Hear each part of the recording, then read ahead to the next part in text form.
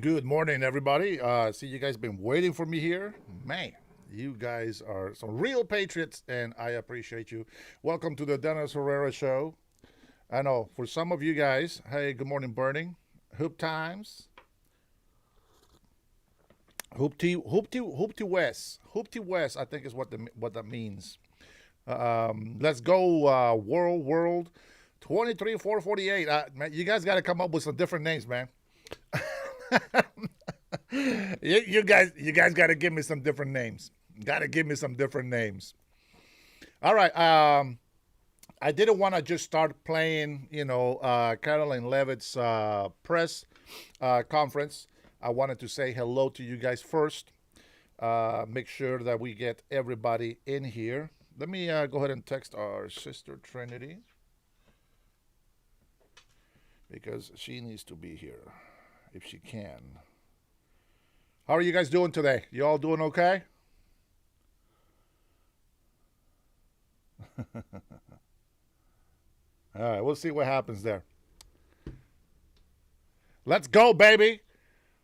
What up, Burn says Hooped Wines. Haley, good morning, Haley. How are you? I hope you're doing good. All right, well, I'll tell you what. You patrons are here, so why don't we get started because we don't know how much time we have. I think I got until about 2:30. That's about 3 to 4 hours. We'd be good. We'll be good. Welcome to the Dennis Herrera Show. I appreciate you guys being here. Thank you for giving the likes. If you're coming into the channel, please don't forget to like the video right away. Oh, I didn't give myself a like. I get one free like, and that's what I'm talking about, baby. Let's go. All right, here we go. We're going to go ahead and put Caroline Lovett is coming in. She's actually answering questions as we speak, but we will start from the beginning so we can do this together, all right? If you guys have seen this, great. Give me some inputs on the chat. By the way, I set up the settings for subscribers and members only to chat. So if we get a lot of libtards coming in here, start hating on us, I apologize about that. Maybe they are also subscribers.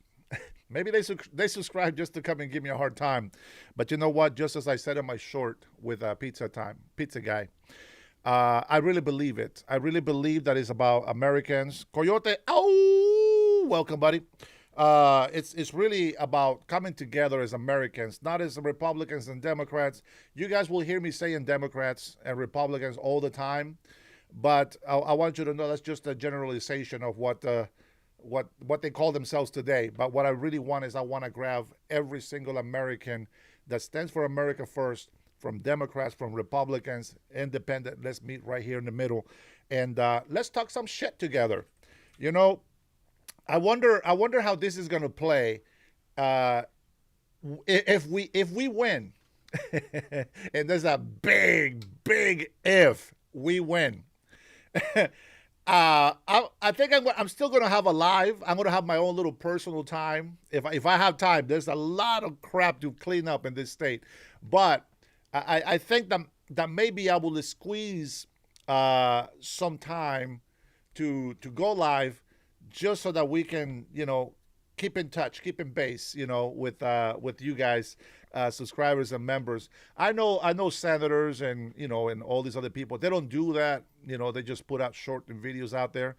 But I think that once in a while I'm gonna have to do a live, and I want all you guys' input in here.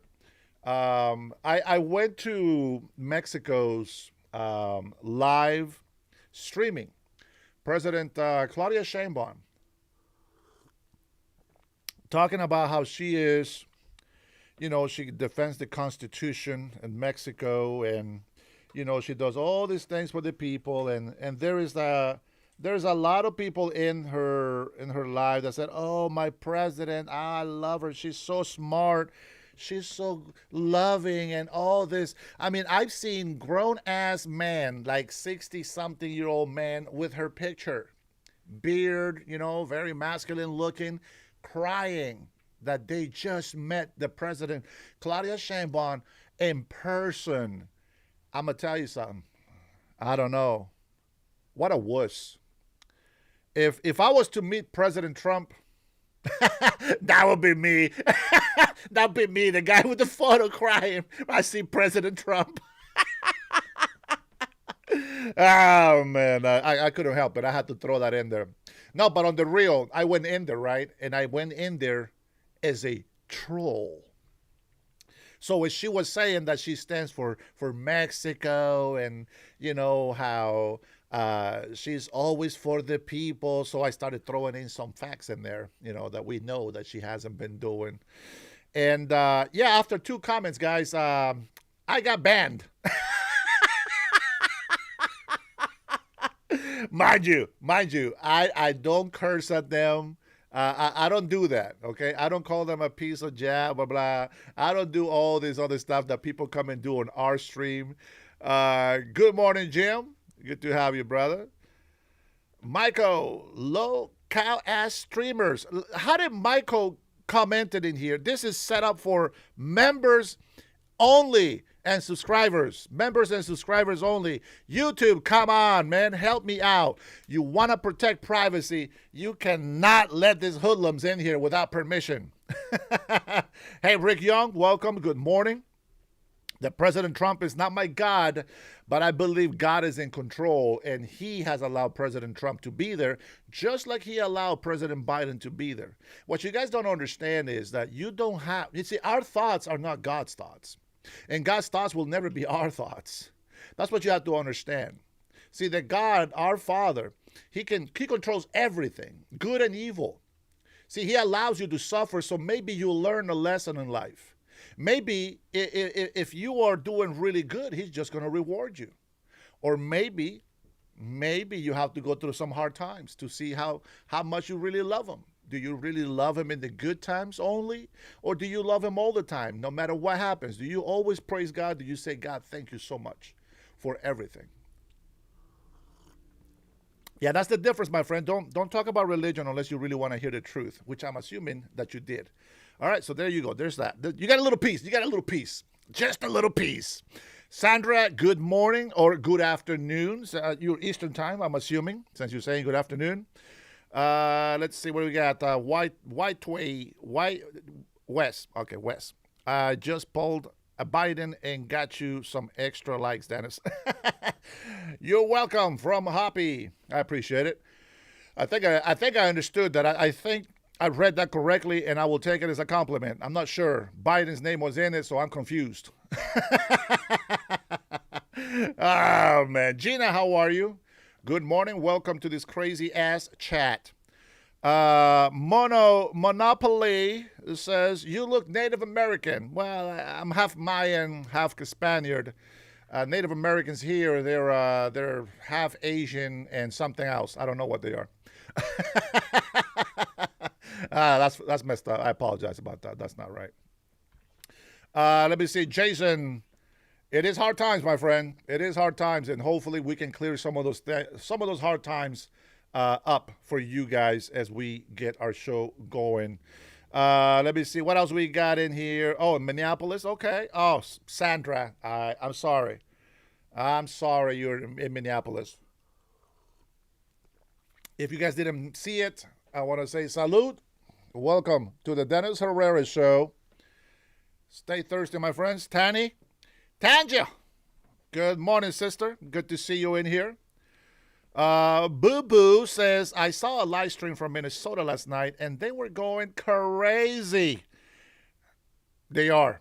And I got a bunch of things that I want to go over, but we'll take our time. Thank you guys for being here. Thank you for hitting that like button. Make sure you hit that like button, okay? Let's get some many people as here as we can.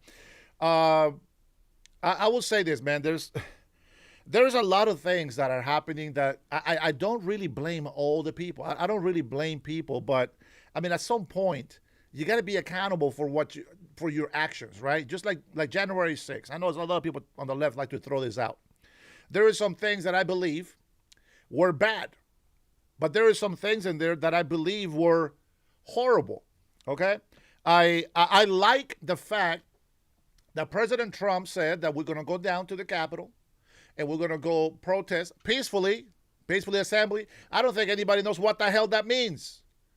Peacefully protesting. It means you will not throw things at anybody. It means you will stand your ground and hold your signs, and you can go ahead and sing and yell and say whatever you want. No violence. No assaults.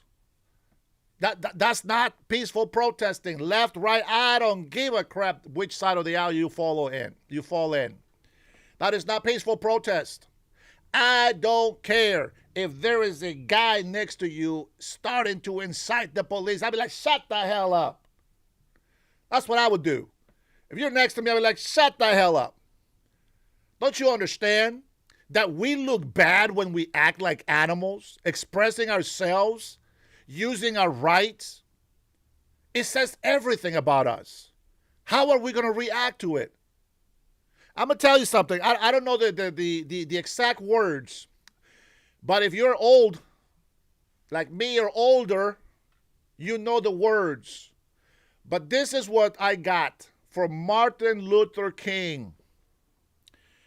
He said that while we are protesting, while we are fighting against the people that we believe are not fair with us, we want to all be together at some point.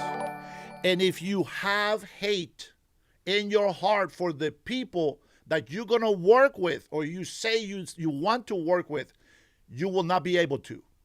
That is my message. Not Martin Luther King's words, but that is my understanding of one of the messages that he gave us. When he said that he had a dream where white kids and black kids and they were all playing together, he didn't say, I have a dream where black people will be superior. He didn't say that. Equal. When we fight for equal rights for women, of course, equal. Not above, not below. Let's bring everybody to the same standard. Do you understand that? You have to be able to understand that. It's common sense for many people. Paul Salzi, I see you, baby. Paul Salzi, I saw you starting some shit on a different chat. What's going on, man? You got to behave, bro. You got to behave. You're throwing a bad name around over there. I'm just kidding. I did see you on another channel, though. I didn't stick around, but I did see you on the brother. I'm glad that you're here, and I'm glad that you're spreading good words everywhere. Tanya said, Mr. Herrera, my brother from another mother. How are you in the beautiful chat? Man, Tanny, I'm so glad that you're with us. You know that? I'm very glad. Thank you so much for being here with us.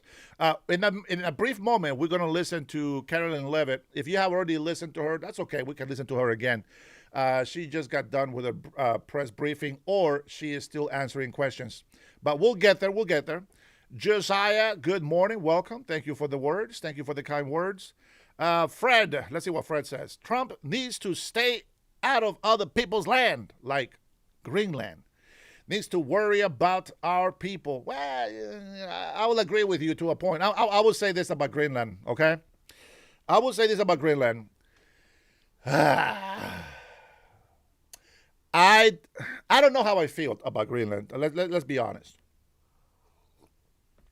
Now, let me tell you why I say I don't know how I feel about Greenland is because, well, I believe that it would truly be the best thing for Greenlanders. Okay, it truly would be. There is 57,000 people in Greenland. We are prepared to give them about $500,000 per person. Per person.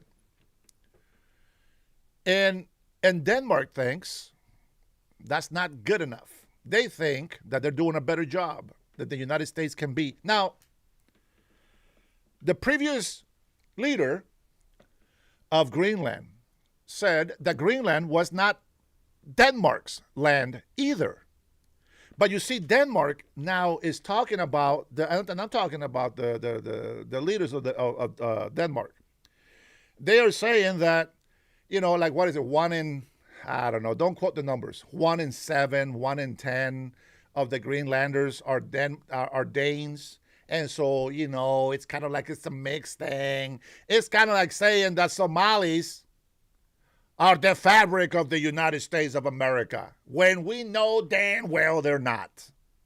While there is some good Somali people, I am sorry to tell you, but when you support Ilhan Omar, which, by the way, isn't it weird that every time that she talks about death of an American, she always got this goddamn smile on her face. Oh, well, that poor white woman, she got shot. What the hell? Who smiles? Who smiles when somebody dies? I mean, I don't know, maybe a terrorist, I would probably smile. But even then, I would still be so pissed off about the fact that death occurred. It's crazy. So going back to Greenland, I think for us, for Americans, I think it's a strategic point. Yes, I agree. Greenland will be perfect, will be awesome for us, just like Alaska was, right? We think it's great. Now, would we want to live in Alaska? Hell no. And no, none of us want to go live in the ice. Hell no. Maybe some crazy white people do. I'll take that back. A lot of Samoans like to live in Alaska. I have no idea. They're from a tropical island, warm weather, tropical trees, palm trees, mango trees, beautiful tropical flowers, and they want to live in Alaska because there's money. There's free money in Alaska. I get it. There's no free money in Samoa. But man, Samoa is a paradise. It's beautiful. I'm telling you, I wish I was living in Samoa. I wish I was living in Samoa right now. It is gorgeous. It really truly is a phenomenal place. And I know that there, with Greenland, there ain't nothing in there. Who knows? Maybe, I don't know. Maybe there's something good in there. All I see from Greenland is ice. I don't know what the hell why is it called Greenland? I'm just saying. I'm so confused with this Greenland. Okay, so what I do think, or believe that it will be a good strategic land for us to own. Like they don't have to be a state. They can just be a territory, like the Virgin Islands, right? They can just be a territory like that, meaning that we have power, over the land, meaning nobody can come in there and dig for rare earth minerals. Nobody can come in there and put a military base. Nobody could do that without the consent of the United States of America, and that's what we want. Now, Greenland, I'm going to say, if Greenlanders want to be independent, they can still be independent. I'm going to give you an example for if you guys know any Greenlanders, send this message out, okay? I want you to send this message out to Greenlanders. You see, Samoa has a Western Samoa, and then there is an American Samoa. I'm going to tell you something. In American Samoa, they are all, because it's a territory, they are all considered nationals. What the hell is a national, Dennis? Nationals means that they are part of our nation as a territory. They are part of the United States of America. But they're not a state. See, they're not citizens. They can't vote. Now, some of those nationals become American citizens so that they can vote, okay? But here's the beauty of it. Now, so far, it's been beauty. The beauty of it is that they are still Samoan. You see, they still have their chief system. They still have their culture. They still have their way of life. That hasn't changed. The only difference is we can put our ships in their ports. We have the strategic point in the Pacific Ocean, right? Just like we do in Hawaii. So the Samoans are still Samoans. They still speak the language. They still practice their culture. They still have their dressing, the way that the locals dress. It's a beautiful thing. I think it's fantastic. Not only that, but they also get welfare. They also get Social Security when they retire. They do taxes. My friends, they pay no taxes.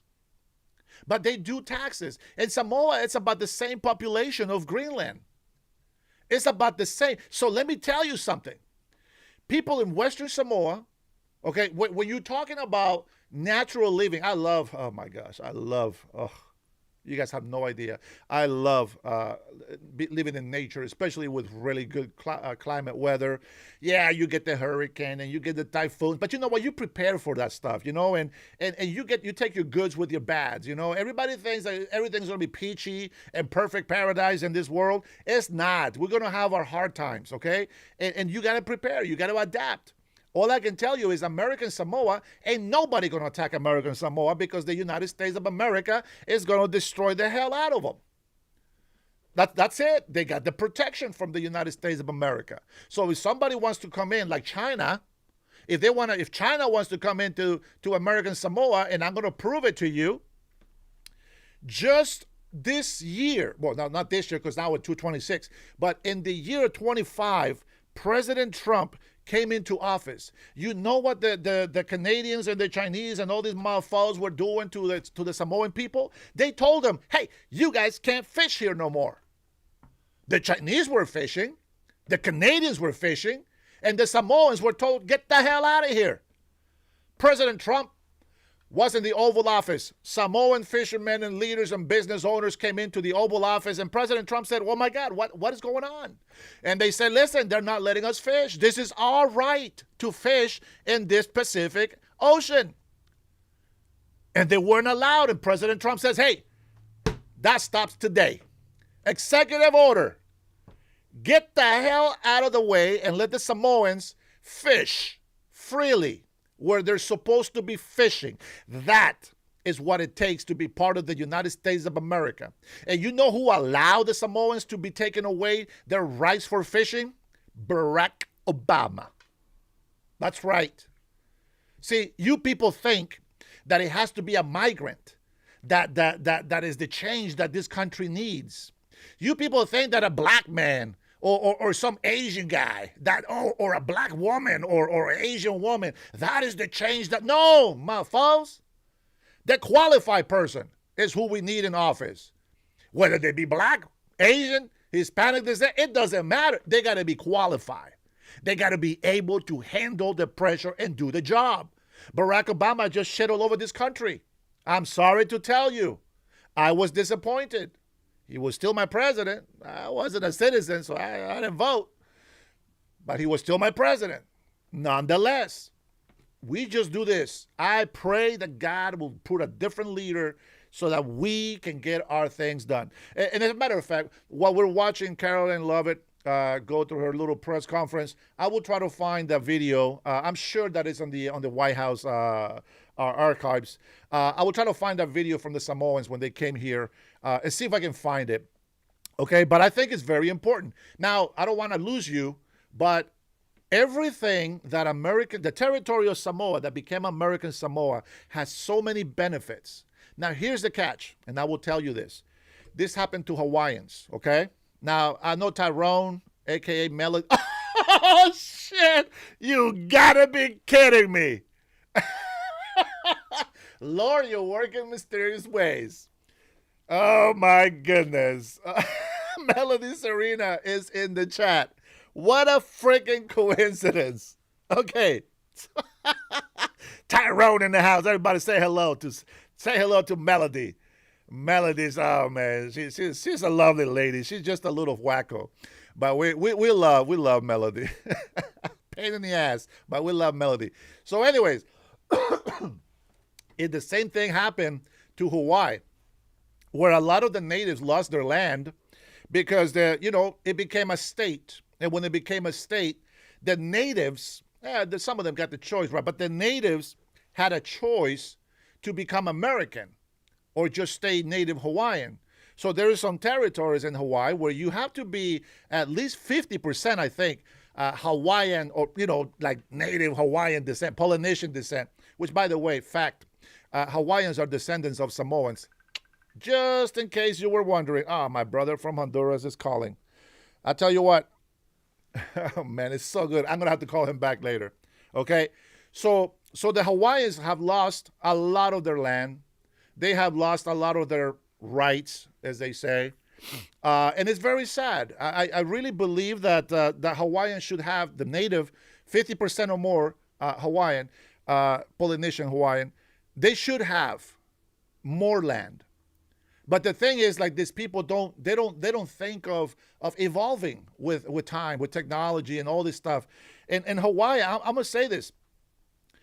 I feel that President Trump should listen to this, and I know that probably most of you guys will not agree with me on this, but I'm telling you this. I really wish. If I was able to talk to President Trump, okay? If I was able to talk to President Trump, I would ask him, President Trump, Hawaii, it's a beautiful state. It is our state, okay? And it's very expensive. And why is it very expensive besides tourism, and all these other bull crap? Well, I think that we should. I don't know that what would the program would be called, but I think that exporting to Hawaii from the mainland or importing into Hawaii from from other areas, we should be able to lower their cost of importing things into Hawaii.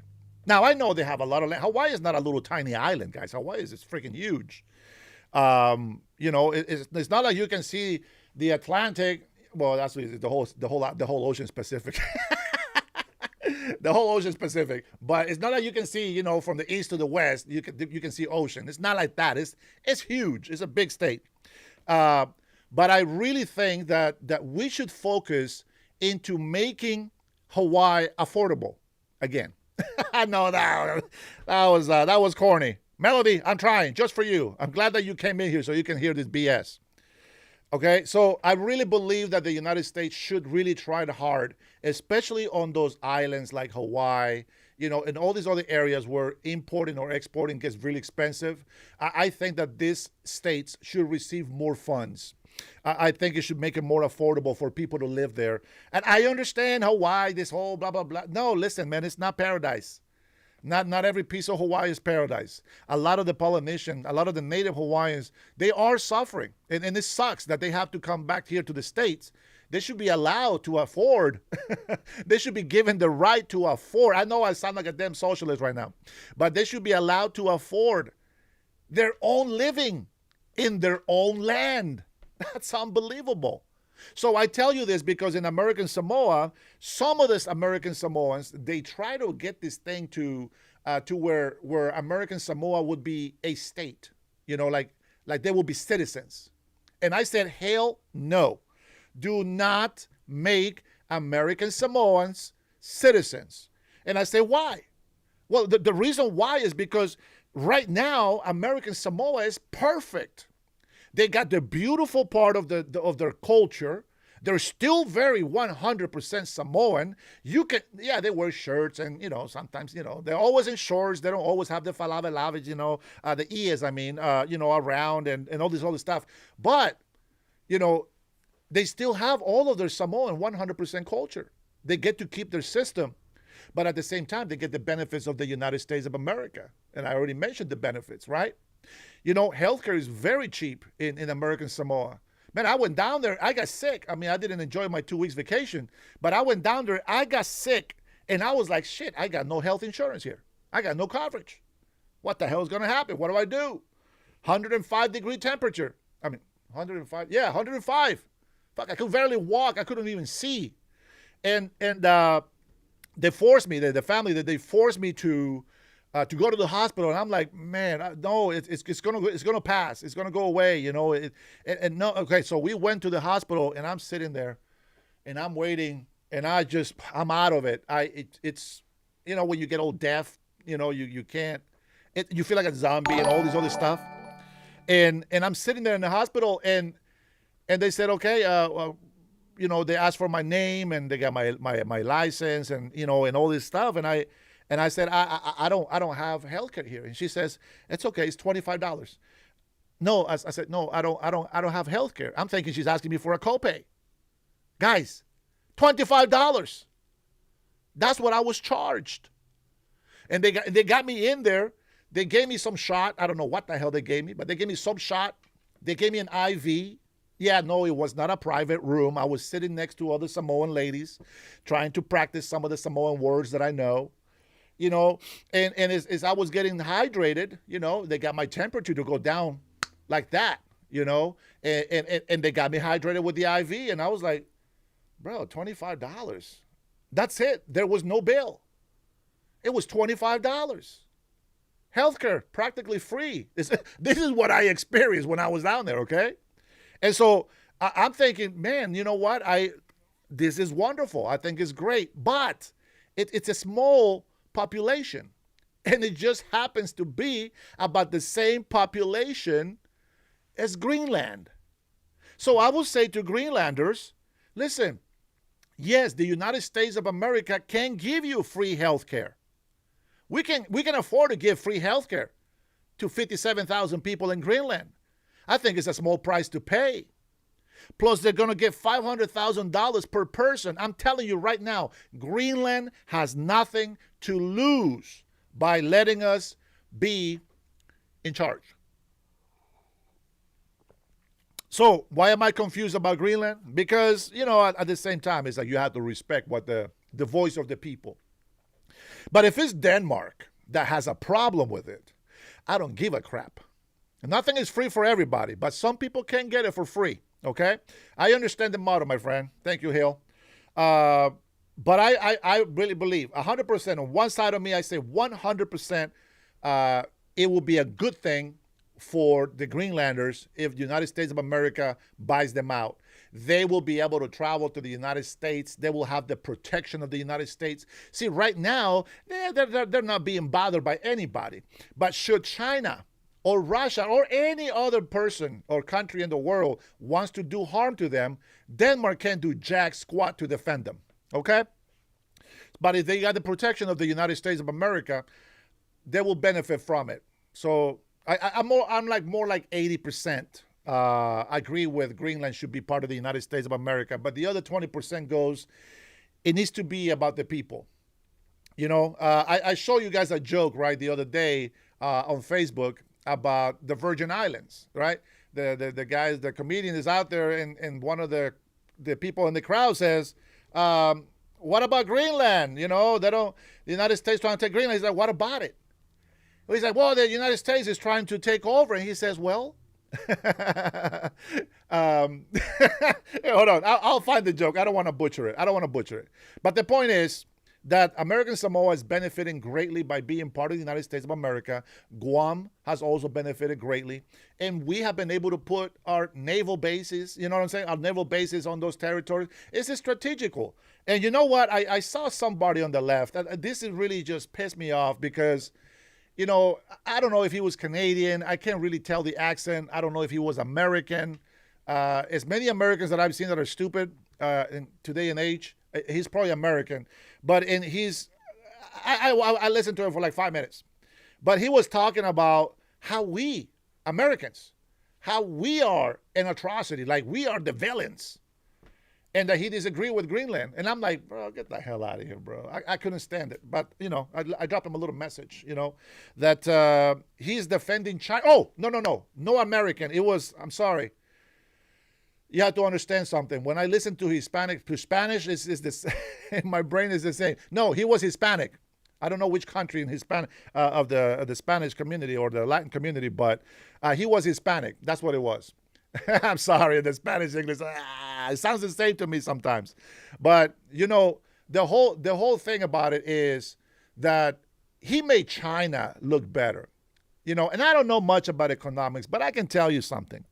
That China has been doing some shifty shit in their coin to avoid paying high tariffs like they're supposed to. They have been avoiding paying a fair trade price with the United States of America, probably the rest of the world. And many people are okay with that. Why are you okay with that? I don't understand. So if the more wealth that we can make for ourselves, for Americans and those who decide to join us, the more wealth that we can make, the better off this country and everybody that joins us will be. Hawaii will be one of them. I really believe so. I really believe that nobody freaking looks at Hawaii when it comes to making a business deal to lower prices, gas, food, housing. It's like everybody forgets about Hawaii. Like Hawaii is that child that nobody knows exists. And I don't think it's fair because Hawaii has a lot to offer, not just to the natives, not just to American and tourists, not just to that, but our military power. They're there. Come on. I think that the mainland of the United States of America, it's really neglecting Hawaii. And I think that, who knows? Maybe I'll fight for Hawaii, to be honest. Maybe I become a voice for Hawaii when we get in government. But I can tell you, Greenland, it will be a good benefit for Greenland to be on our side. All right, guys, enough of me rambling. Samuel, how are you? Okay, fine. I'll say hello to a few of you guys that I have been ignoring. Samuel, good morning, my friend. Good afternoon for you. I know times are different. Dana, how are you? Good to see you on here. Kim, Greenland is our neighbor. We should call us, and seems natural to me. Thank you, Kim. I agree. Mike, they agreed to keep a military in the Arctic, and we are going to get the mineral rights. We will sign the deal. I hope so, but we need to have control, my friend. We need to have control. Vilma says you should join the military. Vilma, not everybody's meant to be in the military, sweetheart. I'm afraid that I will probably just get our military killed. Yeah, we don't do DEI here. We want to make sure that people that serve really qualify to serve. And I'm going to tell you something. I can't do probably half of the things that these soldiers be doing. I'm telling you right now, listen, I'm that wild Indian. I will grab my guns and I will defend anything that I can defend here in this country, my family, property, neighbors, etc. But I can't guarantee you that I'm going to be this kick-ass sergeant, that I'm just going to, hoorah, I'm not that kind of guy. I'm not that good for it. So, but thank you for thinking that I can do that. Maybe back in my day, but no. Not everybody's meant to be a soldier. Some of us are supposed to be business owners. Some of us are supposed to be politicians that actually serve, making laws, etc. Blah, blah, blah. Not everybody. Imagine everybody goes to the military and goes to war. And what happens? Nobody runs the country? No, there is people that are meant to be running the country, some to defend it, etc. Okay, everybody has a point. Let's see. Eric Montana. Who listens to this BS? He probably came by, dropped that line, and left. That's okay. I do that all the time, brother. I do that all the time. Let's see. Rachel, please help Colorado. Oh, man. You know what, everybody? Every state needs help. I get it. I get it. Graham says, cowards, Phil Dennis's audience. Well, if you're a coward, Speak for yourselves, my friend. Everybody else, I believe they're patriots, and they're not cowards. Axa, how are you, bro? Are you going to be in government? Only if God allows. People think that I'm joking about it. No. I have to pay $2,200 to put my name on the ballot to run for governor, and we are going to get that money. As a matter of fact, I don't know. A lot of people have said things to me, have promised things to me, but I want you to know I don't hold anybody accountable for promises that they made to me when I run for governor, which I will. It doesn't matter if you like me or not. It's irrelevant. When I run for government, for governor, if I win, I'm going to do my best. I 100%, I will do my best, okay? And I'm going to tell you, as much as people hate me here for the way that I think, it's going to be worse once I'm running, okay? So they're going to try to bring up all these stories and all these bad things about me. That's all right. That's okay. Everybody can do that. But we're going to continue moving forward. If it's God's will, it will happen. All right. Who else did I not say hi to? I know I already said hi to Paul Salsi, of course. Let's see. Ephraim, no new people coming in. We have enough already. Ooh, that's tough. Well, let's clarify something here.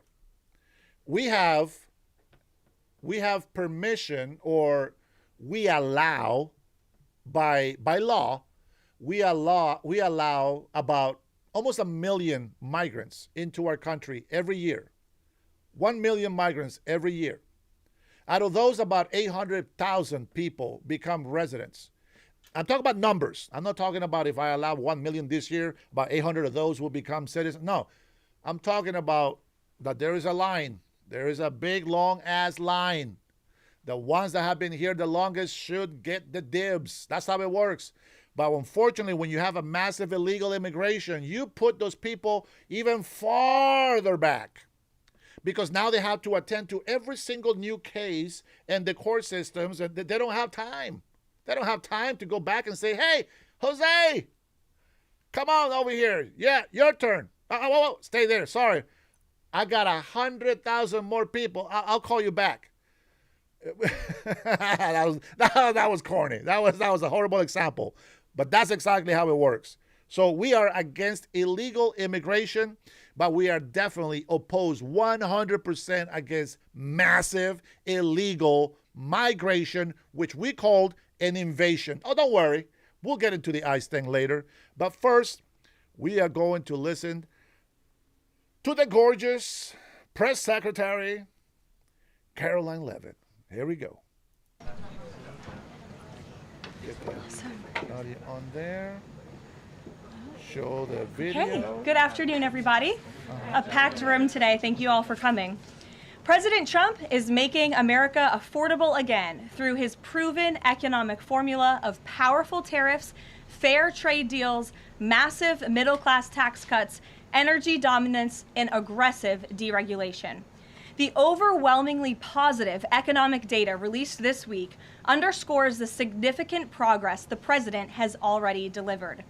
Tuesday's CPI report marked the latest confirmation that President Trump has defeated Joe Biden's inflation crisis. Since President Trump took office, core CPI has increased at just a 2.4% annualized rate, substantially lower than the 3.3% annual rate inherited from the Biden administration last January. Importantly, as inflation cools, Americans' wages are rising, giving the American people more purchasing power. And with what is likely going to be a record-breaking tax refund season in the next couple of weeks, the American people will be reaping the rewards of the massive tax cuts that were signed into law by the president. Thanks to President Trump's signing of no tax on tips, overtime, Social Security, boosting the child tax credit, and locking in the 2017 Trump tax cuts, independent estimates project the average American tax filer could expect up to an extra $1,000 bump to their tax refund next year. This is going to be a helpful boost to working families who are making ends meet. On the energy front, the national average price for a gallon of regular gas this week fell to its lowest level in 5 years, thanks to President Trump's drill baby drill agenda. According to Gas Buddy, the average price for regular gas on Monday was below $3 per gallon in 43 states, below $2.75 per gallon in 30 states, and at or below $2.50 per gallon in 17 states. In fact, gas prices were below $2 a gallon at stations in at least 19 states. Don't forget, this was unheard of just a couple of short years ago. Overall, drivers are projected to spend $11 billion less at the gas pump this year than they did last year, resulting in hundreds of dollars in critical savings for the average American family. We're also seeing the housing market rebound as borrowing costs ease and income growth outpaces home price gains. According to a new report also released this week from the National Association of Realtors, existing home sales in December rose to their fastest pace in 3 years. To further improve housing affordability, President Trump has recently announced and directed Fannie and Freddie to purchase $200 billion worth of mortgage bonds. As a result of these actions, mortgage rates have fallen to their lowest level in years. As of last Friday, rates for the average 30-year mortgage are down more than 1 full percentage point. Because of these significant declines, monthly housing payments are now at their lowest level in 2 years, and we expect this decrease to continue. As someone who was enormously successful in real estate, President Trump understands that owning a home is about more than just having a physical asset. It's about empowering young people to stake their claim in the American dream. It's about giving newlyweds a place to make their own and start a family. It's about promoting the spirit of hard work, determination, and yes, the rugged individualism that has made America the greatest country in the history of the world. President Trump knows America is strongest when it's a nation of owners, not renters, and he is determined to unlock that opportunity for as many Americans as possible. That's why he will outline additional housing initiatives during his major speech in Davos next week, and we look forward to seeing many of you there. Finally, this morning, President Trump unveiled a healthcare plan for America called the Great Healthcare Plan, and a video message detailing his solutions to lower costs for all Americans and significantly improve our healthcare system. The Great Healthcare Plan will accomplish this through 4 common sense pillars. Number 1, permanently lowering prescription drug prices. Congress can get this done by codifying President Trump's historic Most Favored Nation initiatives into law to guarantee Americans the same low prices for prescription drugs that people in other countries around the world pay. Additionally, by increasing consumer choice by making more verified, safe pharmaceutical drugs available for over-the-counter purchases. Number 2, the Great Healthcare Plan will stop sending big insurance companies billions in extra taxpayer-funded subsidy payments and instead send that money directly to eligible Americans to allow them to buy the health insurance of their choice. Additionally, by funding a cost-sharing reduction program for healthcare plans and ending kickbacks from pharmacy benefit managers to large brokerage middlemen. Number 3, the Great Healthcare Plan will maximize price transparency by requiring any healthcare provider or insurer who accepts either Medicare or Medicaid to publicly and prominently post their pricing and fees to avoid surprise medical bills. This is an incredibly popular policy that has been bipartisan for many years, and President Trump is officially and firmly calling on Congress to get it done. And number 4, holds big insurance companies accountable by requiring them to publish rate and coverage comparisons up front on their websites in plain English so consumers and everyday Americans can make the best purchasing decisions for them and their families. These are common sense actions that make up President Trump's Great Healthcare Plan, and they represent the most comprehensive and bold agenda to lower healthcare costs to have ever been considered by the federal government. Congress should immediately take up President Trump's plan and pass it into law. For Americans watching at home, you can visit greathealthcare.gov right now for more information on the Great Healthcare Plan. And with that, we will open it up to questions. In our new media seat today, we have a familiar face, Riley Gaines. I'm surprised it took us a year to get you here, but I'm very happy to see you. I know you have a new podcast, The Riley Gaines Show. And so thank you. And you brought a beautiful baby and your lovely husband, too. So thank you so much for joining. And why don't you kick us off? Absolutely. Well, thank you. First and foremost, congratulations to you. Being a girl mom will change your life in the best way possible. So excited you get to shop all the pink and the frilly and the bows. I was in Washington, D.C. earlier this week for the Supreme Court case. There were two arguments that were heard surrounding sex-based rights and if it's constitutional for states to pass laws that ultimately protect those rights for women. If the Supreme Court rules as anticipated in favor of maintaining these sex-based rights, is the administration prepared to take action against the states? I believe at this point it's 23 states that don't have those protections for women? Absolutely. And as you know, Riley, the administration already has done so. We've taken action in a number of fronts against these states who are failing to uphold the president's executive orders and this administration's policy of simply protecting women in women's sports and in women's private spaces. We've gone to the mat with large universities in this country as well to try to fight for what's fair and what's just for women and girls across the country. So I know you were at the arguments. I listened to them myself as a woman and as a former athlete, and I think the president speaks on common sense on this issue, that women's sports and private spaces should be protected, and that there are two genders, there are two sexes. That is not something we should be afraid to say in this country. And I think, frankly, it was quite alarming to not only hear a couple of justices gravel over that basic, fundamental, biological fact that men and women are different but inherently equal, but we are certainly different, and women deserve such rights. We hope and expect that the Supreme Court will rule in the right way on this matter. Thank you. Gabe. Caroline, thank you very much. A lot to talk about. Sure. Isn't there always a lot to talk about? What can you share about the president's meeting with Maria Corina Machado? Is it underway? What can you share about that? And then also, the president said yesterday that Delcy Rodriguez was, quote, a terrific person. Does the president trust the remaining members of the Maduro regime? I will say, to your first question, the meeting was about to begin as I was stepping out of the Oval Office moments ago, so my understanding is that it's underway right now. I know the president was looking forward to this meeting, and he's was expecting it to be a good and positive discussion with Ms. Machado, who is really a remarkable and brave voice for many of the people of Venezuela. So the president looks forward to obviously talking to her about the realities on the ground in the country and what is taking place. As for Ms. Rodriguez, the president did speak with her directly this week. As you know, he revealed that to all of you yesterday. And Secretary Rubio and the administration have been in constant communication with Ms. Rodriguez and other members of the interim government in Venezuela. They have been extremely cooperative. They have thus far met all of the demands and requests of the United States and of the president. And I think you have all seen that play out. We obviously had a $500 million energy deal that was struck in large part because of the cooperation from Ms. Rodriguez. Venezuela and Ms. Rodriguez have also confirmed that they will be releasing political prisoners from Venezuela. There were 5 Americans who were recently released this week as well. So the president likes what he's seeing and will expect that cooperation to continue.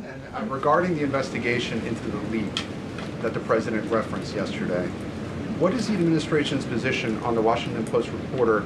The Post has reported that she was told that she is not a target of the investigation.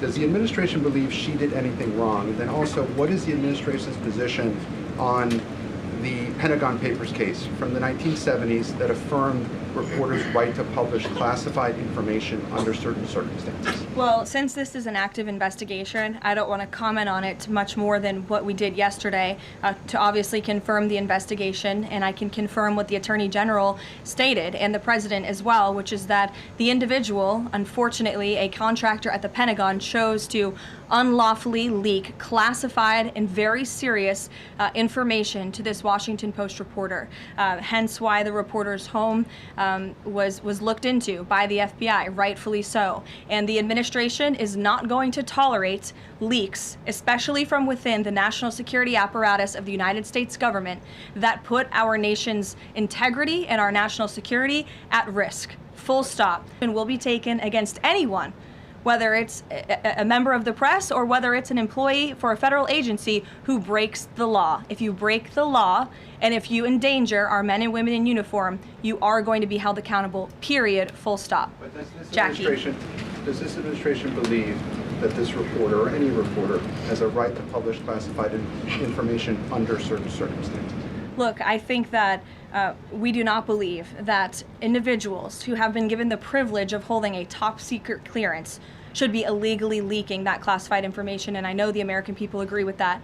And I think it's a basic tenet of journalistic integrity not to publish information that could directly endanger the operational security or the brave men and women who are serving this country in uniform and putting themselves in harm's way to protect not just the people of this administration, but all of you in the press and all of their fellow Americans as well. Jackie. Thank you, Caroline. I wanted to get the White House reaction to Iranian state TV broadcasting an implicit threat to the president's life. It was images of the assassination attempt in Butler, Pennsylvania, according to reports, with the message, "This time it will not go wrong." I have not seen that, to be honest with you, Jackie. We'll take a look, and I'll let the president and his national security team examine that footage to ensure its legitimacy. Again, I haven't seen it, so I can't comment on it. What I will say with respect to Iran is that the president and his team have communicated to the Iranian regime that if the killing continues, there will be grave consequences. And the president received a message, as he revealed to all of you and the whole world yesterday, that the killing and the executions will stop. And the president understands today that 800 executions that were scheduled and supposed to take place yesterday were halted. And so the president and his team are closely monitoring this situation, and all options remain on the table for the president. Netanyahu encouraged him against strikes. Look, it's true that the president spoke with Prime Minister Netanyahu, but I would never details about their conversation without giving the expressed approval by the president himself. Ouija. Thank you, Caroline. Is it still the president's assessment that it would be very hard for Ms. Machado to leave Venezuela because he says she lacks the respect and support in that country? And will he raise that with her today? I think the president's assessment that you just pointed out was based on realities on the ground. It was a realistic assessment based on what the president was reading and hearing from his advisors and national security team. And at this moment in time, his opinion on that matter has not changed. He has also said that he would like there to be elections in Venezuela when the time is right. That's right. Do you have any update on when that might be? And is he committed to a transition to democracy for Venezuela? Yes, and he is also committed to hopefully seeing elections in Venezuela one day, but I don't have an updated timetable for you today. Reagan in the back. Thanks, Caroline. I have a question for you on Minnesota and then also Venezuela. Sure. President Trump threatened invoking the Insurrection Act today in a Truth Social post. I'm wondering what his tipping point is. Like, what would it take for him to invoke the Insurrection Act? Look, that's only a question, frankly, Reagan, the president can answer. But the Insurrection Act is a tool at the president's disposal. As you know, it has been used sparingly, but it has been used by previous presidents in American history.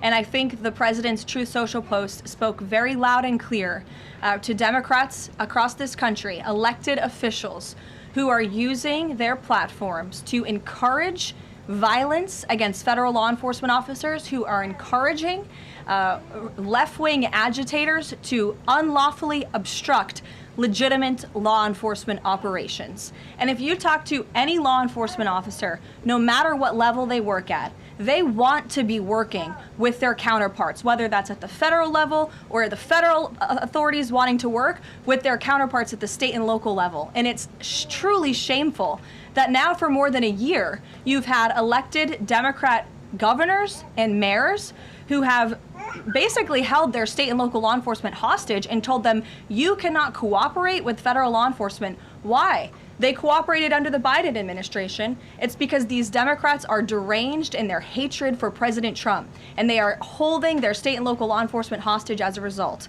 And these Democrat mayors and governors are doing this over what?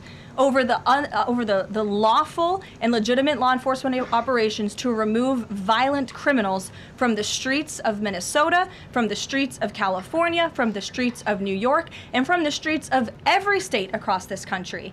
And you don't see these riots and this vandalism taking place in states like Florida. Why? Because you have a governor in that state who has empowered federal and local authorities to work together. And it's despicable what we're seeing from these Democrat politicians, especially in sanctuary states and cities across the country. Yesterday, Caroline. Go ahead, John. Oh, thank you so much. My question is, President Trump has talked twice in recent days, once at the Kennedy Center and then to Reuters again last night about canceling the election. Why is he talking about this? I believe you're referring to the president's interview at Reuters last night. I was in that interview. It was a closed-door interview. Obviously, there was not audio or video. The president was simply joking. He was saying, we're doing such a great job. We're doing everything the American people thought. Maybe we should just keep rolling. But he was speaking facetiously. And then one more. Sure. On the labor secretary. She's under investigation. Has he spoken to her about this? I don't know if the president has spoken directly to the secretary. If they have, I'm unfamiliar with that conversation, but I have spoken to the president about that report regarding the secretary. He's aware of the internal investigation and he stands by the secretary, and he thinks that she's doing a tremendous job at the Department of Labor on behalf of American workers. PBS, go ahead. You were mentioning a moment ago about working federal, state, local officials in Minneapolis. Governor Walz's office is saying today that he's trying to get a hold directly with the president. Have they spoken? And if they haven't, why haven't they spoken if there's a desire from Walz, as they're saying, to de-escalate what's happening there? I'm not sure if that's a genuine offer to speak with the president. I was with the president about 30 minutes ago and they hadn't spoken at that point. Look, the president is always willing to answer the phone when people pick up and call. When there was another tragic shooting many months ago in Governor Walz's state, he spoke directly with the governor. But I would ask that the governor stops inciting the harassment and illegal obstruction of law enforcement in his state. All ICE and federal law enforcement are trying to do are remove people like this off of the streets of Governor Walz's city in Minneapolis and of his state in Minnesota. If you look at some of the individuals in this photo, these are all illegal alien criminals who came into our country under the previous administration. This is some of the most disturbing crimes you will ever read about, and there's only a few reporters in this room who will actually talk about these individuals. This is all ICE is trying to do. They are trying to remove people like this from Governor Walz's state. And so yes, he should pick up the phone and he should say that he will cooperate with this president and with the federal government in making Minnesota safer, because that's all President Trump and his administration want to do. Mary. Thanks, Caroline. The president says he wants money to go directly to Americans so they can buy their own insurance. How exactly would this work? And can the president assure Americans that this will be enough to cover their health care costs? So this is the second principle in the president's health care plan, lowering insurance premiums specifically and ensuring that that money is going directly back to the American people and cutting the kickbacks that then raise those premiums. So this plan, once put into legislative text and passed by Congress and sent to the president's desk, will stop sending big insurance companies billions of an extra taxpayer-funded subsidy payments and instead send that money directly to eligible Americans to allow them to buy the health insurance of their choice through, you may have heard it be referred to as health savings accounts. Whether that ends up being the actual name of such accounts, we'll have to see. Again, Congress and the White House are going to work together to put this plan into action. And then secondly, the Great Healthcare Plan will fund a cost-sharing reduction program for healthcare plans, which will save taxpayers at least $36 billion and reduce the most common Obamacare plan premiums by over 10%, and that's according to the Congressional Budget Office. But 20 million Americans in recent weeks have seen their health care costs soar. Can he assure them that if this plan is put in place, that they will be able to cover those costs? If this plan is put in place, every single American who has health care in the United States will see lower costs as a result. They will see more transparency. All of these proposals that are within the Great Healthcare Plan are incredibly popular with the American people, and they will impact everyone, not just a small fraction of those who are within the healthcare marketplace, but every single American will continue to see their costs go down. And I will note that they already are with respect to prescription drug prices. When you look at what the president has done with most favored nations, you've seen these big pharmaceutical companies in the Oval Office saying that this president and his team were nonstop, around the clock, pressuring us and negotiating with us to lower the cost of prescription drugs for Americans. And we are already seeing that to the tune, in some cases, of more than 500%. And that Trump RX website is something that the administration will be formally launching very soon, so Americans will have access to those lower costs of drugs. Josh. Thank you. The president has called on credit card companies to lower the cap rate to 10% effective the 20th next week. If they don't do that, what's his... What'll he do? What's the threat? Well, tariffs? No, I'm just kidding. The president certainly has an expectation, Josh, that the credit card companies will do this, just as he did with the pharmaceutical companies, that they will lower costs for American consumers. I don't have a specific consequence to outline for you, but certainly this is an expectation and, frankly, a demand that the president has made. Can you give us an update on the Fed? Sorry. There was some reporting from, I think, Fox Business that Rick Reeder had an interview this week scheduled. The president's indicated he's already made a selection, or at least he's settling on someone. Where is he in that process, and when can we expect an announcement? Is he still doing interviews? Look, the president is in the same place as you all have been asking about this for many, many weeks. He's in a decision-making phase. There are a few people who he likes very much for this job, maybe less than that. The truth is, like with all decisions, it's a decision for the president to make. And he said to Reuters in that interview last night that he thinks he'll be finally making that decision in the next couple of weeks. So we will see. And very quickly, there's been some criticism from other governments about Grok and XAI, the Twitter AI bot, and things it's been doing to manipulate images, including whether that would violate the Take It Down Act that the First Lady has supported. We've not heard from this administration on it. Elon Musk says that they've disabled that, but I wanted to ask you whether the administration has a position and whether that's something that you will be pursuing, or whether the president has talked to Mr. Musk about that. Yes, I will talk to the Office of Science and Technology, and we will get you a firm statement and answer on exactly where the administration stands. I don't want to speak on that without speaking with the experts on it. Yes. Just to follow up on the health care plan, one of the things in the Affordable Care Act was coverage of pre-existing conditions. Is there any discussion or inclusion on that issue in the president's plan? The president's plan that he outlined today will have no impact on individuals in this country with pre-existing conditions. Obviously, that's a continued conversation that the White House will have with Congress, but that's not the president's intention with the great health care plan. Go ahead.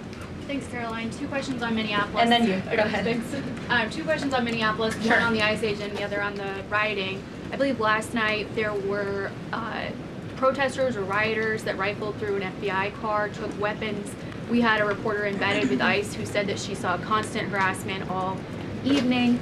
Can you speak to the rhetoric we're hearing from Democrat politicians, whether they are causing violence against ICE, as well as some of the headlines we've seen not including the full story?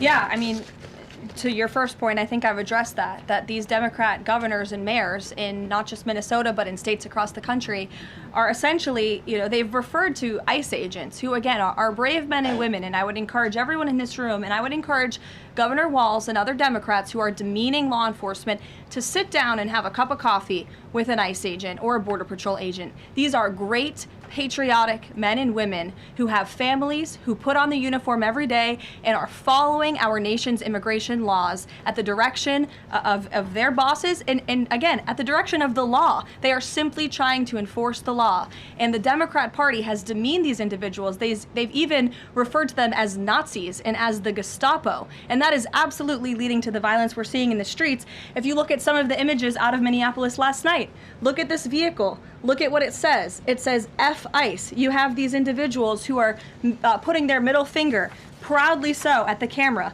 Another ICE individual, a vehicle that was vandalized last night by these left-wing agitators. People don't do this without encouragement from people in power who make them feel like it's okay. Here's another one. And I'm pretty sure this car, you can't see it, said the best agent is a dead agent or something to that effect.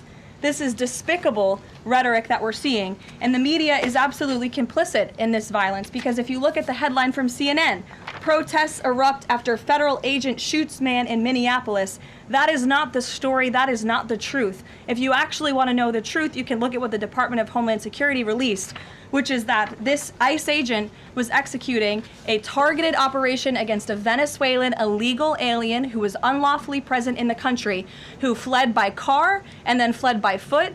And when this ICE agent tried to detain the individual, 3 more of his comrades came rushing out of a house and started ambushing and attacking the ICE agent. They used a shovel or a broom to smash his face in. And so yes, that agent had to use self-defense and take up his weapon to protect his own life. That is what's happening on the streets of Minneapolis. That's what's happening on the streets, unfortunately, of these Democrat-run cities and states where you have elected officials who are encouraging such violence against our brave men and women in law enforcement. Thank you, Caroline. two questions. First, a follow-up on one of my colleagues who asked you about the president's interview with lawyers. You said that he was joking about canceling the elections, but Americans for generations have fought and died for democracy, for this democracy. Are you saying that the president finds the idea of canceling elections funny? Andrew, were you in the room?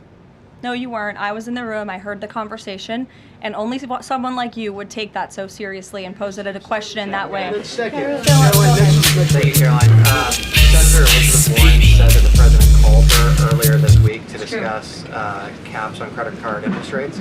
I'm curious, would the president work with her and other Democrats in Congress on a legislative fix to this issue? I think the president would work in good faith with anyone in Congress for a good legislative fix that would benefit the American people. And that's precisely why he called Senator Warren earlier this week on that matter. Thanks, Caroline. Earlier, you were just defending ICE agents generally, and earlier on, Secretary Noem spoke to the media, and she said, among other things, that they are doing everything correctly. 32 people died in ICE custody last year. 170 US citizens were detained by ICE, and Renee Good was shot in the head and killed by an ICE agent. How does that equate to them doing everything correctly? Why was Renee Good unfortunately and tragically killed? Are you asking me my opinion?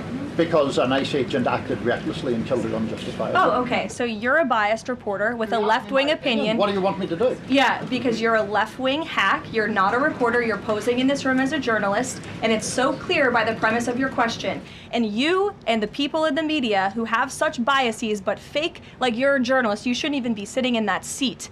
But you're pretending like you're a journalist, but you're a left-wing activist. And the question that you just raised and your answer proves your bias. You should be reporting on the facts. You should be reporting on the cases. Do you have the numbers of how many American citizens were killed at the hands of illegal aliens who ICE is trying to remove from this country? I bet you don't. I bet you didn't even read up on those stories. I bet you never even read about Laken Riley or Jocelyn Nungray or all of the innocent Americans who were killed at the hands of illegal aliens in this country. And the brave men and women of ICE are doing everything in their power to remove those heinous individuals and make our communities safer. And shame on people like you in the media who have a crooked view and have a biased view and pretend like you're a real honest journalist. Kelly. Two quick questions on Iran. I wanted to ask first, just if you can say, how close was the president to potentially launching strikes last night, and was it the Gulf states that convinced him not to do that, as some of the region there have said? Well, look, Kelly, I know there's been a lot of speculation in the media about what the president is going to do at any given moment or any given night. And I would say a lot of these stories, to be honest with you, I've been reading them, and they've been based on anonymous sources who are pretending or guessing to know the president's thinking. The truth is, only President Trump knows what he's going to do, and a very, very small team of advisors are read into his thinking on that. And as I just told you, he continues to closely monitor the situation on the ground in Iran. And as we saw yesterday, he had heard that the killings and executions would stop, and we have seen 800 people, their lives have been spared as a result of that. The president continues to closely monitor, but also keep all of his options on the table. Caroline, two separate questions. Sure. On the Machado meeting first, what is it that the president feels that he needs to hear from her or from the opposition party that he hadn't heard prior to today, or he wanted to hear in the meeting, to be able to convince him to commit to some sort of a timeline for elections? I'm not sure the president is going into such the meeting with expectations like you just laid out, Fran. I don't think he needs to hear anything from Ms. Machado. I think generally this is a meeting that the president was willing to take and willing to accept to meet Ms. Machado in person and to just have a frank and positive discussion about what's taking place in Venezuela. That's all. And on the subject of Greenland, Jeff Landry, the president's special envoy for Greenland, wasn't in the White House meeting yesterday. Can you say why that was and what exactly the role he is playing in these conversations about acquiring Greenland? Well, the Vice President and the Secretary of State were present for that meeting, and the meeting, it was a productive meeting. It was a good meeting, and in that meeting, the two sides agreed to really establish a working group of individuals who will continue to have technical talks on the acquisition of Greenland. Those talks will take place, I'm told, every 2 to 3 weeks, so this is a conversation the administration intends to keep having with the Danes and with the respected delegation from Greenland, but the president has made his priority quite clear. He wants the United States to acquire Greenland. He thinks it's in our best national security to do that. There have been multiple instances of American citizens being detained by ICE, and I'm wondering what the administration is asking the agency to do, or what steps is the administration asking the agency to take to ensure that Americans are not wrongly arrested? Obviously, ICE is focused on detaining individuals who are unlawfully present in the country. And there have been hundreds of thousands of illegal aliens who have been arrested and detained and deported from this country by ICE over the course of the last year. And that's their intention, and that is their goal. Elizabeth.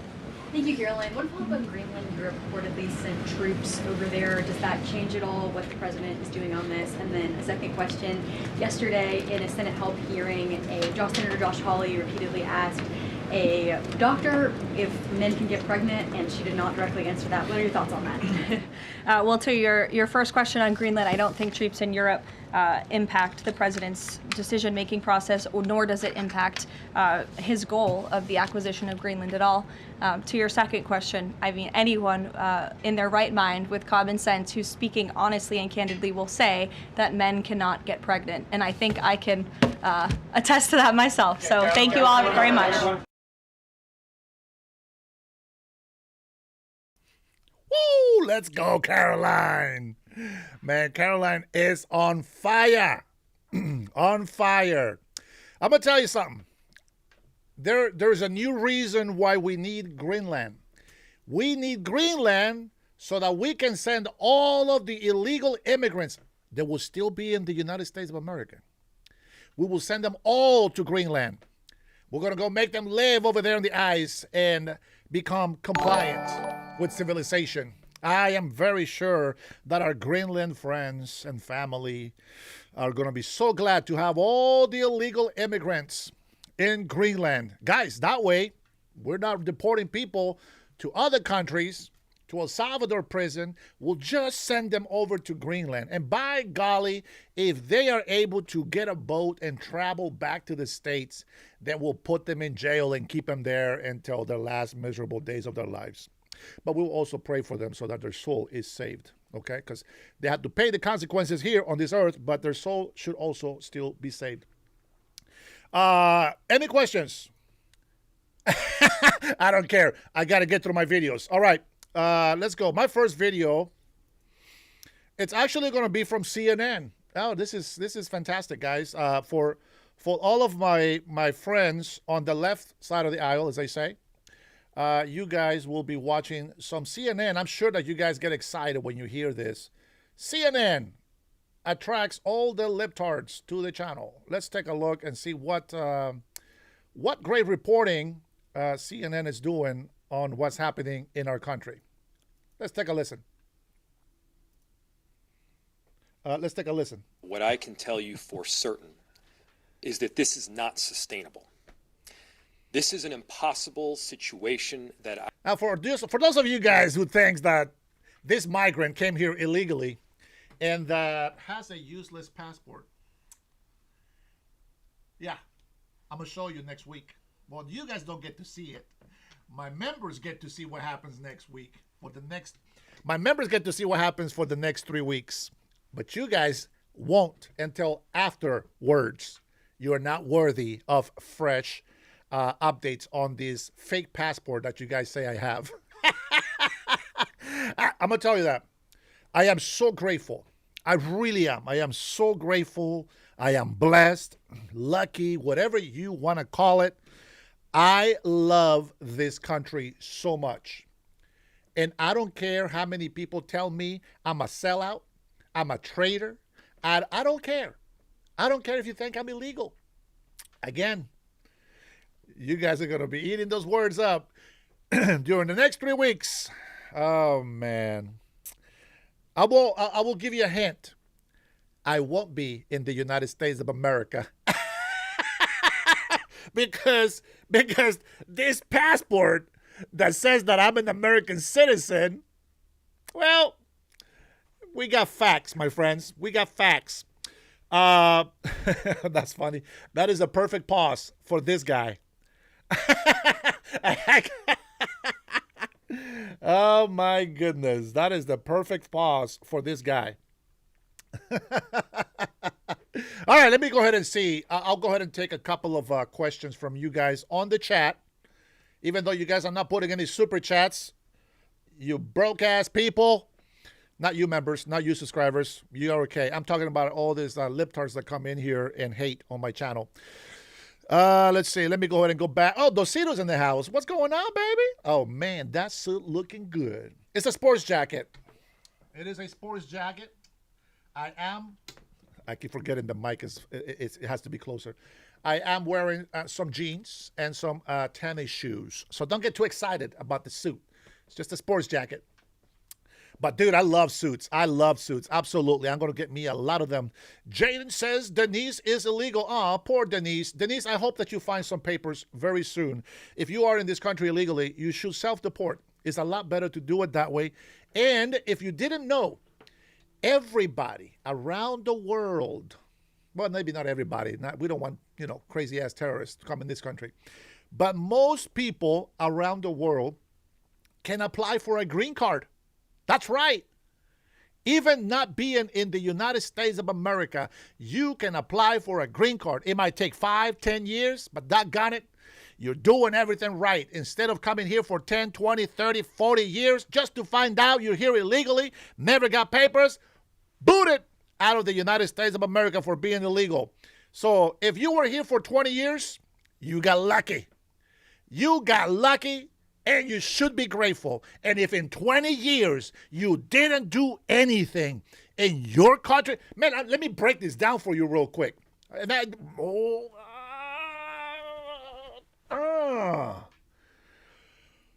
to tell you something.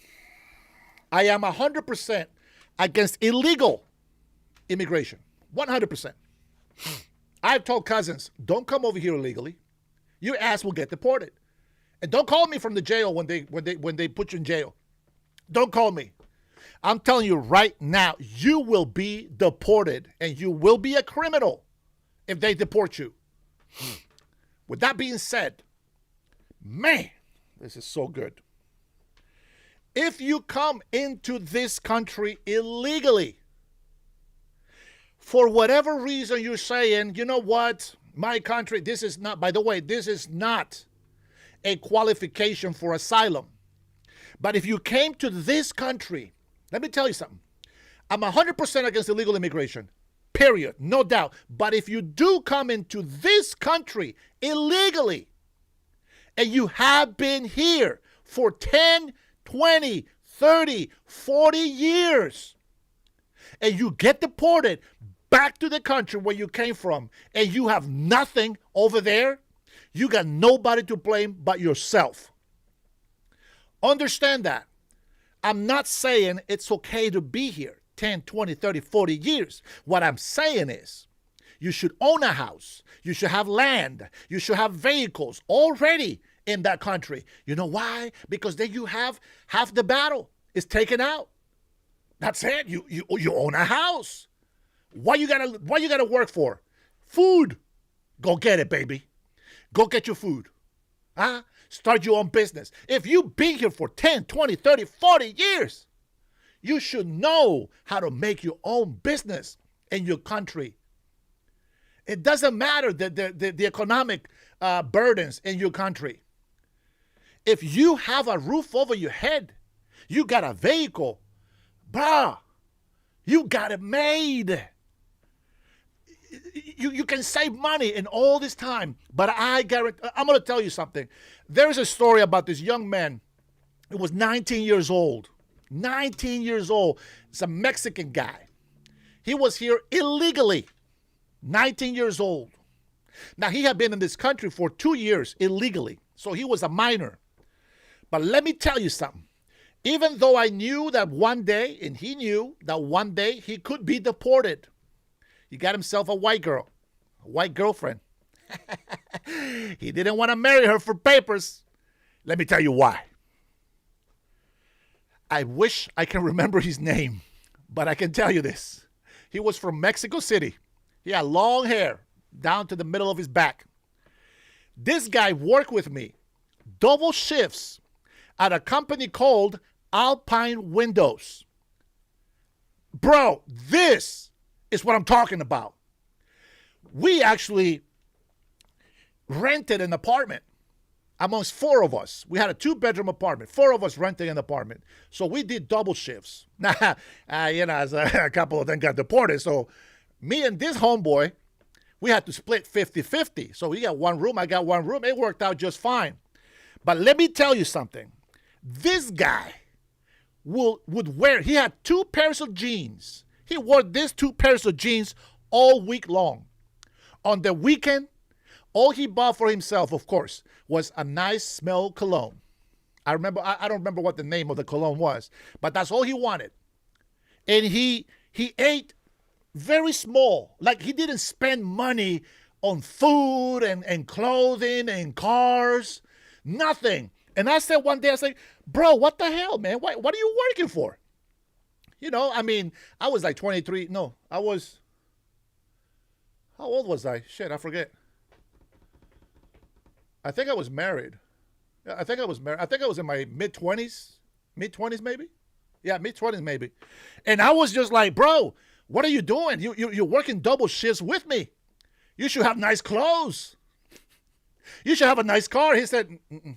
I said, no. See, you don't understand something. I said, what do you mean, bro? So what the hell do you do with the money?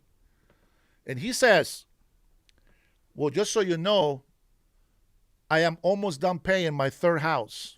What? You're 19 years old. He had a ranch with I don't remember how many acres of land, but he had a ranch. He had a 2nd house paid off. Was working to pay off the 3rd one. Now, I don't know how far into the 3rd one he was in, but he was working on the 3rd house. This mofo over here with old ass pants, like the holes were natural. They were not made for style. I was like, bro, you are a cheap ass mother. You eating my food. He was eating my food because he was saving his money. My point is, a 19-year-old, by the time he was 21, the guy had paid off his house, had a couple of cars. And you know what he said to me? Hey, thank you for being with me all this time, but I got to go. And I said, oh, shit, what happened? I thought somebody, he had a deportation order or something. He's like, no, man, I'm done. I said, what do you mean? Now, I started feeling left out. And I was just like, wait a minute. How did this illegal mofo come in here? I'm legal. I speak English. I'm bilingual. I got my green card. You know what I'm saying? Like, what's going on? Well, the illegal guy, he said, I'm done. I'm going back to my country. He loves Mexico. Loves Mexico. I'm not saying I supported him being illegal. Even till now, I know thousands of people that are illegal. I don't call ICE on them. Now, you can say whatever the hell you want. I don't give a crap. If you're ICE and you think I'm going to call you to deport these people, no. You do your job. Now, when I get in a position to be able to help you, I will. But you do your job because I don't know what these people are going through. I don't know what's happening. All I can tell you is that I have this one beautiful story about a migrant that, yes, he was illegal, but doggone it, he sacrificed. 4 to 5 years he sacrificed. 4 to 5 years he sacrificed. And he puts me to shame today. Puts me to shame today. So what is the moral of the story? While there is good people that come to this country illegally to do something for themselves, as much as I respect this guy, he didn't buy property in the United States of America. He didn't buy cars over here. All of the money, 90% of the money that he made here in the United States of America did not help the economy of the United States of America. Do you understand? So while I don't hate him for doing that, it didn't help the economy that he was making a lot of money. We were both doing double shifts. The difference is I was spending all of my money here in the States. It's crazy. It's crazy. That is nuts. I admire him. I give him props. Hard worker. He sacrificed a lot. He deserved everything he has in Mexico. Hopefully nobody took it away from him. By now, the guy is in his early 40s, right? I'm about to hit 50 here in June. So I'm still against illegal immigration. So what I tell people is this: listen, if you wait for ICE to come and arrest you, it's not going to be pretty. And of course, you guys already see the image right here of what we're about to listen. This is CNN. Now, I don't know what the hell these people are going to say because I haven't watched the video yet. But we're going to listen to it together, and then we're going to break it down. So I can tell you, I also know a lot of illegal immigrants who are criminals. And those people have gone to jail, and I will never defend them. Rapists, fraudulent people, thieves, they got to go. They got to go. And this is what I said. ICE has to do their job. So when you see ICE coming into a business, they're coming for somebody in a specific. If your cook is a crook, he's got to go. Stop defending criminals. Stop defending criminals. I'm going to say this. I don't know, but I'm going to say this. I can almost guarantee you, and I can't say I guarantee you because I'm not him, but I can almost guarantee you that President Donald Trump is not going to deport some people. If farmers benefit from having these hardworking people here, if they have no criminal background, I believe that President Trump will let them stay. As I told you before, if I was to be in office, I will have every single migrant, especially those who have temporary protection here in this country, run a criminal background. If they pass, doggone it, they are going to be at the first of the line to get their green card. That's immigration reform. And we're going to hold our Congress, the legislative branch, accountable for not changing the laws, for not allowing this to happen. You see, President Trump in his first administration tried to bring immigration reform. They didn't approve it because there was a lot of money going into the states, by the way, for infrastructure and other things like ICE, etc. So Congress said no. Even Republicans voted against it. Man, President Trump got betrayed so many times. President Trump ran his whole first term up the hill the whole time. The Congress, the Democrats, all the people that betrayed him, and he still did a lot of things for this country. This year, this second term that he's got to go a lot harder. He's going to look like an authoritarian. He's going to look like a dictator. You know why? Because he has to. He has to get a lot of things done. If you don't understand why he's doing what he's doing, then you're not paying attention to what's happening in this world. So I support my president 100%. 100%. Do I agree with Greenland? 90%. All right, let's go ahead and listen to CNN, and let's see what's cracking. Our city is presently being put in. And at the same time, we are trying to find a way forward to keep people safe, to protect our neighbors, to maintain order. You know how you do that? You know how you keep your people safe? How to protect the city? How to keep order, maintain order? You know how you do that? By allowing police to do their job.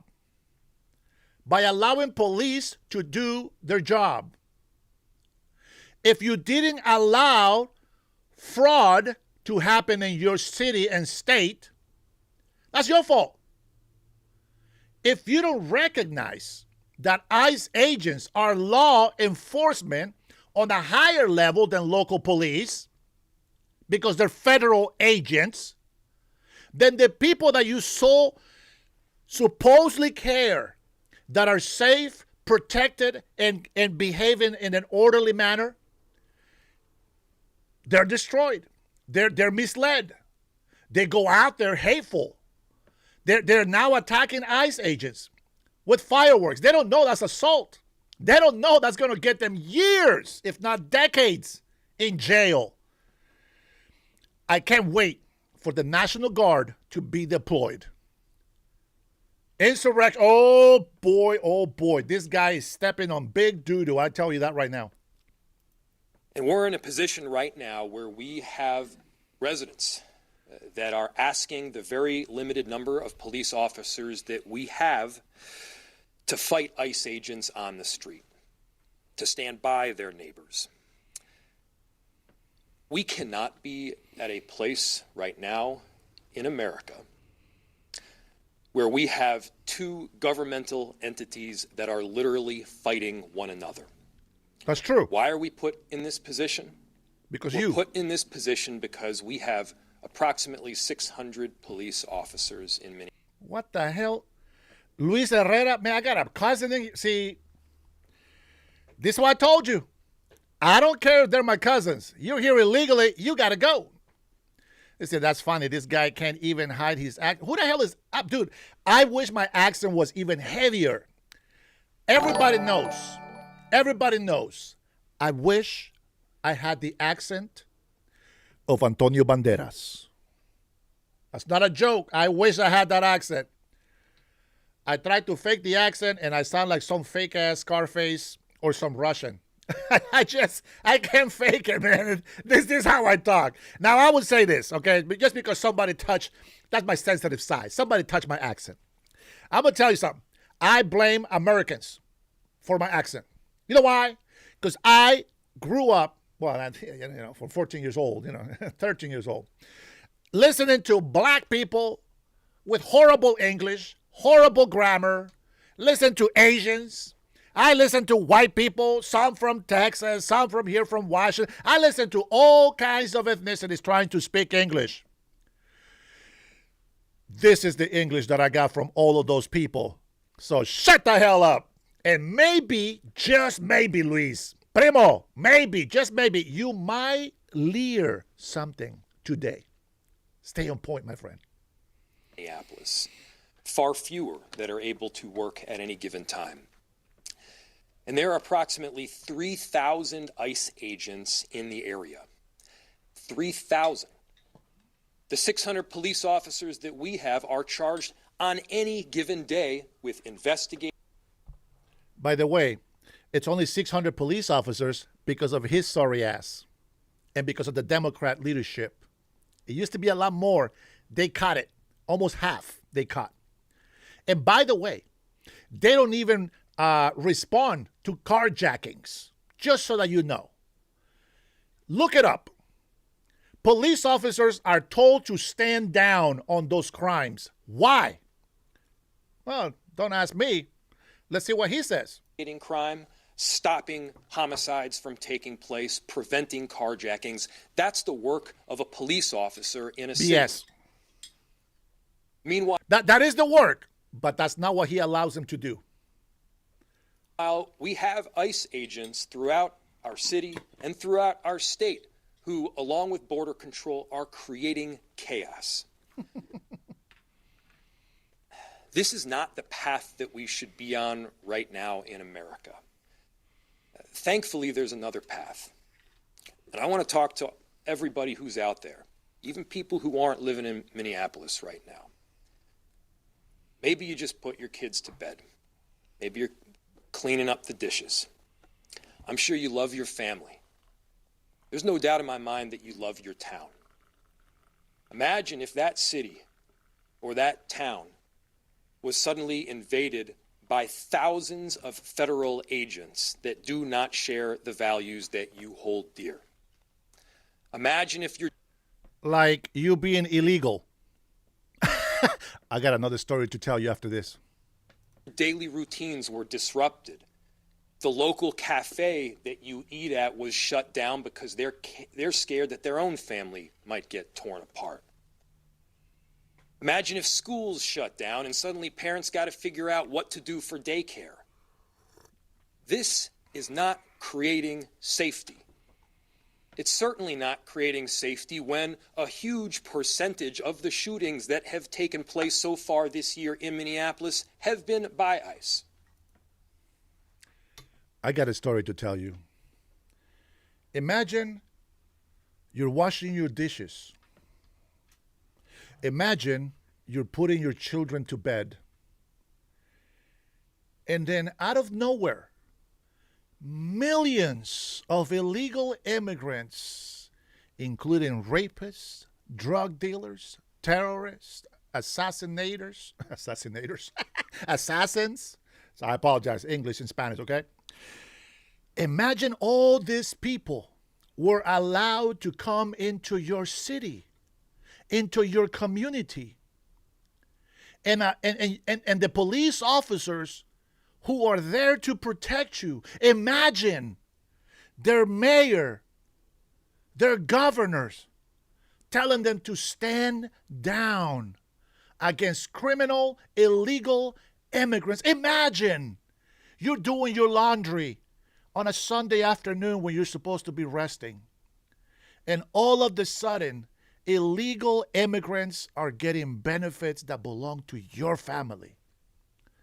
Imagine how sad that would be. Imagine having a mayor that doesn't give a shit about your family and protects criminal, illegal immigrants. Imagine that. That's horrible. Imagine your president cares so much about you that he is actually sending thousands of ICE agents, federal law enforcement, to your communities, to your cities, to get rid of these illegal criminal aliens. Imagine that the president sends you this big wave of hope of personnel, and the mayor and the governor don't give a shit about you, and they tell the police to stand down. Imagine you are waking up in the middle of the night and you look out the window and somebody is breaking into your car. You call the police, who has been defunded by over 50%. And they tell you, we don't respond to those kind of crimes. Imagine that happening in your city and your state. Imagine that you are told to go break the law, assault, impede, throw yourselves in front of vehicles, become an obstacle to ICE agents' operation, the same ones that are trying to keep your city safe.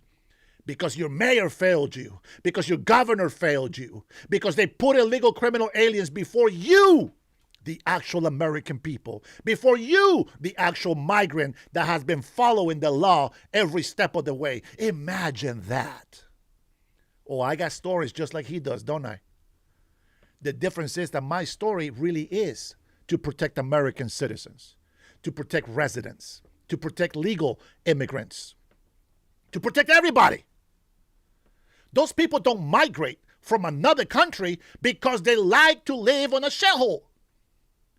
Why would you allow them to come here into our cities and make them a shithole? Of course not. Most migrants will agree with me. We want the American dream. We can't allow criminal, illegal immigrants who don't respect the law to come in here, make all this money and buy 3 houses in Mexico and nothing here in the States. We are not a country where you come here and take all of the money and send it back to the country where you came from. That's not the charity that we work. That's not how humanitarian we are. Ilhan Omar always has a smile when a white man or a white woman gets killed. Isn't that interesting? Isn't it interesting that Ilhan Omar is pro-abortion when it comes to Americans?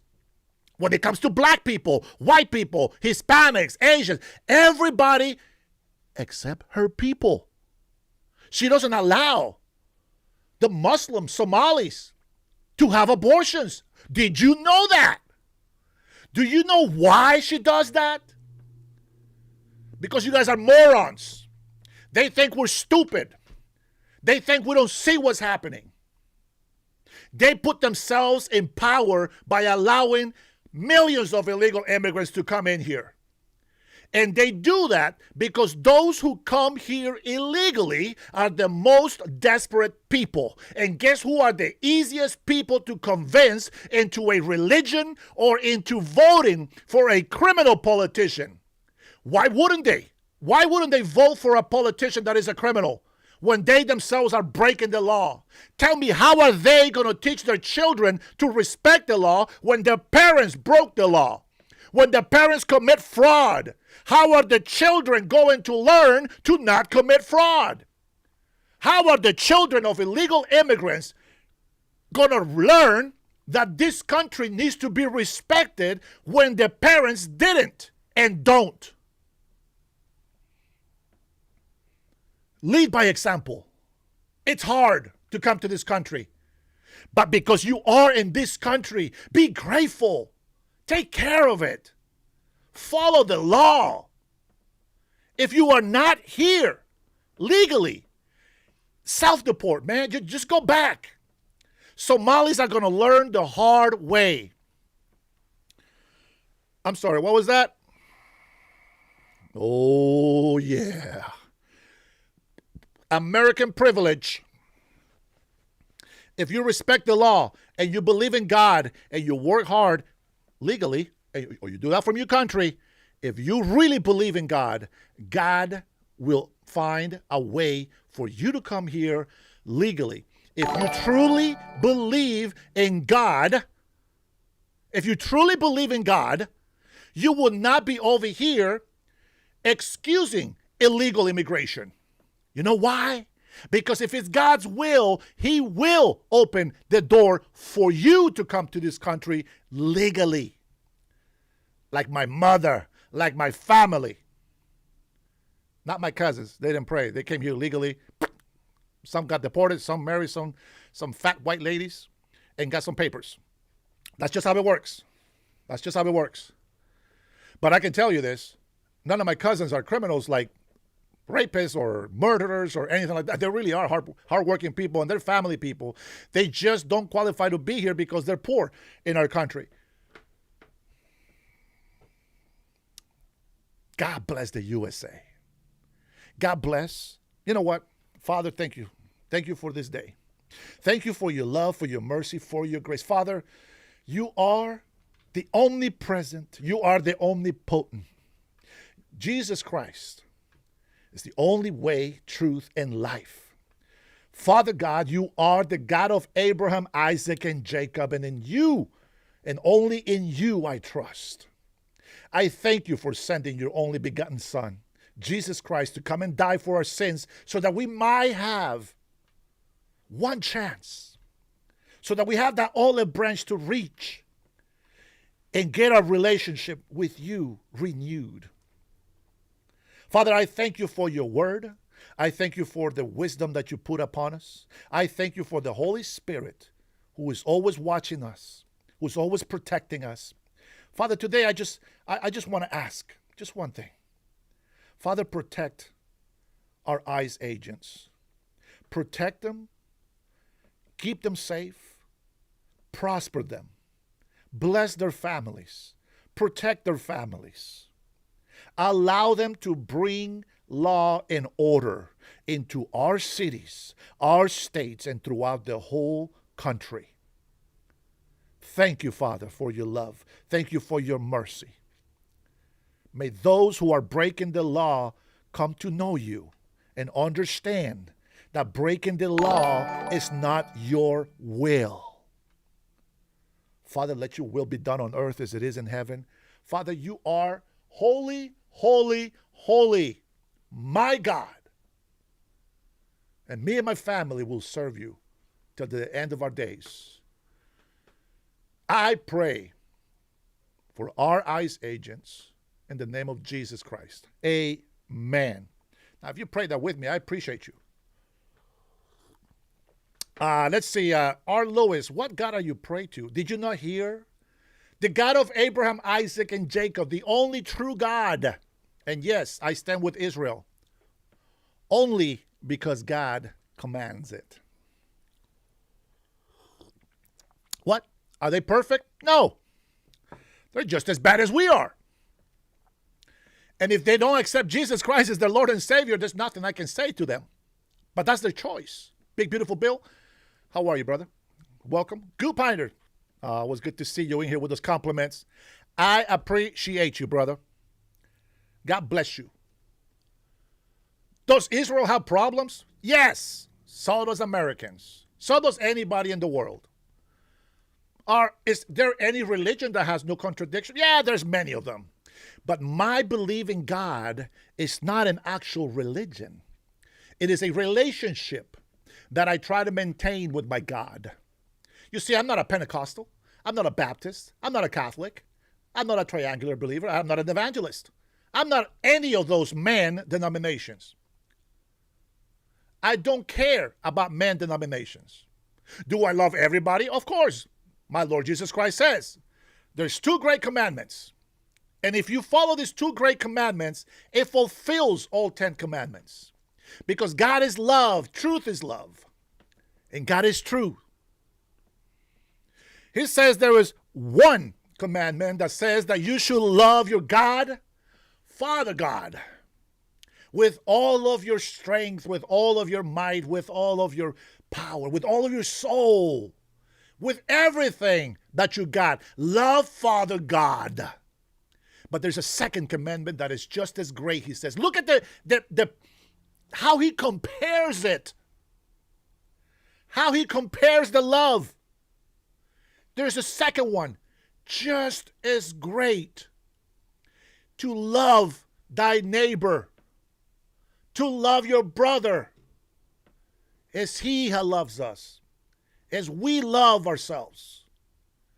You know, when you do that, you don't steal, you don't rob, you don't rape, you don't kill, you don't commit fraud, you don't do any of those things because you love your neighbor.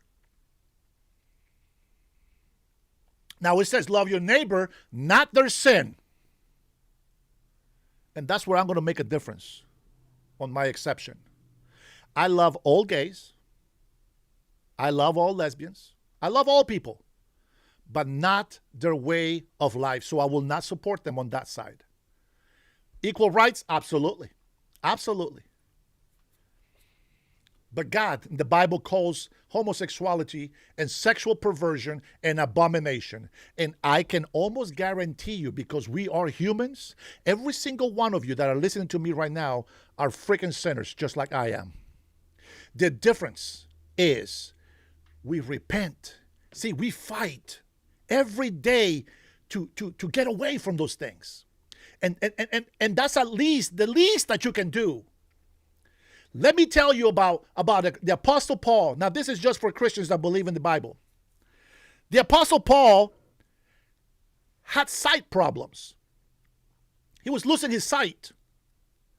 The Apostle Paul had ulcers, stomach problems. And you know what he said? In the scriptures, it says that in the last hour, in his dying breath, with his dying breath, he says, Lord, I have fought the good fight. Listen to the example if you don't understand what the hell he's talking about. Hold on, essay. Listen to the example that he says. He lived a full life. And he said, I have fought the good fight. He fought until the day he died all of the temptations that came upon him as he was on this earth. So nobody is perfect. Nobody is truly good on this earth. But if we believe in God, then you will see who is good. And that is God. And that's why we have to deny ourselves and let him do his will. Oh, Robert, okay. I see you, brother. No worries, man. Thank you for being here anyway. Don't worry about that. I hope everything goes well, okay? Father God, thank you, Father, for allowing my attention to come to our brother Robert as he goes into this doctor's appointment. Father, I pray in the name of Jesus Christ, please, that everything goes well, that everything checks up. And Father, as always, let it be your will, not our own. But your word says that we should ask so that we may receive. And we're asking this morning, in the name of Jesus Christ, your Son, let your Holy Spirit to come upon Robert and his health. Father, let this test come out positive for him and his family. In the name of Jesus Christ, amen. All right, brother, I wish you the best, my friend. I wish you the best. Children of Adam and Eve, the world is yours. Yeah, all you got to do is respect God. You know, and you know what? I'm not here to preach, but somebody touched something up in there, and that's what came out. Be careful what you ask for. Kennedy, I have not said hello to you. How are you, my brother? I hope all is good. I hope all is good. Thank you guys for being here. Let's go ahead and let's keep dissecting this CNN video that we see here. So we have a lot of things to cover. So don't worry, I got another 2 hours or so. So you guys are cool. Go grab some coffee, get some popcorn, take a bathroom break, do whatever you got to do. I will be here. Okay. Let's be very clear. I've seen conduct from ICE that is disgusting and is intolerable. If it were your city, it would be unacceptable there too. And for anyone that is taking the bait tonight, let me clarify. I'm not here to preach, but the Holy Spirit can do whatever he wants. Whatever the Holy Spirit wants, that's what we do. But I'm not here to preach. All right? Keep that clear, my friend. I like how you're laughing about that, demon. I rebuke you in the name of Jesus. Get out of my chat, bro. Get out of my chat if you don't want to hear the truth. Stop. That is not helpful. Go home.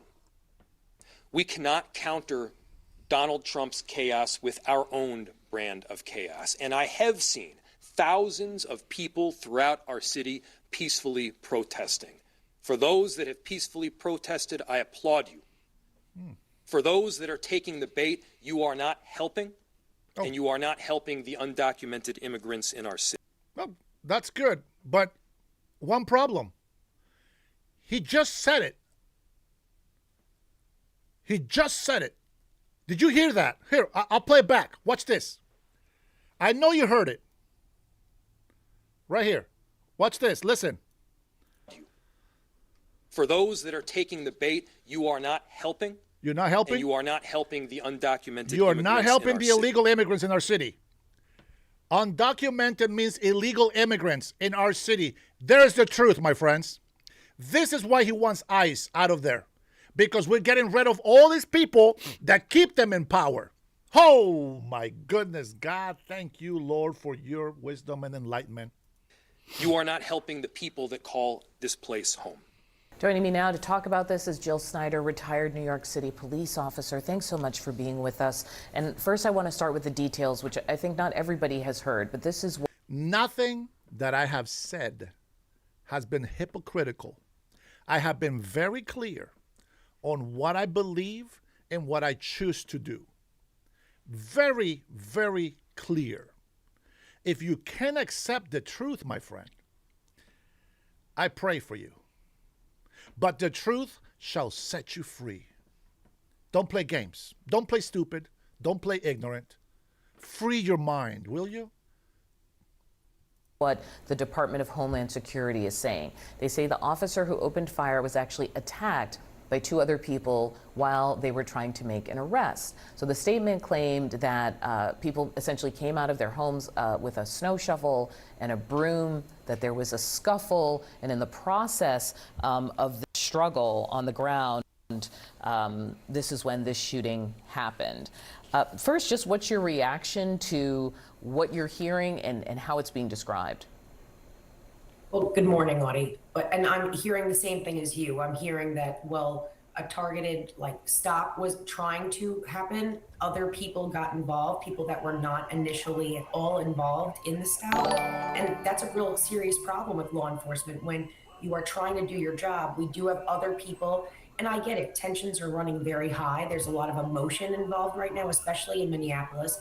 But when law enforcement is trying to do their job, bystanders should not get involved because that could make the situation more volatile. I was wondering how you feel watching these protests. Here we are 5 years after the protests over the death of George Floyd, and now local police, in a way, are in the middle, right? They have this massive surge of protesters and a massive surge of federal officers into the city who are very clearly operating on the defensive. What do you do in this situation? This is a challenging situation for local law enforcement because obviously they have their own job to do. They are there to protect the city, they are there to protect their constituents, they're there to protect the community. You have federal agents in there doing a separate job, they have their own mission, they have their own objective. They are working very siloed right now. They're not working in collaboration. It doesn't seem like there's constant communication between the two entities. And sadly, regular citizens really don't understand the distinction between what the local police, Minneapolis police, and what federal agents, ICE, or whomever is in there. They don't get what the two are doing. So this is a real problem, and this is why you're seeing these protests. This is why you're seeing this anger and this tension from the community. So what I am urging the federal government to do is, I mean, if they're going to be operating in these local cities, they have to be working at least in some kind of partnership with the local police, because local police are going to be the ones to deal with the community every day. In the meantime, here is what the local police chief was saying of last night's protest. It has absolutely become an unlawful assembly. There are individuals throwing fireworks at police officers, individuals throwing ice, rocks, other projectiles at police officers.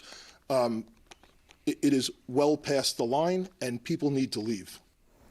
We're hearing this message over and over. I like that.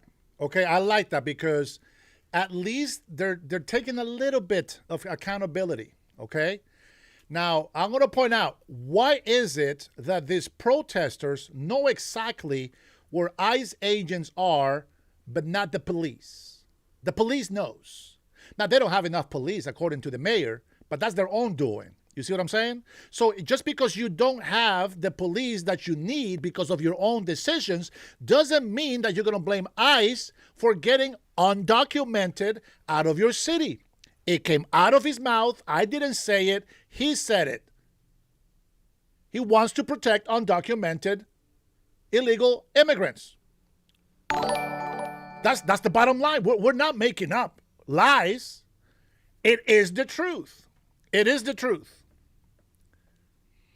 Again, to the protesters themselves, I want to get your point of view of the crowd control or lack thereof, because we are actually all familiar with images.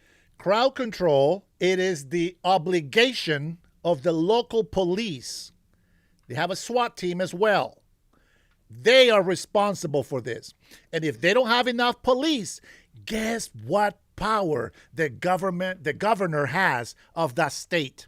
That's right, National Guard, baby. Bring him on down to your cities, to your state, and help ICE agents. How do you help ICE agents? By helping your constituents, the legal ones, your constituents to be in order, protest freely, peacefully, and assemble in a manner that is safe for them and for the federal law enforcement agents who we know is ICE, baby.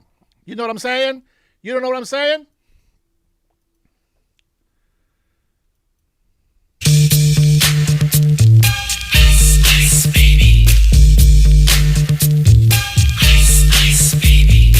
That's what we're talking about. Of protests against law enforcement. And I remember, the lineups or the barricades, or just there seemed to be more structure than what we're looking at now. Well, we used to have different deployment strategies when dealing with protesters, but after the George Floyd protests, a lot of agencies they didn't establish that barrier line anymore like we used to have, because there was actually lawsuits that impended from that. So I feel like Minneapolis is trying to deal with the situation. So right here, I'm going to give you a good example of why people They're impeding, they're obstructing federal agents from doing their job. And look what they do. I see some young people there. That's a teenager, black man right there. That's a teenager right there. They're getting in front of the ICE of the ICE vehicle. That's impeding. That's obstructing federal law agents. They are told, "Bueno, ¿qué pasa, güey?" Long time, man. They are impeding, which is against the law. If you guys don't know, as we watch this, I will go ahead and put some of those laws so that you guys can read them with me, okay? Just in case, maybe it's just a little bit of ignorance in your side. Ignorance means that you don't know something, right? I can be ignorant on many, many things, believe me. And I know, and I know, okay? You don't have to tell me, I know. But in what I do know and believe, that's what I'm going to speak on, all right? Okay, then. In the most pleasant way possible, and that's like me trying to give it a good word. They're trying to not establish that barrier to where it seems we're going to cause you fear, we're going to cause you the feeling of uncertainty or unsafety. They're trying to do it in a way that they seem like they're trying to work with the community, but at the same time they're not establishing that defensive force, that law enforcement force. And ICE and the federal officers, what should their position be? I mean, I don't know if they're just not cut out for crowd control, but what's their role in this? Well, typically that is not their job at all. It's local law enforcement would deal with protests, would deal with any kind of assemblies of the public. Federal agents, that's not at all part of their job description. They are there for a certain mission. They are there for a certain, what they have their target or their objective. But again, and this is why we've been talking about it, for me and you have been on several times in the last couple of months talking about the difference and distinction. Local law enforcement has de-escalation training. They have unlawful assembly training. They deal with protests regularly or large crowds, whereas federal agents, that's just not part of their job. Okay, Jill Snyder, thank you so much for speaking with us. There you go. See, even on CNN, you get to hear some of that, okay? Those are all from the Article 118, okay? So if you didn't know about those, you know what? You can look them up. Just look up 118 USC, 111, 114, 115. I'm sure there's more, but those are the three main ones that I will tell you to go ahead and look up so you can educate yourself. And please, if you want to deport, by all means, go ahead. I've never seen so much hate in my 52 years, says Wedo. Well, big bro, it is what it is, man. What can we do, right? What can we do? Respect federal ICE agents. They are law enforcement. I don't understand why it's so hard for people to understand that. Excuse me. All right, let's see what the News Nation has to say about this. What's going on here?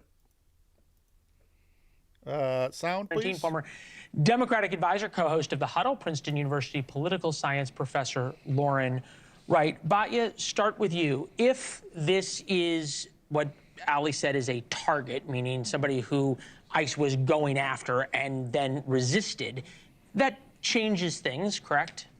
Yeah, absolutely. I mean, I think something to keep in mind, even over the tragedy of Renee Good, is the fact that we're not seeing these protests grow. We're seeing them get more extreme. The people who have already chosen to make this a large part of their recreational life, opposing ICE, trying to remove violent criminals from our streets, they are getting more intense in their opposition, but we're not seeing thousands and thousands, hundreds of thousands of people taking to the streets. I think that when the details come out here, it'll be clear recreational what life happened. was your best line. I've heard in a long time. And there's something to that now, that for many, this has become like an avocation, and people are documenting on TikTok and getting hundreds of thousands of followers. But Dan, this is the question. If Democrats, it's one thing to be seen as aligning with Renee Good. Yeah. An American, a U.S. citizen who was shot, we can all probably agree shouldn't be dead, but at the same time, the officer who did it was justified. Two things can be true at once. If Democrats then take that a step further and side with an ICE target, somebody who they were going to arrest, that's a very different conversation.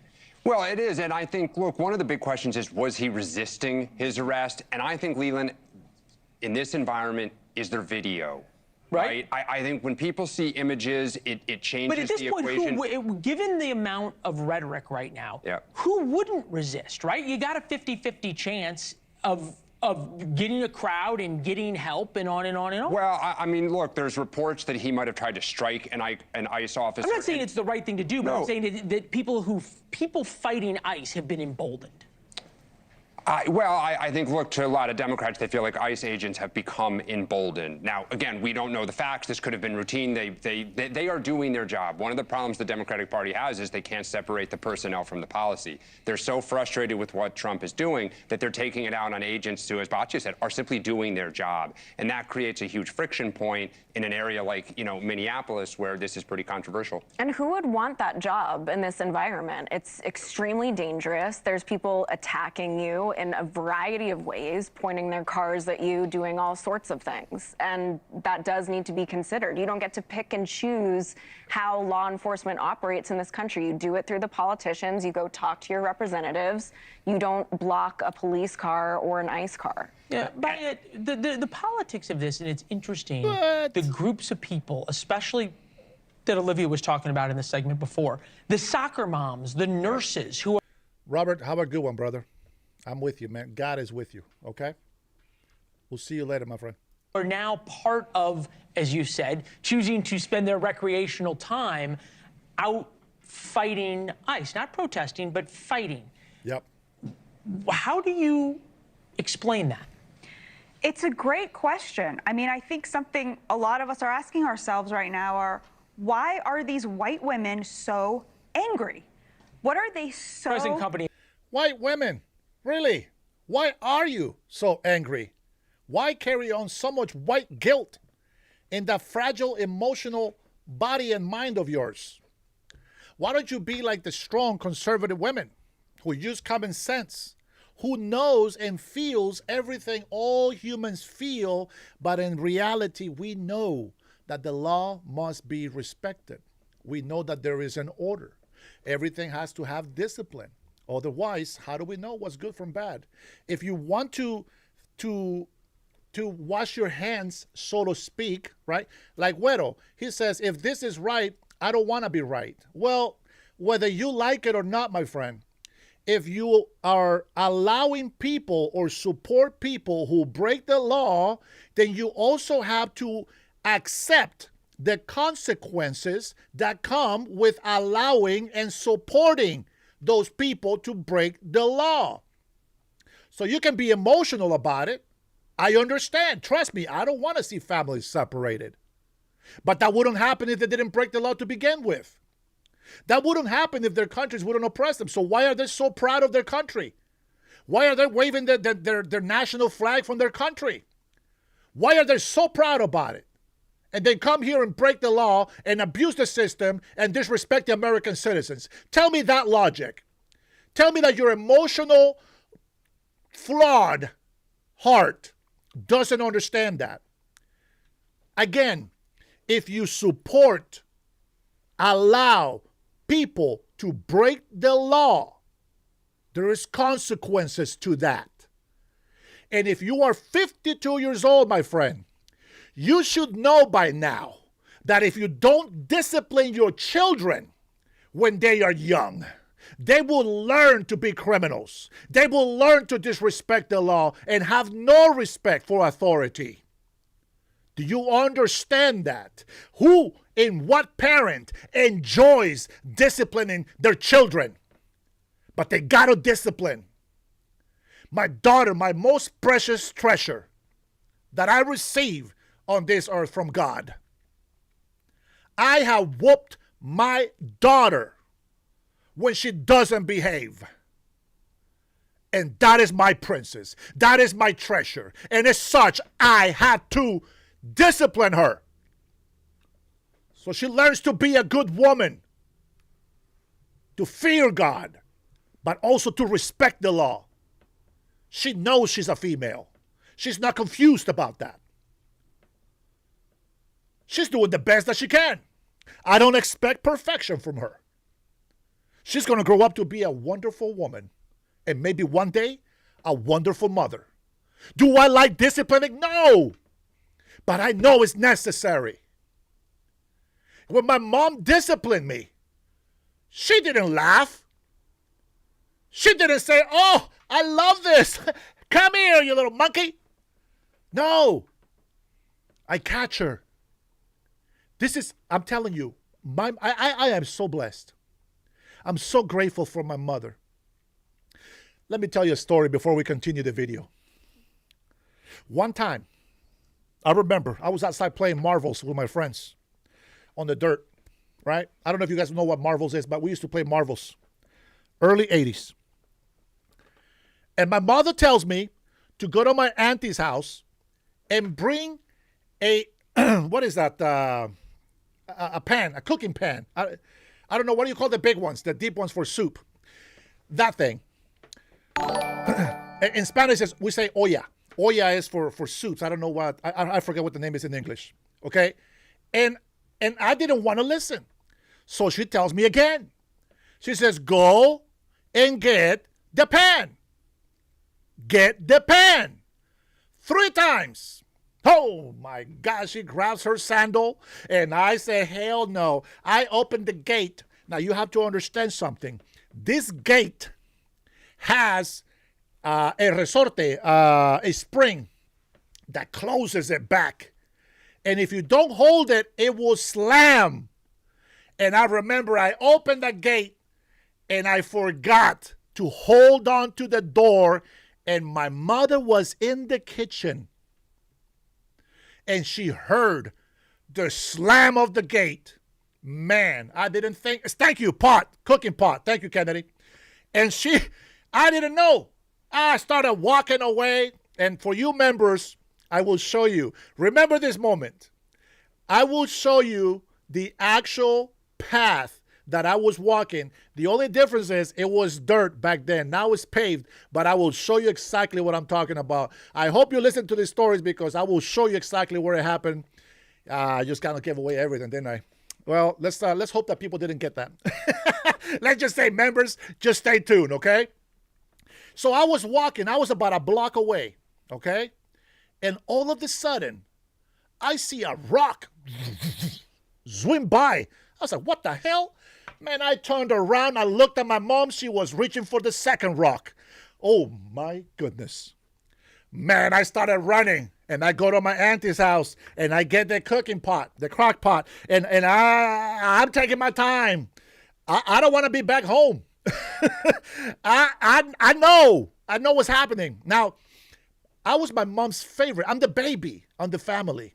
So I'm very special to my mother. And so I'm holding on to this crock pot, and I'm like, man, she's gonna beat the living life out of me, right? And I take my time. I go, I sneak in the house, I put the crock pan in there, and I beat it. I disappear from my mother's side. Hours later, I was hoping that my mother has given up on the discipline that I knew was coming. Man, she didn't say nothing. She didn't look upset. I thought, whoo, I am lucky today.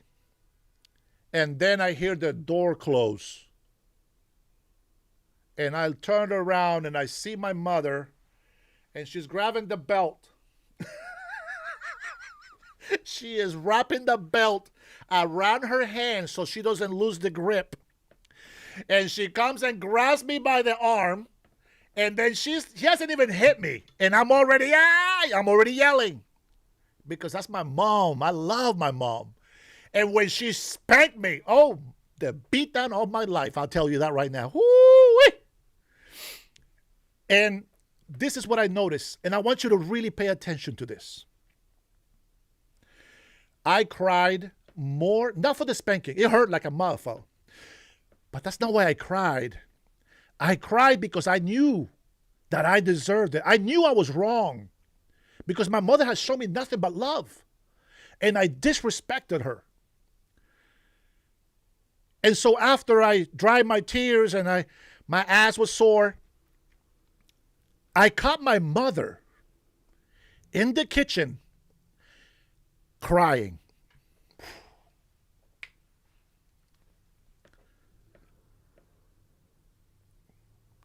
If you've never been loved and disciplined by a parent that loves you, I'm trying not to break down. I'll tell you that right now. I miss my mother. I saw her crying, and I just didn't understand why. But you know what? The first time that I spanked my daughter, when I left the room, now, I only spanked like two or three times, okay? 3 swats. The most, 2 or 3. I came out of the room one day, and I start crying. And I remember my mother. Because you see, I love my children just as much as my mother loved me. And when I spanked my kids, it broke my heart. And I would have to get away from them because I would cry. It broke my heart to discipline my children.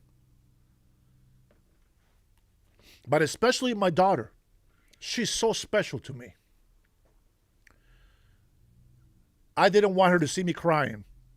But then I came back and I talked to her and I said, why did I spank you? And she tells me, okay, don't do it again. You understand? Yes. I gave my hug, I gave my kiss, I give her my hug and my kisses. And she gets all my love.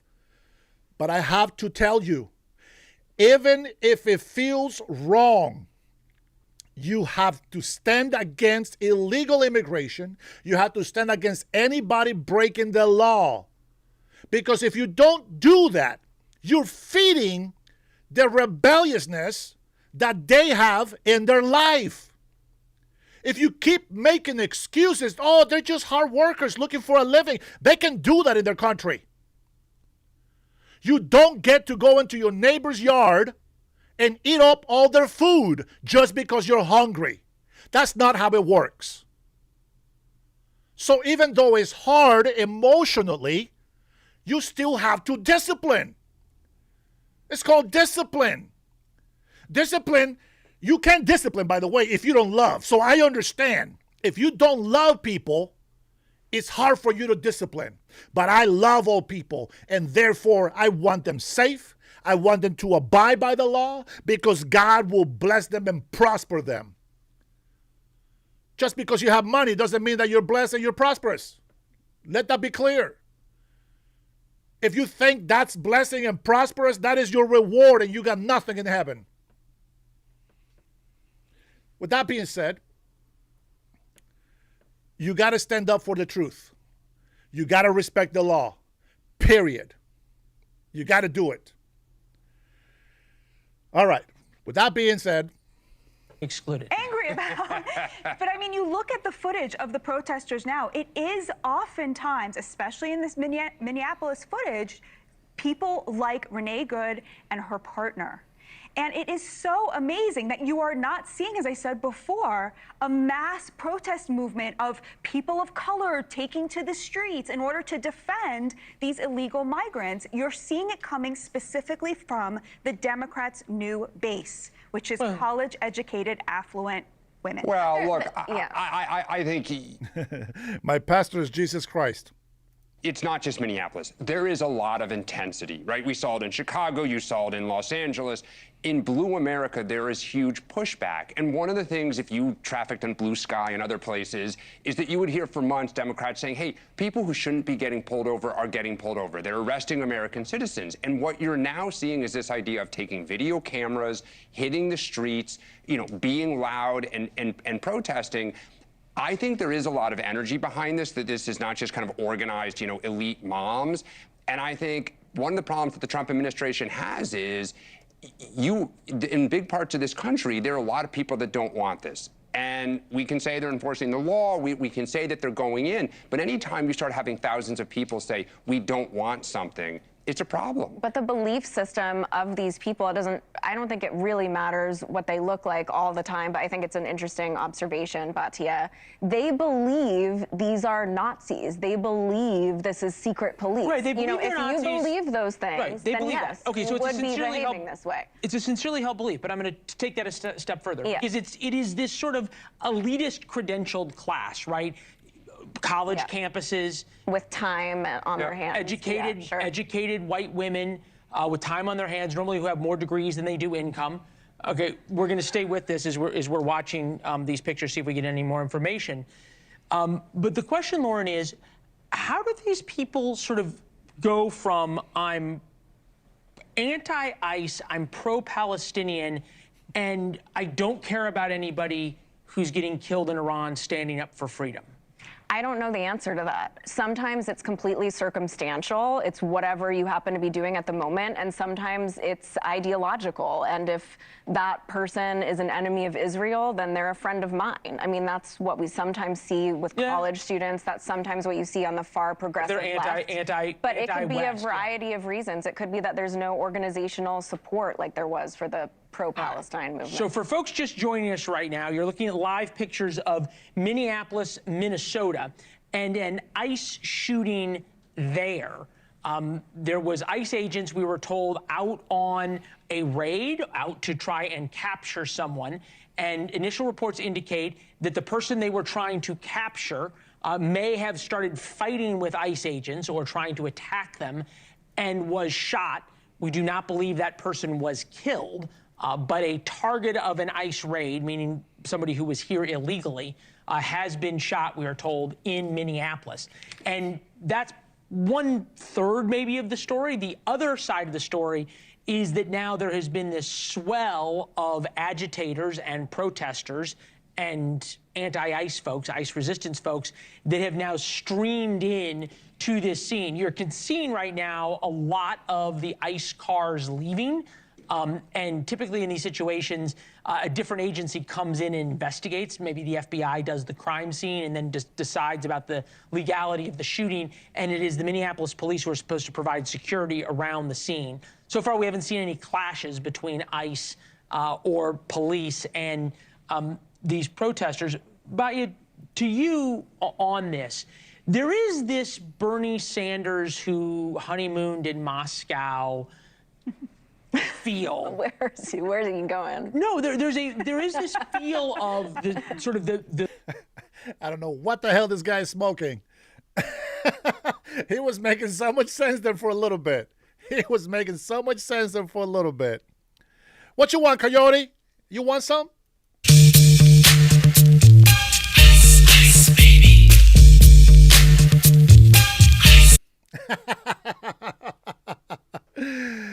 Oh, man.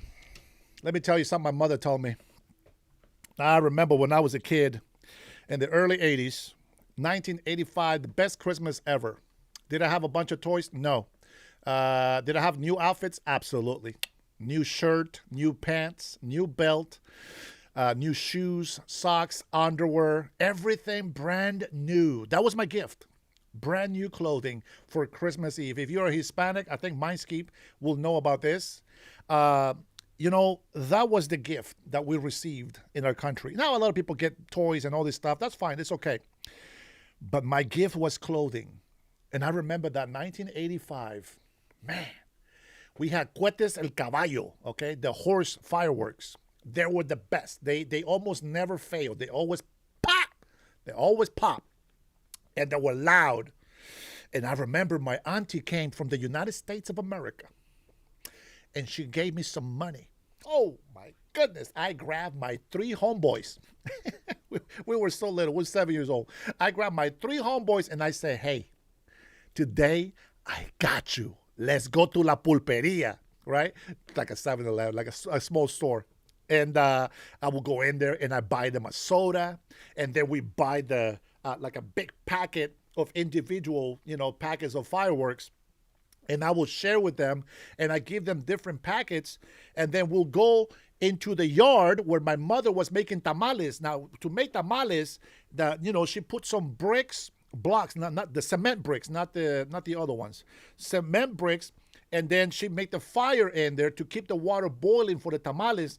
Well, we will grab some branches that have become like charcoal-like, right? And then we will just blow on this thing so that we can throw the fireworks.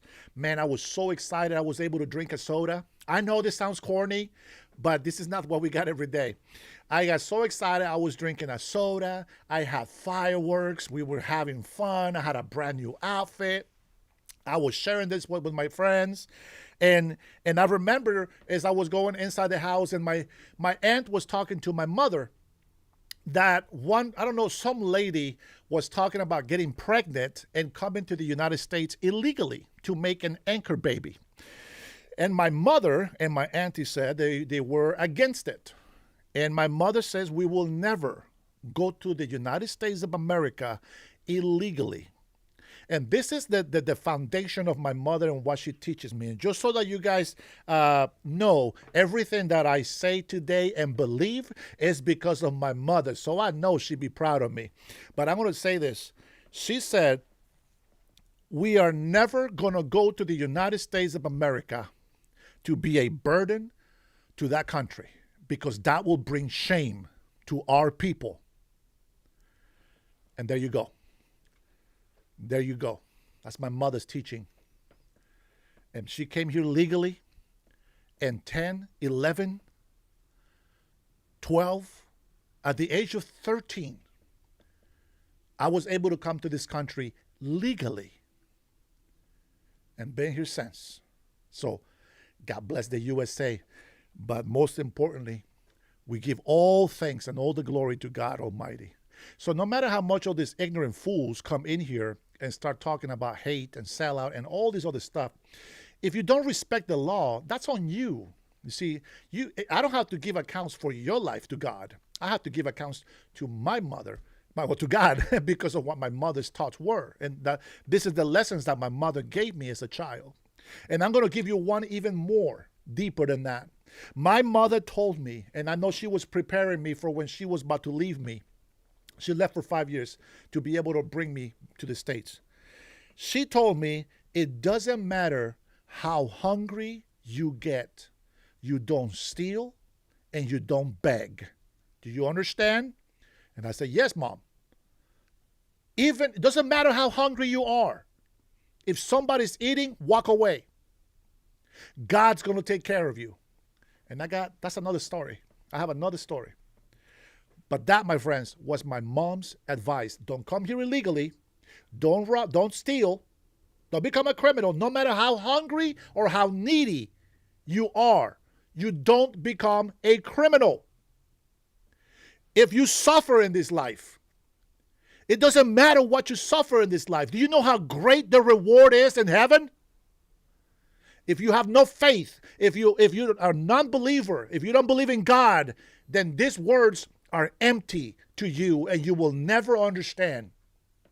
But for those who have faith, you know exactly what I'm talking about. Let those who have ears hear what the Holy Spirit says to them. The socialist left that is all things anti-West, the oppressed and the oppressors, somehow the people here illegally have been oppressed. ICE is the oppressors. We're going to fight ICE. Yeah, absolutely. And what's so I can get a amazing- whiteboard if anybody Yeah. you need it. What's so amazing is that obviously immigration is an issue that divides Americans along class lines, because illegal migrants are not competing with the soccer moms for jobs. They're competing with people who don't have a degree, people who don't use the English language in their job, but use physical skills, right? Working class people, the majority of whom voted for Donald Trump. The majority of Americans still support deporting not the worst of the worst, but every single illegal migrant. And every single illegal migrant. Again, President Trump, I'm sure, is going to leave a lot of people in this country because they are needed, but they have to be vetted one way or another. And I hope that doesn't give a message to the world that it's okay to come here illegally. What you got there, Cutting Nice? Thanks for the super, brother. The Pentagon targeted dozens of lawmakers to stop the deportations, and since it's the Pentagon, it can only mean one thing. Military tribunals in Minnesota. That's interesting. Let's go. I have another video or so after this. I don't know about that anymore. Much denial about that from the Democrats, but you know how you know that I'm right? Because you, Dan, probably do not support bringing back abolish ICE. 100%. I would not do that. But okay, that makes more sense. But okay, all right. I understood what you said.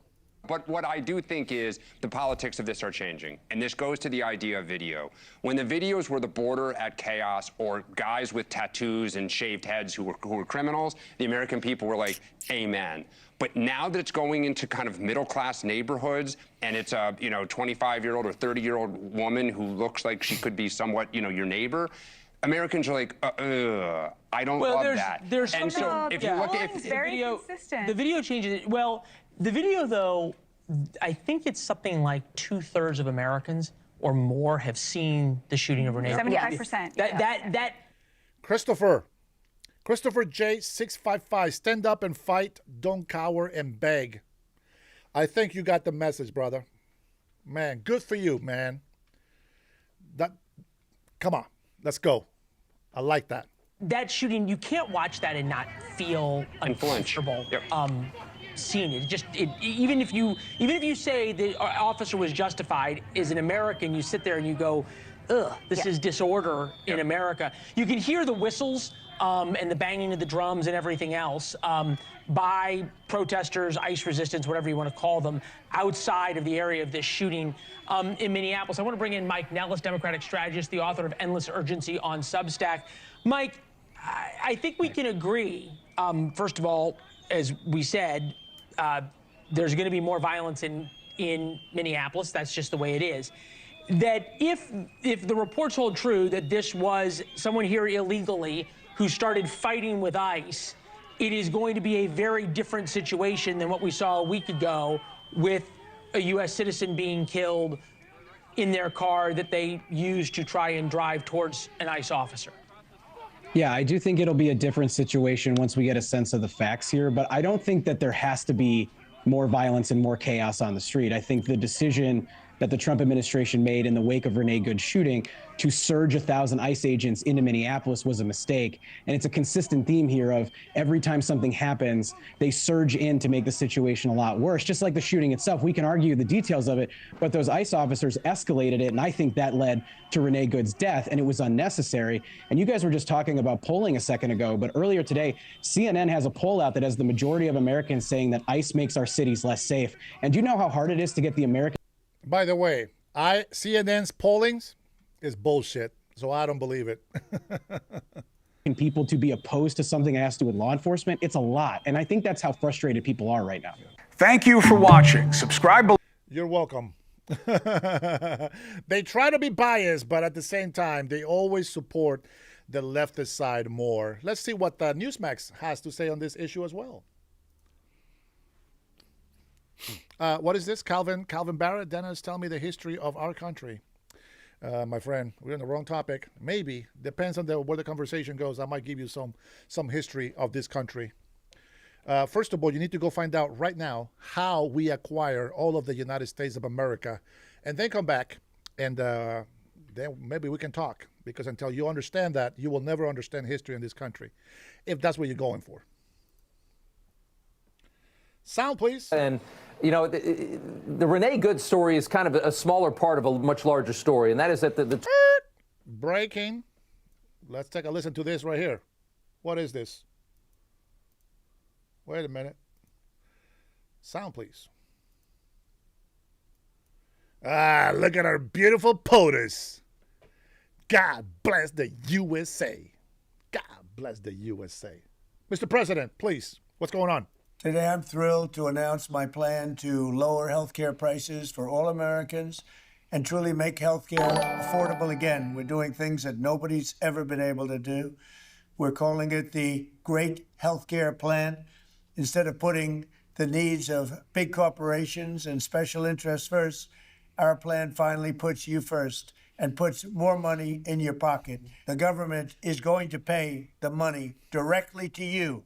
It goes to you. And then you take the money and buy your own health care. Nobody's ever heard of that before, and that's the way it is.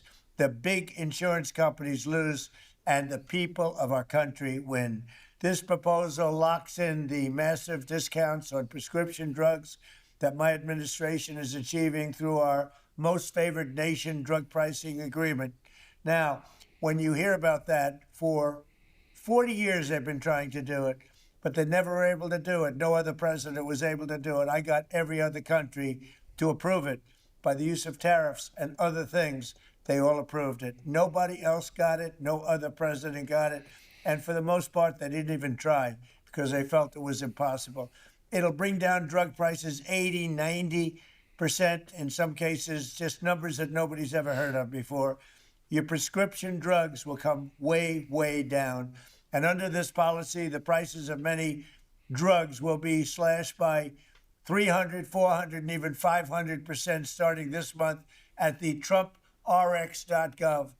So instead of Americans paying the highest drug prices in the world, which we have for decades, we will now be paying the lowest cost paid by any other nation. So any other nation that's paying the lowest cost, that's what we're going to pay. And the American people will get the savings. So I have to reiterate, the lowest price in the world is what you're going to pay. Before, you were paying the highest price in the world by far, and the politicians did nothing about it. So I'm asking Congress to complete the work that we've started. Next, my plan would reduce your insurance premiums by stopping government payoffs to big insurance companies and sending that money directly to the people. Obamacare was designed to make insurance companies rich. I call it the Unaffordable Care Act, with billions of dollars in taxpayer subsidies that helped their stock prices skyrocket over 1,700% as you paid more money for health care every single year, more and more. The premiums went higher and higher. I want to end this flagrant scam and put extra money straight into the healthcare savings account in your name, and you go out and buy your own healthcare, and you'll make a great deal. You get better healthcare for less money. That way you can choose the care that is right for your family. To further reduce insurance premiums, my plan ends the giant kickbacks to insurance brokers and corporate middlemen that only drive up the costs, and that's what they're intended to do, drive up the cost. But we're driving down the cost. And it fully funds a long neglected part of the law known as the Cost Sharing Reduction Program. This measure alone should cut premiums on the most popular Obamacare plans. It's hard to believe there are any because it's a hated program. It's unaffordable, but it's going to cut them by an average of 10 to 15%. Next, the Great Healthcare Plan. That's the name. It's called the Great Healthcare because it's great healthcare at a lower price. Mandates unprecedented accountability and transparency from insurance companies and all healthcare providers so that special interests can no longer profiteer at your expense. As the saying goes, sunlight is the best disinfectant. That is why my plan orders all insurance companies to publish rate and coverage comparisons in very plain English. It requires insurers to publish detailed information about how much of your money they're going to be paying out in claims versus how much they're taking in profits. In other words, you will be able to watch the scam. It forces them to release detailed data on how many claims are being denied and whether those denials are eventually overturned on appeal. And most importantly, it will require any hospital or insurer who accepts Medicare or Medicaid to prominently post all prices at their place of business so that you are never surprised and you can easily shop for a better deal or better care. And you're going to end up doing both. You're going to get a better deal and better care. We will have maximum price transparency and costs will come down incredibly. I'm calling on Congress to pass this framework into law without delay. Have to do it right now so that we can get immediate relief to the American people, the people I love. Thank you very much. God bless the USA. Love it. All right, that was the breaking. Let's go ahead and continue with Newsmax. 20 million people that were let into this country under Joe Biden. Now, for all you libtards that are in here saying that we're the dumbest MAGA, you guys breaking the law does not give you any popular points amongst Americans that actually respect the law and really, truly love this country and don't want illegals in it. You guys have no credibility. You guys support an administration that was bullshit, an administration that was destroying our country. So see, libtards, you're whatever you leer before, You need to unlear so that you can lear something new. Okay? So why don't you go ahead and grab all those negative words and shove them up your asshole. Okay? And thank you for stopping by. Be good. The same people that are making all this noise right now let that happen to this country. And I think the question becomes for, I think, most Americans when they look at this is what side of this, decision do they want to be on? And what side of the American policy on immigration do they want to be on? Because the alleged victim here, Renee Good, and her wife are out there. They're basically anarchists. They're essentially Antifa anarchists that want to have a completely open society with no... SoCal, bye. Don't want you in here with your bullshit rhetoric on the left. Give me some facts, you ass. Rules, no regulation, no immigration enforcement. I don't think most Americans agree with that. And that to me, I think is... Now, for some of you guys that don't know why I say that, it's because SoCal has been onto my show so many times. And we have spoken many times. We have shown many videos of the rhetoric on the left. He's a leftist, I get it. But the fact that every single freaking day you're going to bring J6 when I've proven your point wrong, we're not going to go around that same dead... We're not going to keep beating that dead horse, bro. You either just agree or disagree. That's it. If you're going to continue to disagree, just don't subscribe, bro. Unsubscribe and get the hell out of my channel. It's really annoying to see people that come over and over. We keep showing facts. We keep having these conversations. We keep showing everything that we see. And you still are on the leftist rhetoric. I just don't understand. How many people have to die before your dumbass wakes up? I don't get it. Very annoying. A very important part of this story is, where do you stand? Do you want no immigration policy in this country? Because that's what these people are fighting for tonight.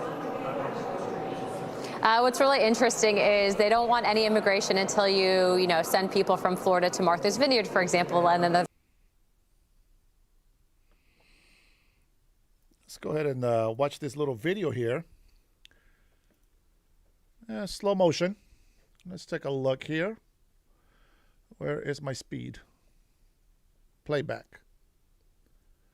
Let's go half speed. Let's see. you send people,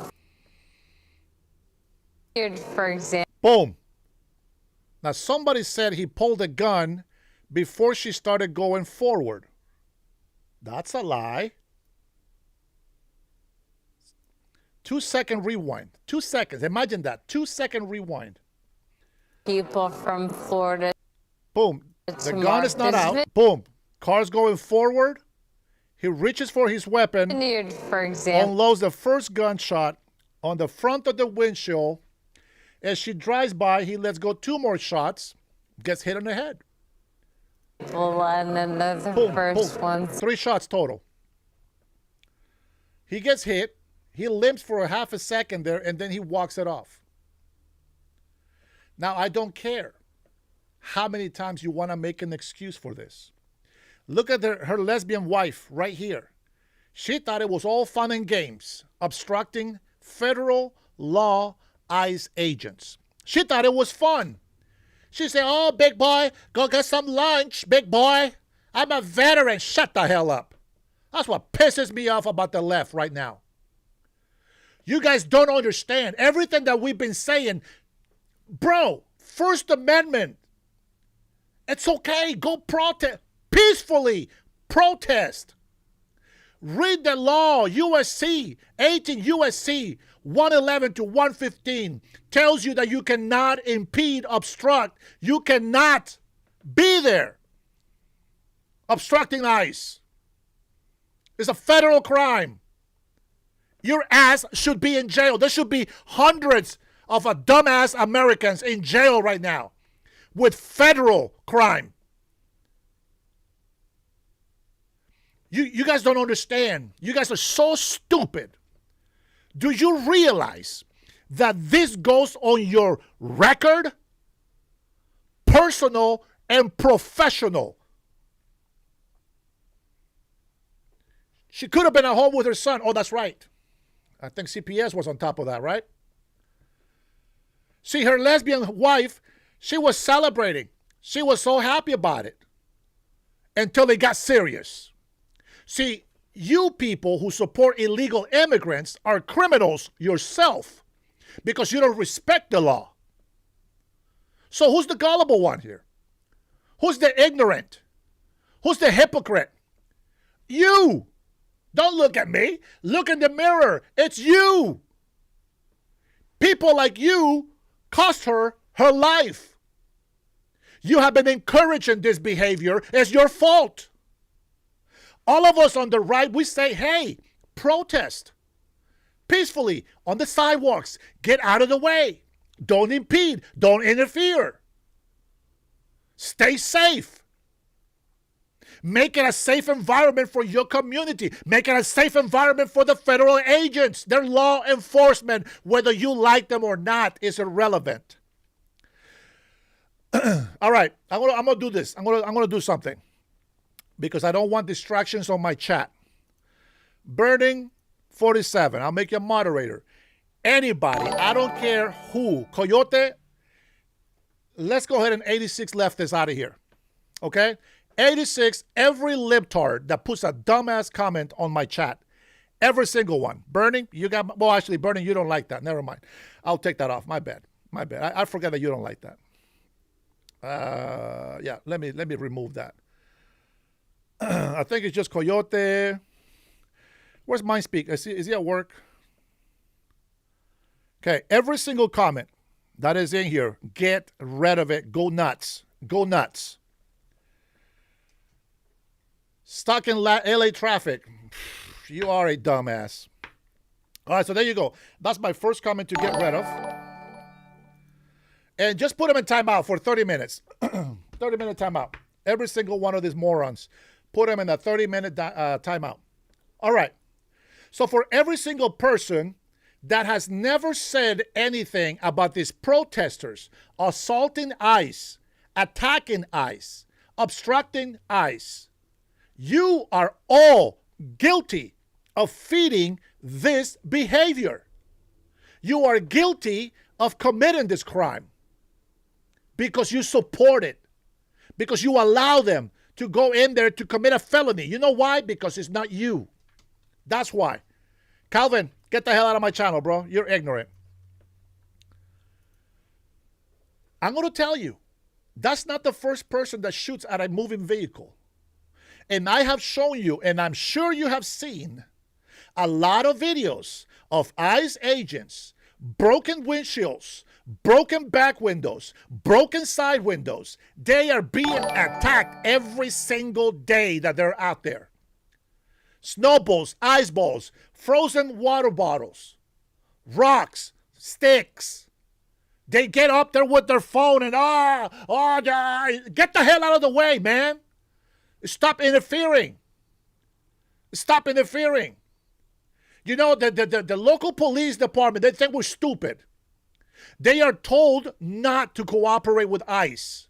And now they come and say, oh, well, you know, ICE agents, they think they can do whatever they want. They don't tell us anything. Shut the hell up. You liars. You know exactly what you stand for. You know exactly what you're doing.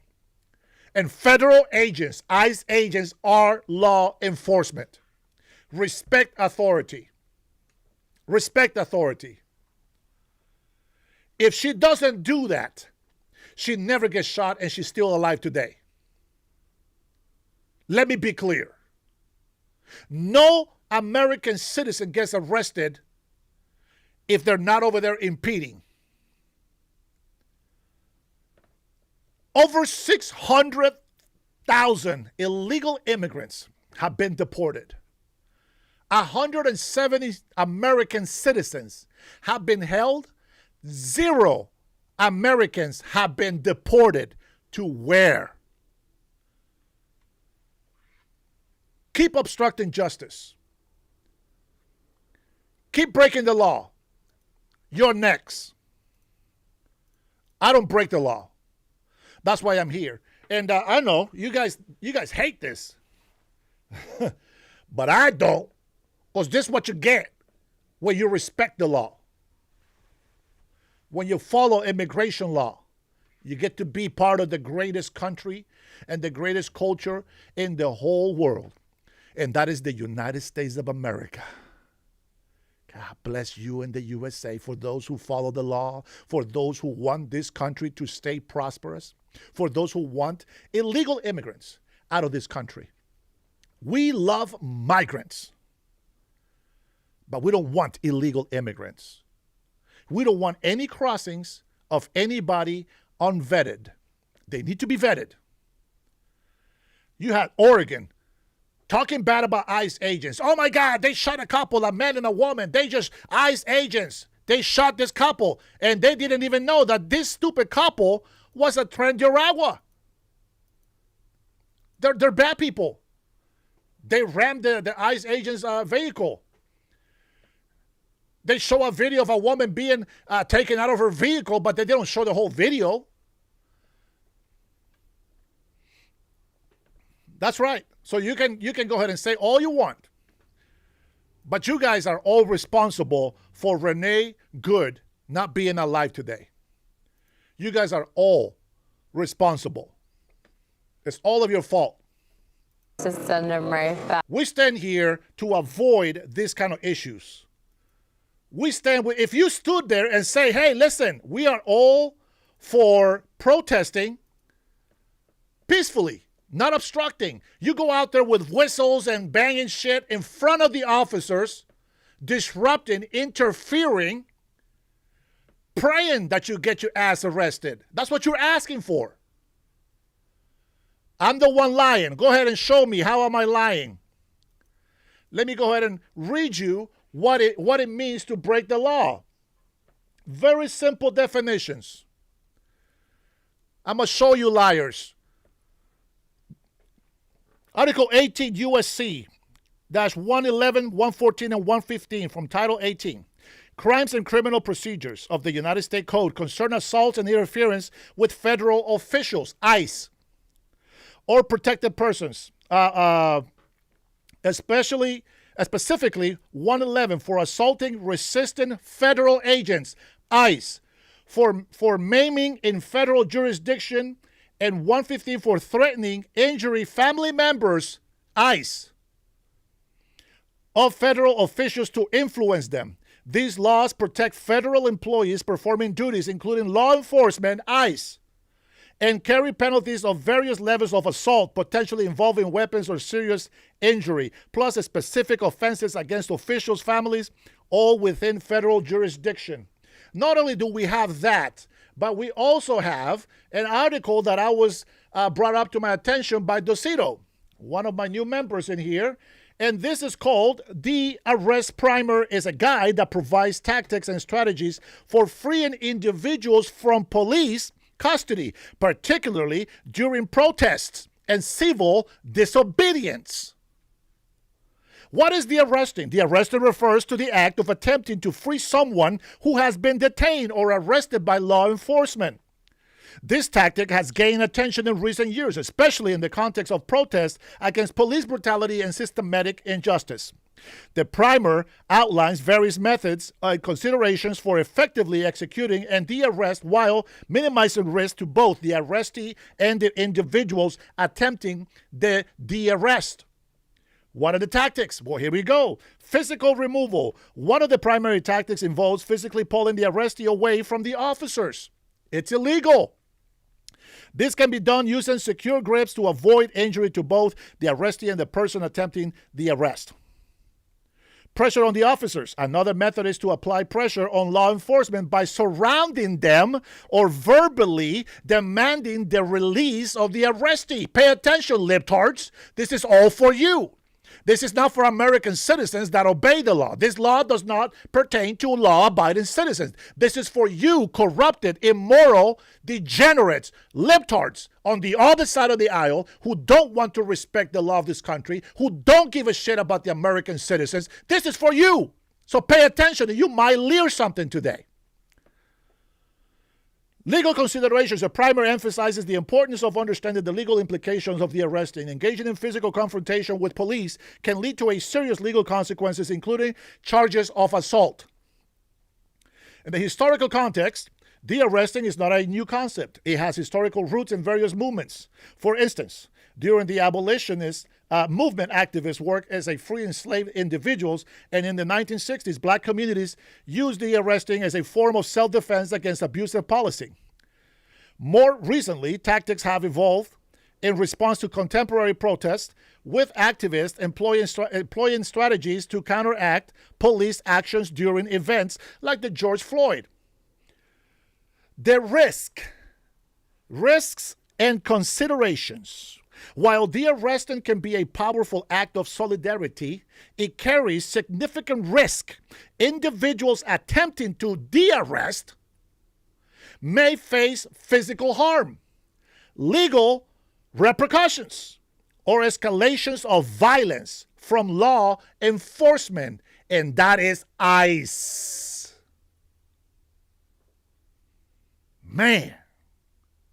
In summary, the de-arrest primer serves as a resource for activists and individuals interested in understanding the dynamics of police encounters and the potential for collective action to resist unjust arrest. It combines practical tactics with historical context and legal awareness to inform the engaged. How do you fight illegal arrests? Through the court system. Go protest in front of the court. Go protest at the Capitol. Don't protest in the middle of the street while ICE agents and police officers, law enforcement officers, are conducting investigations. Get the hell out the way. We're civilians. We are not law enforcement. And it shows why we're not. We're stupid enough to go out there and attack federal agents. That's how you know you have no authority. That's how I know that you guys are not trained to do shit. So why do you have the right to ask ICE agents to get better training? You got no training whatsoever, and yet you are being an ass. You are becoming a felon, interfering with ICE agents. So shut the hell up and try to learn something today. Back out. Look, I think we've been pretty straightforward, at least speaking for my community in Florida. I think a lot of people are really upset about the amount of people that have come here and then also come here, not just illegally, but those that maybe came here fraudulently and are now abusing our system. And we're seeing this at mass scale in Minnesota specifically. But I think that if you look at more of these blue cities and blue states, you'll find it probably not the only occurrence to have happened. And so I'm really happy to see that the White House has assigned a new Deputy Attorney General to this topic. And also, too, I'm very happy that the criminal referrals that we've been sending out of our office have been making big waves at the Department of Justice, and they're following up on that. So I think that there's going to be more to come out of the DOJ on our criminal referrals regarding Governor Walz and also to the Attorney General of Minnesota. Yeah, there's a tremendous amount of corruption in that state, and the fraud story is another huge side of this. I want to talk for a second about a guy named Neville Singham, though. American businessman, made a fortune here in the United States, moves to China, and now spends a lot of his... I'm sorry that I have to yell, man. I get passionate about stuff, okay? But I do thank you, Patriots, for understanding. If I go back and listen to my video and I'm yelling, I don't like it. But doggone it, I'm sick and tired of people breaking our laws, abusing our system, and we're supposed to just sit here and take it because they quote the Constitution? The Constitution is to serve us, to protect us, not to protect criminals and those foreigners that want to cause us harm. I just don't understand. Money, millions of dollars he spends trying to destroy the country that made him wealthy. And Brian and Coyote, I don't know if I told you already, any negative comment from these libtards, just remove him from my chat, will you? Every single one of them. Communist, he's a traitor, he's a terrible person. You have issued a subpoena against him, trying to draw him back to the United States to find out just how involved he is in the chaos that we're seeing being manufactured in our streets over immigration. Talk about that. Oh, most certainly. So to be clear, this subpoena was a motion that I made in committee, and it was passed unanimously by both the Democrat and Republicans. I actually explained just that this individual, Neville Singham, is not a FARA agent. He's not registered as an agent of China, and yet he is funding a lot of these anti-ICE riots that you're seeing across the country. But not just that issue. You can take other issues like Israel versus Palestine, for example, not to get into the politics of that, but taking that as a simple issue. And he's funding an organization called Code Pink that doesn't actually seek to solve the issue or even back up a peace deal. They simply aim to sow discord, specifically in the House of Representatives and among the American people. And we know for a fact that this guy is an open Maoist. It's actually, he's self-proclaimed, but he is, I would argue, probably worse than George Soros, and he's gone on for far too long, unvetted and unchecked. When then Senator Rubio was the head of Senate Intelligence, he actually had put a recommendation in for the previous Attorney General to bring charges. It was never followed up on, but we did make referral to the DOJ. We also sent the Treasury a request to freeze assets because of his failure to cooperate with House oversight and refusal of a request to come in to testify. So we have now issued the bipartisan subpoena. And I would say that this issue specifically, if the DOJ follows up on it, if Treasury Secretary Bassett follows up on this, and they actually take this seriously, which I think they will, I do think that you'll see a lot of the foreign funding ties as well as the chaos that we're seeing in this country, specifically now even looking into what's happening right now with these, again, counter-ICE protests now in Minnesota, that you'll see exactly where it's coming from, and it is simply benefiting the Communist Chinese Party. And I will again say we support free speech, but when you are now violently protesting and causing harm to other American citizens, that's where we draw the line. And so I look forward to seeing what the DOJ has to say on it. Yeah. And what kind of a scumbag makes all of his money in the United States and is a Maoist? I mean, if you truly believe in it, he should send every penny that he has to the Chinese Communist Party for them to redistribute that wealth as they see fit in the country that he lives in. But he's not going to do that. I got one more for you. Jerome Powell, federal prosecutors opening a criminal investigation into the Federal Reserve Chair on whether or not he lied to Congress about the scope of the renovation to the central bank headquarters. The president's talked a lot about this. In July, you referred him to the DOJ for just that. Powell has come out saying he's being targeted by Trump because he didn't cut interest rates. Tell us why this is a justifiable investigation into Jerome. You guys didn't miss that, right? That Chinese guy paying protesters? I hope you didn't miss that. Powell, what? China. What is it specifically here that you see? Look, you can't perjure yourself to Congress. And regardless of what the senators, I don't even know if we want to call them senators because I don't think that they're actually representing the interests of their voters. But regardless of what some of these Republican senators are saying about, this being targeted prosecution by the president, specifically Murkowski, I actually just said today, this criminal referral is one that I did directly and I sent last year. And so for people to say that this is somehow partisan and now somehow the DOJ is opening up this investigation, we sent that request because of his own statements. Powell's own statements where he perjured himself to Senate. And the Senate, as well as Congress on the House side, has the exact same rules. You can't lie to Congress. Anyone else would go to jail for that. So I'm the first person that says if you're going to do it, you should be held in criminal court for it. And so I think that he'll have explaining to do. I don't think it has anything to do with the interest rates, but I also find it very interesting that people are failing to go back to the point that we sent this referral last year and they're trying to make it current as if it's targeted and it's not. So we'll be fighting the fake news all day long on that one. My man, welcome, my friend. Man, you are going to be a moderator. We're going to get rid of every single negative comment from the libtards, every single one of them. Now, the only reason for that is because I am sick and tired of trying to explain the same things over and over to the same morons that come in here to troll. They don't really want facts. They don't really want to know the truth. So basically what this channel has become now, at least for today, it's only those who want to hear the truth, those who wants to actually hear something besides CNN news, you come to my channel and we'll digest all the information that we come across. And let's be honest, sometimes you're not going to like what I say about President Trump, even though these trolls don't know that sometimes I go against him. But for the most part, I love everything he's doing. Some things very, very, very lightly agree with. But nonetheless, he's the president. I voted for him, and I got to trust God, not him. Trust God that he is doing the right thing. Well, yeah, I mean, if it's, that certainly does change the story about, the anger at Powell over interest rates was not nearly as as intense as it has been the last couple of months. All right, good stuff. Congresswoman Anna Pauline Luna, thank you so much. We appreciate it. Good to see you. Thank you. God bless. I bet you guys missed that. But Jerome Powell is being investigated, not just because of Trump did this. No, because he lied to Congress. And when he actually goes to court, he's going to be held accountable for lying. And that is the difference. I don't know if you guys know what the hell that means. Now, I want to go ahead and share this video because this, fucking Jesse. Look at this. This is what libtards want. This is what the libtards want our country to become. And I know as conservatives, and that's not even conservatives, but I know that as American citizens, not even as religious people, as American citizens who believe in freedoms and, you know, they know that this country is the greatest country on earth, we know that we don't want this kind of loonies running our Congress, running our government at all. They are nuts, like literally nuts. They belong in an asylum for the crazy, for the mentally impaired. And we cannot have that in this country. Do you understand? This is the reason why I'm talking the way I'm talking. I wish I can talk about soccer, which, by the way, we're about to get some soccer in here.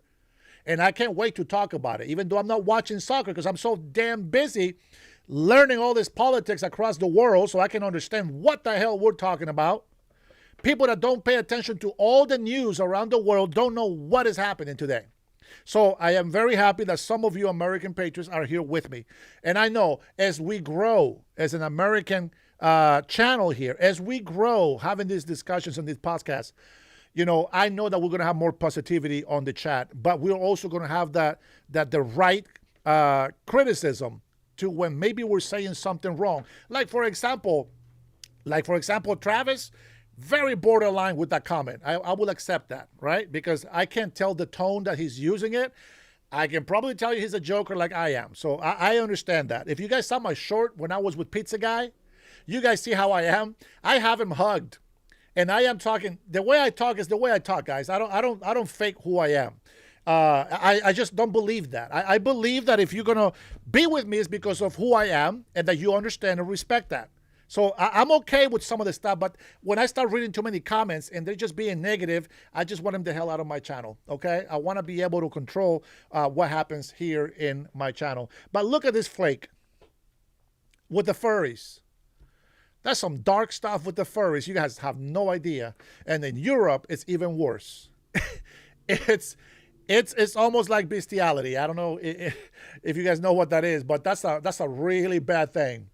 And the fact that you have adults out here, this is not Halloween where we get to act like fools, right? Even though I don't celebrate Halloween. But if I was to do something for Halloween, I'll put like a Batman costume on and I'm going to go out there and be Batman, right? That's okay. It's all fun and game. We have time to be kids sometimes, okay? And we have celebrations and we can have jokes and we can have beers and we can talk the way we want to. And then somebody's going to record us and then they're going to go ahead and play it out in public when it's supposed to be in private. And then we're going to look bad and be, oh my God, this guy's horrible, blah, blah, blah. They don't care about locker room talk. Please, right? We hear all these things because it happened to Trump already, right? So I want you to know this is not what we want for our society, okay? Dennis, do you see comments of Trump about Minnesota? Which ones? On X? Okay, before we get to Jesse, let me show you this one post from X. Thanks to Trump, how the new $6,000 senior tax deduction could affect millions of Americans over 65. Why don't we read into that? Let me see what Carolyn said here. President Trump is making America affordable again through his proven economic formula and powerful tariffs, fair trade deals, massive middle-class tax cuts, energy dominance, and aggressive deregulation. You know, I'm going to tell you why in True Social, I don't have True Social, bro. It just sucks. I'm sorry, it just sucks. And I can't follow every social media. But let me see if they created a post. Mortgage rates fall to lowest level since 2022. All right, let me see what else we got in here. In the war room. Come on, give me some True Social, man. All right, if you can give me a link, bro, I can look it up. I don't have True Social. I should. I think I have. One of my accounts is available in True Social, but I just stopped following. I hate the format. It's not very interacting. I don't like it. I think it sucks. Sandra, I haven't said hi to you, I don't think. So if I haven't said hi, hello. Cutting Edge, I'm going to make you moderator for today. Just so you guys know, when I make you moderators for the day, I may remove that for another day. Sandra, do you want to moderate as well? Do you want the access? Say yes or no. But what is the comment? Yeah, Travis is asking as well. You know what? How about we? Oh, you know what? I want to see if I can find the right video. Remember what I was telling you, right? Well, you guys were probably not here, but we were talking about Greenland becoming a territory, right? Not Americans, but a territory for the United States of America, and how Samoans, they have American Samoa and then Western Samoa. Western Samoa is not part of the United States of America, but American Samoa is, obviously, is in the name, right? And here's a little clip from YouTube. Let's see if this is if this clip actually tells us what happened to American Samoan fishermen. Let's see. Let's do this, right? It's an honor. You've seen that signature, and I don't use auto pen. You know, like Biden. Biden uses auto pen. I think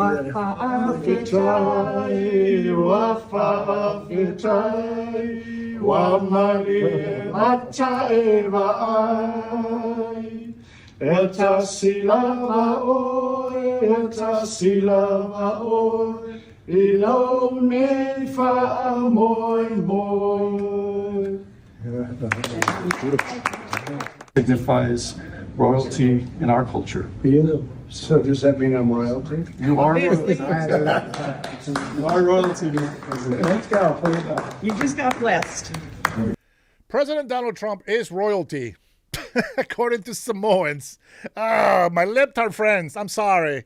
It is what it is, my friends. It is what it is. Yeah, it's very nice. Thank you so much. It's really sexy. So, send me some tuna. Definitely. So the reason why I'm showing you this is for a reason. Let me get to the right one. Traditional fishing grounds. It's such an honor to do this. You know, normally I say things and it's nice and everything's good. You get more water in the shower head and things like that. But this is such an honor. What they've done to you people is incredible. It's like, it's so terrible. When you have to travel 4 days in a boat to fish, and it's usually 7 days, I was told before, but 4 days to 7 days in order to fish. And you were there a long time before we were, right? Yes, yes, for centuries. Like I would say, yeah, thousands of years, I was going to say. Mr. President, Please. you have another fishery in the Pacific Ocean. This is the person. The Samoans, see, America Samoa, they have an advantage. They are an American territory, which means that they get protected by the United States of America. And so what we want for Greenland is the same thing. We want to be able to have the access, the advantage, tactical advantage in Greenland as we do in American Samoa, which is in the middle of the Pacific Ocean, right? So Samoans were not allowed to fish in a part of the ocean where there have been fishing for centuries before anybody else. And so President Trump, on April, I believe, of this year, signed an executive order for Samoans to be able to go back and fish in this area where most of the fish go. If you guys are fishermen, I think you guys will understand. From what I know is that there is seasons, right? And there's certain areas where you can go and fish. So Samoans were being told not to go there, right? But Chinese and Canadians were fishing there. Think about it, Canadians, shit, they're even farther than the Samoans. So there you go. So they sang a song to honor him as a sort of soifua, as a blessing to them. Soifua means blessing. And they are honoring him, and they tell him that he is royalty. Why? Because he is the president. He's the commander-in-chief. You have to understand, Samoans, they have a chief system. So they have a high chief, and then they have chiefs, right, that rule in the villages. And what President Trump is doing here, it's something that Barack Obama, with no nuts, could do. All right. And he actually supported Samoans not being able to fish on this part of the ocean. So thanks to President Donald Trump, remember what the libtards say, that he is a racist, and yet here he is with Samoans, and he's so happy. He's like a baby, like a kid at a candy store. He is so happy to have these Samoans, and he feels so special. You have to understand something. American Samoa is a very tiny island, with like 54,000 people. Very small island. But look at President Donald Trump. When they put the high chief's necklace on, it's an honor. And they tell him he is royalty. Now, you might not like the fact that he's royalty for Samoans, but that's the respect of the culture. And President Trump is so honored by this little tiny island, by this minimum amount of people. He is honored. He's like a kid at a candy store, like I said. And I love that about President Trump. Samoans have the protection of the most powerful military force on earth. Indefensible for Samoans. I don't know what the hell that means. Same fishery that fishes for canned tuna, and then the fishery in Hawaii fishes for fresh tuna. And so there are 150 vessels, and you're opening up Johnston Island, which is very close to Hawaii, makes it a lot easier for them to fish. Even Hawaii. So even Hawaii's. Well, yes, of course. You're helping the entire fleet, and most of our fish are sold on the mainland. We also fish for swordfish, and when we have too many regulations for our swordfish fishery, you get swordfish from Peru, Brazil, and all those other places that don't have the same management measures that we have in the. Dang, man! Do you hear what she said? Do you understand what she just said? Oh man, I got this fire burning in my soul. Do you understand what she just said? For all these libtards, all these people that got their education from the Leering Center. That's America first. And the reason why American Samoa gets that is because they are part of the American territory. If we don't get fish from American Samoa, we'll get it from Peru. And what the hell is Peru to the United States of America? Nothing. No, SoCal, you don't hurt my feelings. What I get sick and tired of is the same negativity on the subjects that we have touched before. And every time that you bring January 6th, we already agreed to disagree. Because you say it was an insurrection, which I agree that some people did that. But that woman, Ashley Abbott, that actually came through that window that got shot in the face by that piece of crap police officer in the Capitol. We're not going to jump into it, but that's the reason why, okay? United States. This is powerful. America first. And then you have no idea how this helps the United States of America. That's an American territory. And that's not me saying it. Doggone it. They put the high chief's necklace on him. They honor him and bless them. They blessed President Donald Trump. You have no idea what the hell that means. That means a lot to the Samoan community. Some of you don't know what honor and respect is. These people are very spiritual.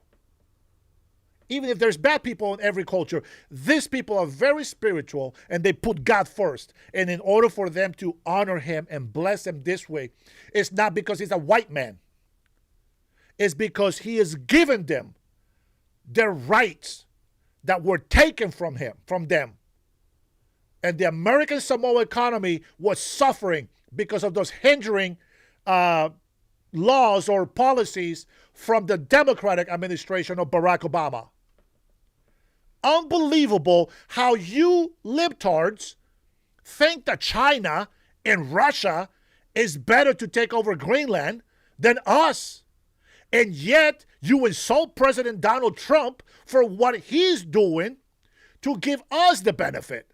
And you defend China and Russia. But the moment that he goes against China and Russia, now you go and defend China and Russia. I hope that makes sense. I think I might have said that backwards. If President Trump is with China and Russia, you are against China and Russia. If President Trump is against China and Russia, you are for China and Russia. unbelievable. Unbelievable. We are very grateful in Hawaii for this, the fishermen, and it's fantastic. So what's the difference? You say canned tuna. Right, you have two different U.S. fisheries there. Yeah, but the same tuna.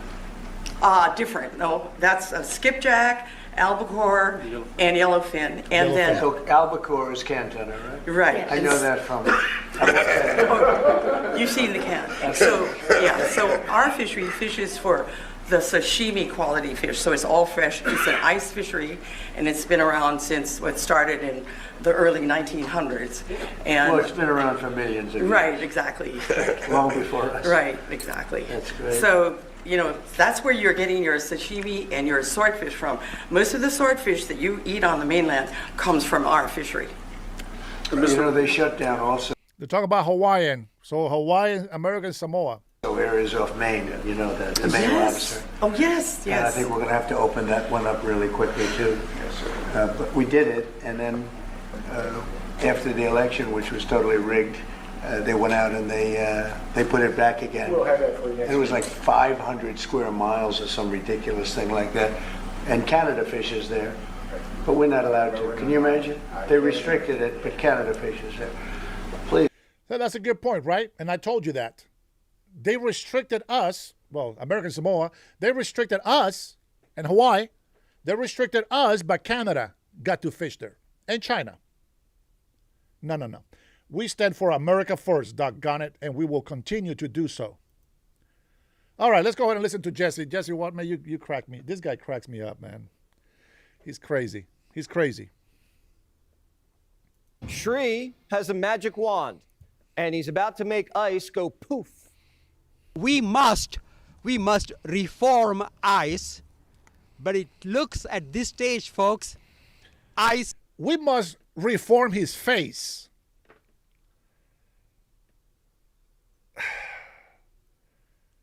All four of these people in here, these motherfuckers hate America. How the hell are they in power? I had an idea, illegal immigrants, but why did God allow that? Oh, man. It's one of the mysteries. This is beyond reform. ICE is totally out of control, and this week I intend to introduce a bill. I don't know if he's laughing or if he's angry. To abolish ICE. We need to make ICE go away. Abolish the police, abolish ICE, abolish your face. That's what I say. Make ICE go away, but let the illegals stay. Right? Shri must be working for El Chapo. Or he's high as a kite. Democrats are making ICE out to be more deadly than Tren de Aragua. They are free to act with impunity, to purposefully manufacture and They wonder why their citizens are out there obstructing ICE, impeding investigations from law enforcement agents like ICE. They wonder how. The libtards just never learn. But just listen to their language. I don't make it up, guys. Just listen to their language, and then you make your assumptions or your conclusions. escalate confrontations and even... Brother, Denmark ain't shit. China and Russia can poop on Denmark and they're done. You understand that? Russia, as a matter of fact, okay, so just so I understand, Russia already told NATO that he's going to F them up if they don't agree to the terms of Donald Trump. I guess Putin is the puppeteer for Donald Trump, from what I heard. But I can tell you right now, Russia can take care of Denmark without a problem. The only reason why they don't destroy Ukraine is because Putin, I don't know about this tactical thing, but he's not fully attacking Ukraine. He's doing some attacks, but that's not a full-on war, he says. So that's the difference, okay? Now, you already know that Russia has no feelings for NATO. He's pissed off. And President Trump told NATO, you guys made a big mistake by not including Russia. So you know what? They don't care. Do you think the Chinese care? Matter of fact, let me give you some insight if you didn't know. The Chinese, not that they can, But what the Chinese are wanting to do, right now, our dollar is about 70% the value, I think, somewhere in there. Okay? China wants to be the dollar in the world. That's never going to happen. But that's what they want to do. Okay? So we, the American people, stand against that. And that's why we got to take all these territories. What do they call it? What's the term that they use for acquiring more territories so that we can strengthen our nation and our tactical defenses? I can't remember. Somebody put it on there. It's in the tip of my brain. It just doesn't come out. It just doesn't come out. But I'm sure you guys know what I'm talking about. Something about man, what the hell was it? Oh man, I forget what the hell it was. Some type of doctrine or something. I can't remember. Somebody will put it in the chat. I'm sure you guys know what I'm talking about. Execute whomever they. By the way, listen to this liar. Okay, pay attention, please. American police are executioners, but hold on, S.A. Let me have him say it. Listen to this liar, please.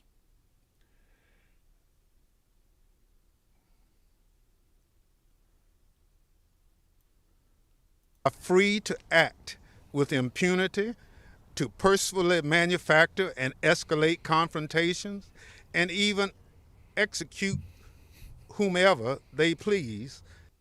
American police are executioners, but MS-13, just Maryland. Oh my God, I knew somebody knew. But I had the doctrine part right.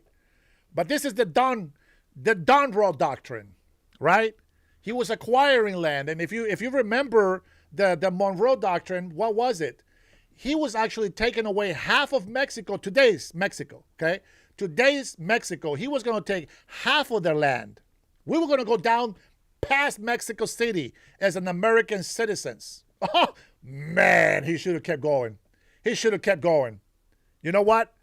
Mexicans, there would be the border, the American border would have been way down south to the middle of the Mexican country, and all of those Mexican people would have became American citizens. Can you imagine the Gulf of America just being represented even more than that?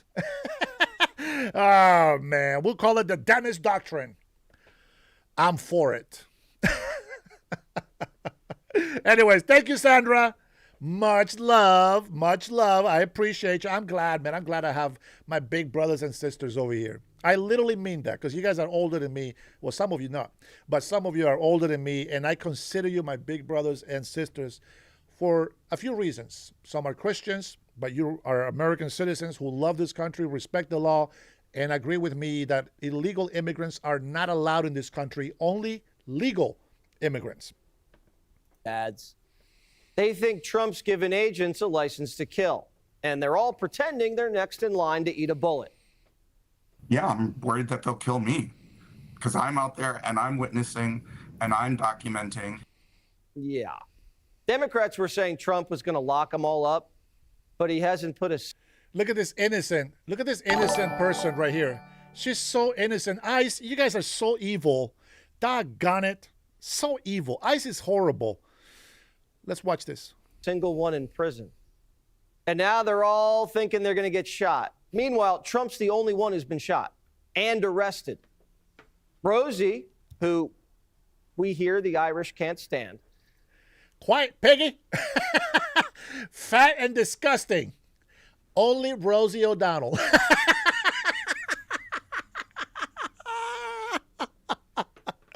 Rosie, even the Irish are getting sick of you.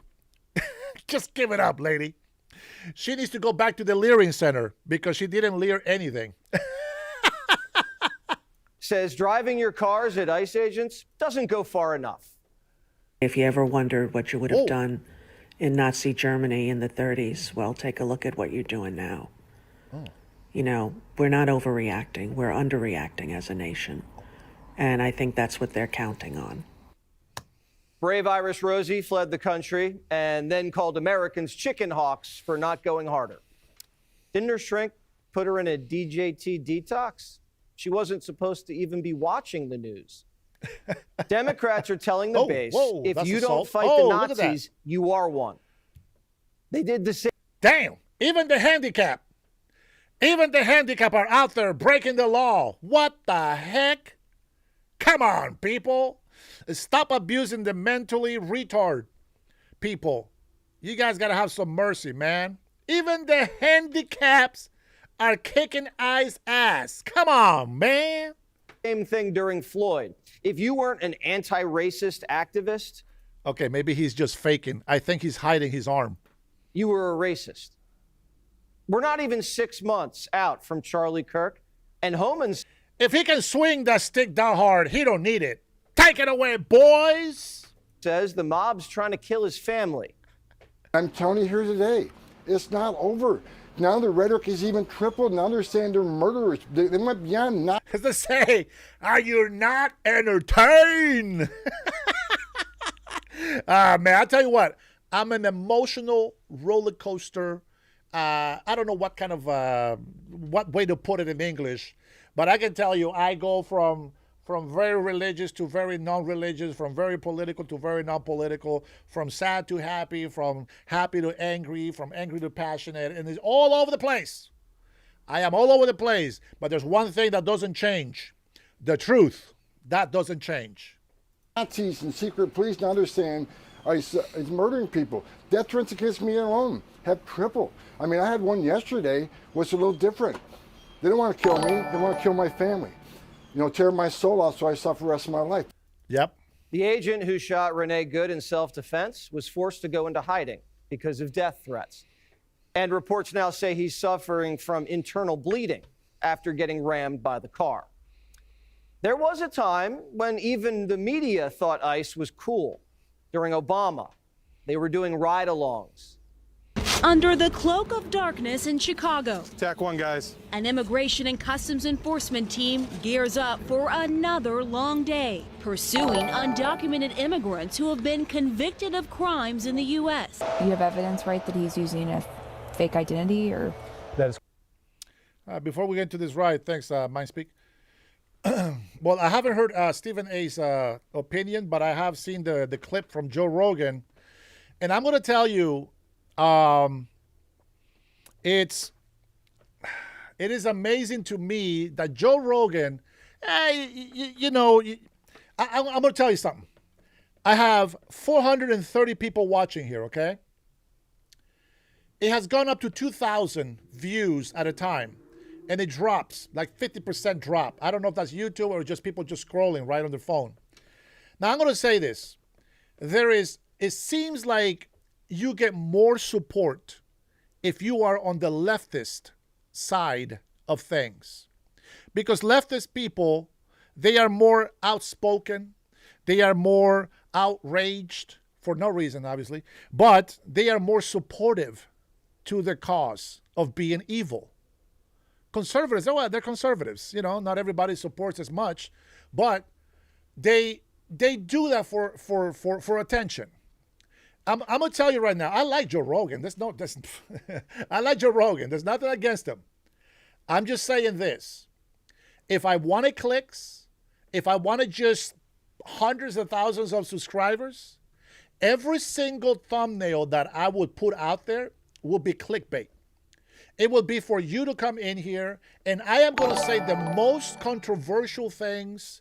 I will lie to you. I will give you some narratives that the popular channels like CNN, they got over 15 million subscribers. Imagine that. I think it's like 14 something, but millions of subscribers. So just imagine I go to CNN and be like, yeah, down with these losers, down with ICE. You know how many people from ICE will come to me because of my comment on CNN?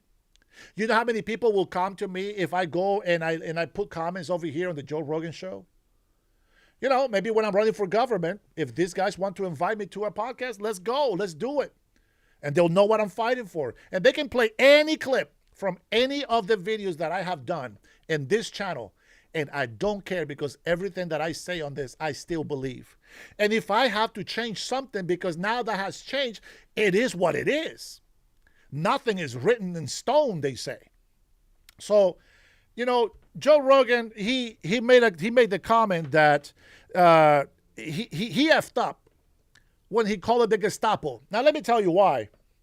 Because the moment that you use that language, you are agreeing to the whole narrative that the criminal, corrupted politicians on the left have been doing. Now, if I talk to him, listen, we just had a major invasion of illegal immigrants. Now, when you guys think about that, you guys are so racist. You guys think I'm talking about Mexicans, Hondurans, Salvador. No, a lot of people, any person that doesn't have permission to be here, Chinese, Middle Eastern, Iraq, Afghanistan, all these people came through the southern border in Mexico because they knew that it was open. Joe Rogan said, what, do you expect everybody to go out there with their papers? Well, doggone it. Hell yeah. Do it. Do it. You know ICE is doing raids. Do it. Get your damn passports. Get your documents in order. Go visit Mexico. Hey, let me see your papers. Here's my license. No, let me see your papers. Yes, sir. Here you go. Like Mexican federales know what the hell they're doing. Okay, what are you doing here in Mexico? I'm just passing through. All right, check the license, blah, blah, blah. You know what? I got my documentation. If ICE agents are coming to Seattle, it is announced. They're coming to Seattle. Okay, there you go. Pull me over. Here you go, sir. Here's my passport. Okay, thank you, Mr. Herrera. Have a good one. Hey, can I get a selfie? That's what I would say. But Joe Rogan said, what are we, the Gestapo? Shut the hell up. You ungrateful mother... They're doing to protect your ass and your children's future. So I don't care how popular Joe Rogan is. He ain't perfect. And I guarantee you, he stands for President Trump more than against. He has the right to his opinion. Everybody does.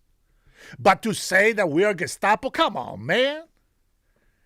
I disagree with him 100%. And I think I'm older than him. So there's that seniority. Correct. We believe he's been using a U.S. citizen's identity to live and work. He has an Illinois driver's license. Third target, he has an unauthorized use of a weapon, which was a firearm. He has a couple DUIs. He is a criminal. He has extensive... Oh, my gosh. Everybody, let's go protest. They're going to arrest another illegal immigrant, an innocent, hard-working illegal immigrant. Let's get ready to protest, guys. The brain power of the libtards is just, they lear nothing in life. Life experience, they lear nothing. History, they lear nothing. Common sense, they got none because they got their common sense from the Lear Center. These people would just never lear. It is unbelievable. But you know what? Let's go. Let's go. Let me go ahead and play back. Immigrants who have been convicted of crimes in the U.S. You have evidence, right, that he's using a fake identity, or? That is correct. We believe he's been using a U.S. citizen's identity to live and work. He has an Illinois driver's license. Third target, he has... Oh, guys, come on. He's just a hard worker. He's using my papers to work because he just wants to work. He's a hard worker committing fraud, which is a felony, but that's not a big deal for the leftists. You guys are so moronic, you don't even see that. I can't understand your accent, says Jim. Then Jim, shut the hell up and get the hell out of my channel. Go to the corner for 30 minutes if you want to stick around. SoCal, you're so close. You're so close. Has an unauthorized use of a weapon, which was a firearm. He has a couple DUIs. He is a criminal. He has extensive... Level up those likes, my peoples. We only have 152,000 views. Let's get up there. Oh, Lou Ellis, you better behave. Your ass is going to be timed out right away. I'm telling you that right now. Zero tolerance today. Criminal history, and by taking him out of the community, it's making the community safer. So Obama's boys were picking up illegals wanted for identity theft, DUIs, and gun charges. Now Trump's men are nabbing killers, carjackers, and child... White guilt, it's white folks who think they are better than anybody else, and therefore everything that those minorities have to go through, they think they owe something to them. But guess what? I ain't got no white guilt, so I got to say it like it is. And I don't speak with emotional conviction. I'm speaking with factual, following the law. It is very simple. No, SoCal, state one fact. Give me one fact. One fact on immigration. Give me that. You know what? I'm going to tell you something. If I lose my passport, they got my fingerprints in the system, you moron. They can check my fingerprints. If they have to take me to the police station, okay, so be it. I understand. We just had an invasion. It is the duty of the Americans to be able to collaborate, to be able to cooperate. They're not going to deport me. Where are they going to deport me? Back to my house? This is my house. This is my country. And if they were trying to deport me to Honduras, I would stay quiet. Enjoy the free plane ticket back to Honduras. Now, if they try to put me in jail, I will say something. But if they just say, hey, we're going to have to deport you. Okay, let me grab some things. If they say, I will not say anything. No, I'm just kidding. You can't do that because they have to process everything, okay? And they will find out that I'm a citizen anyway. So, no, that doesn't work. Molesters. And Bernie's like, leave my landscaper alone. You don't believe that ICE agents should be picking people up off the street? Grandmothers and gardeners. Yeah. This Trump general movement toward authoritarianism, his disregard for the Constitution, general disregard for the rule of law. Disregard for the Constitution. What the hell are these leftist, corrupted damn politicians on the left? What the hell are you talking about? What the hell are they talking about?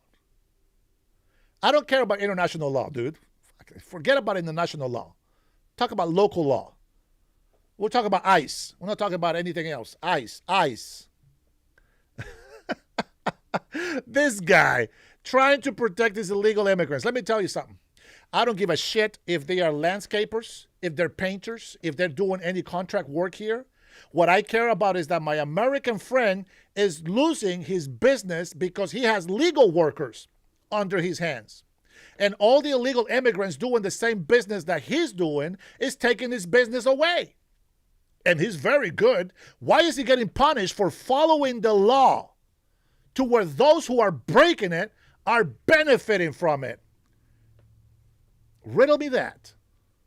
We cannot allow that to happen in America. Have you seen any video of ICE tackling a guy on a lawnmower? No. Have you seen any video of Homan arresting Jose, just watering azaleas? I haven't even seen a grandma get busted, and I have access to all the videos. Omar says ICE hasn't arrested a single criminal.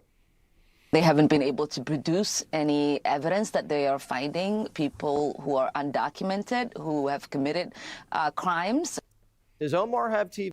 Zero tolerance means zero. Or the internet? I know Verizon was down today, but come on. We're swimming in mugshots. My speak. Shut the hell up. You know what he's talking about. If they're after a certain person, they will chase them. They will throw them off the lawnmower.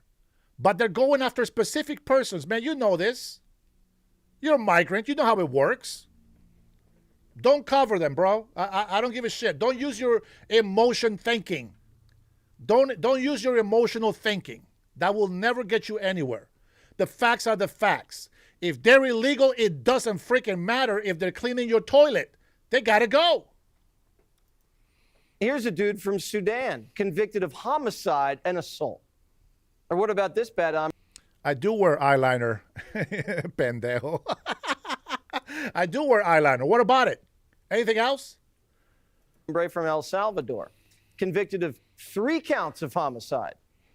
According to my math, that's 3 dead people. 3. Here's one from Omar's neck of the woods, a Somali national convicted of homicide. I can do whole shows of just mugshots, but then we wouldn't have time for texts. Why do Democrats want to keep these kinds of people in the country? Mayor Fry seems to, again, Matt, we've said this many times, choose illegal aliens and criminal illegal aliens over the American citizens in his city. Let me say that again. He chooses criminal aliens, aliens that would harm children, kill, rape, and maim American citizens. He chooses them over his own citizens. Minneapolis has been siding against its own citizens. Frey and Waltz let their taxpayers get fleeced out of billions by Somalia. I'll give you libtards one warning. Stay on subject, okay? You start coming over here doing some negative shit, insults or whatever, you will be gone. And then they never even said, sorry, I screwed up. It took a sink or swim champ, Nick Shirley, to blow the roof off. Jose, 838, 100%, my friend, 100%. I'm with you on that. Shadow Man says, ice baby. What the hell does that mean? What?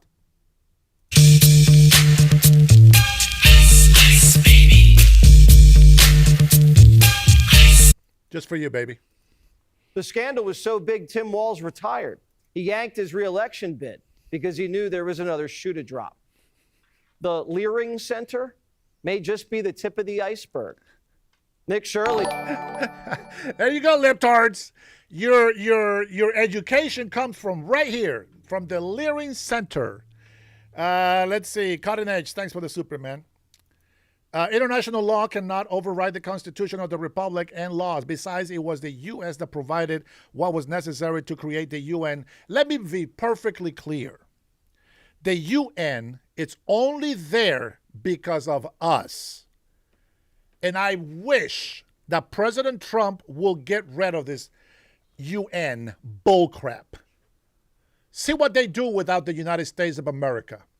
How about we create a new UNW, and we grab everybody that wants to be part of this new program in the American continents.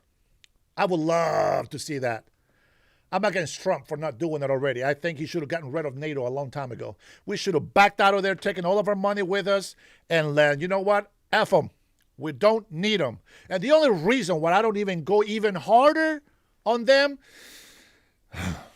is because I like Mark. And he loves our president. So, doggone it. There's always something blocking us. There's always something blocking us. Hey, Squilbert. Bam! You got one of these, my friend? Just don't get tired of showing it.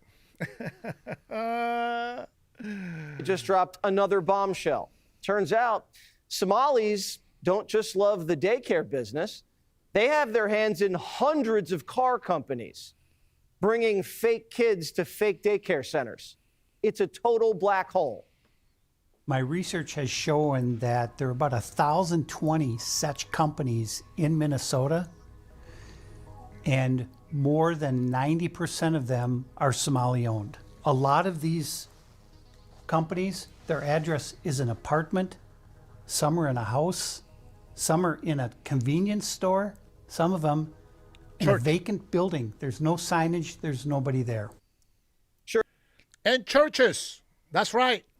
Churches. Unbelievable. Shirley and his deputies say these transportation companies are ripe for the picking.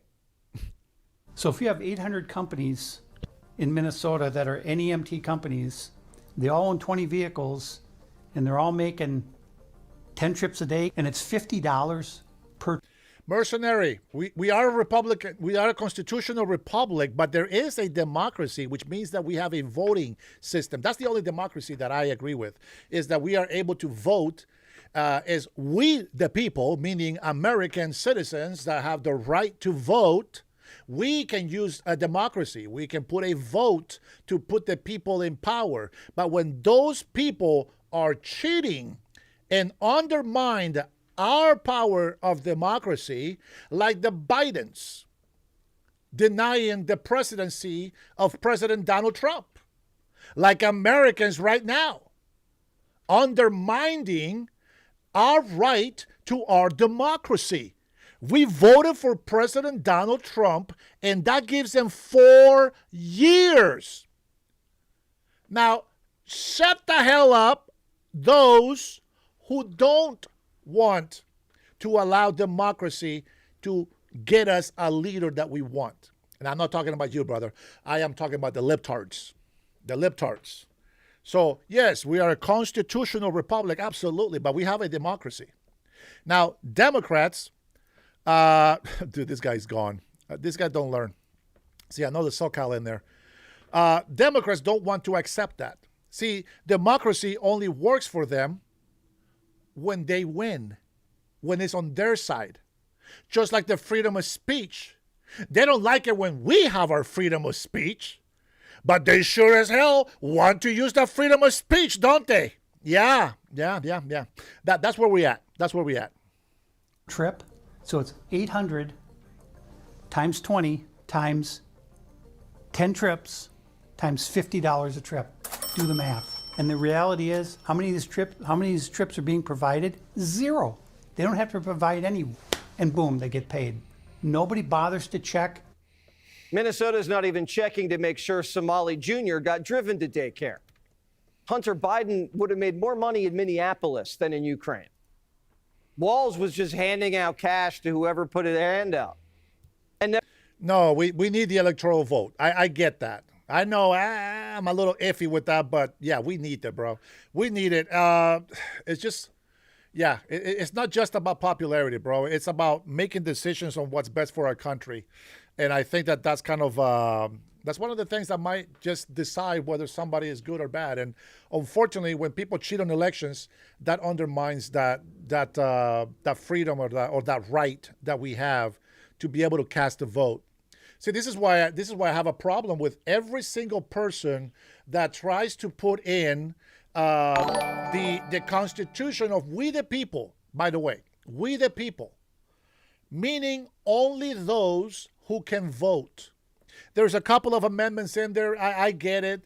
We can discuss or we can argue, but you know what? We're not going to do that because we already know once you feel this is what you believe, and once you believe what you think you know, there is no change in that. So we're not going to go into that debate. It's a dead end alley. There's nothing good to come out of it. So we agree to disagree.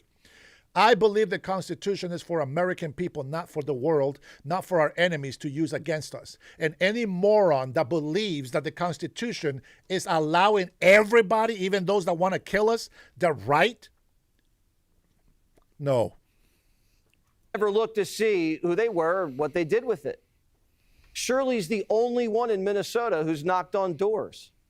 This does not look like Safari Transportation. Where is the transportation company? I don't see any signs denoting that there's any transportation. Oh. Masha Allah. That's the name of that business. Masha Allah. Oh. How are you? Look at this We're guy. looking for the transportation company. Safari Transportation? Looking for Safari Transportation. No, there's no Safari Transportation here. No Safari Transportation? Safari Transportation, Hey, 607 Cedar Avenue. We're just looking for Safari Transportation. We don't know. So, but this is registered for Safari Transportation, know. That's the 607. address. Okay, we don't know. We're asking where Safari Transportation is. We don't know. Okay, so the business is not here. Somalians start a shell company. They say they have cars to take kids to daycare, and they file the address at a convenience store. Shirley couldn't find any cars, kids, or car But we don't do that, mercenary. Be good. Be nice. businesses there. But Minnesota's shoveling money at them week after week, every time they send them an invoice. So guess what happens when Shirley finds fraud? The Somalis, just like they did with the politicians, play the race card. You hate Muslims. I'm not saying I hate Muslims. We're talking about fraud. Muslims. We're talking Why about are you fraud. attacking us? This Are is we the fraud. only community?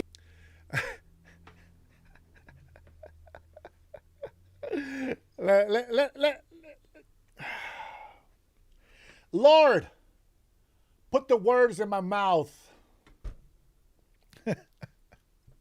Let me tell you something.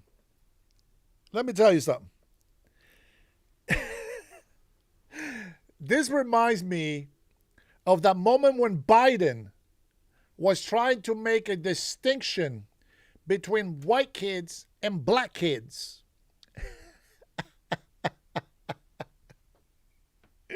He said white kids and poor kids. white kids and poor kids. You see, the racist mentality automatically goes to that point. Blacks are criminals. They are poor. They are broke. They are the scum of society. That is the racist mentality. And you supported this clown Biden. Let me tell you something. When President Donald Trump says we're going to go after all the criminals, all the thieves and the racists and drug dealers, the left came in and say he's racist. Now tell me, what about this comment is racist? Yeah, nobody, you're out of here, bro. What about it is racist? We're coming after criminals, drug dealers, pimps. Why would black people come out and say, you're racist? He didn't come in there and say, hey, you Somalis are fraud. He said, we're here investigating fraud. And their reaction is, you hate Muslims. He don't know if they're Muslims. How do we know they're Muslims?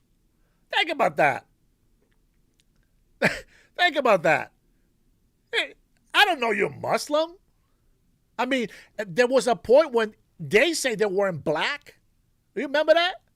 Well, now they're black because it's the easiest, the easiest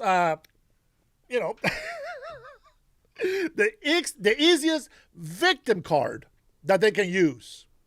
So why is it that when somebody says, hey, we're investigating fraud, oh, you're racist and you hate, you're Islamophobe.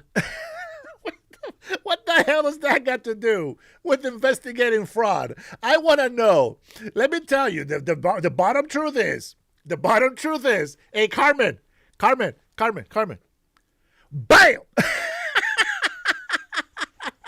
Oh, man, I love flashing. I love flashing my passport. Oh, man. That's awesome. That's why I love suits.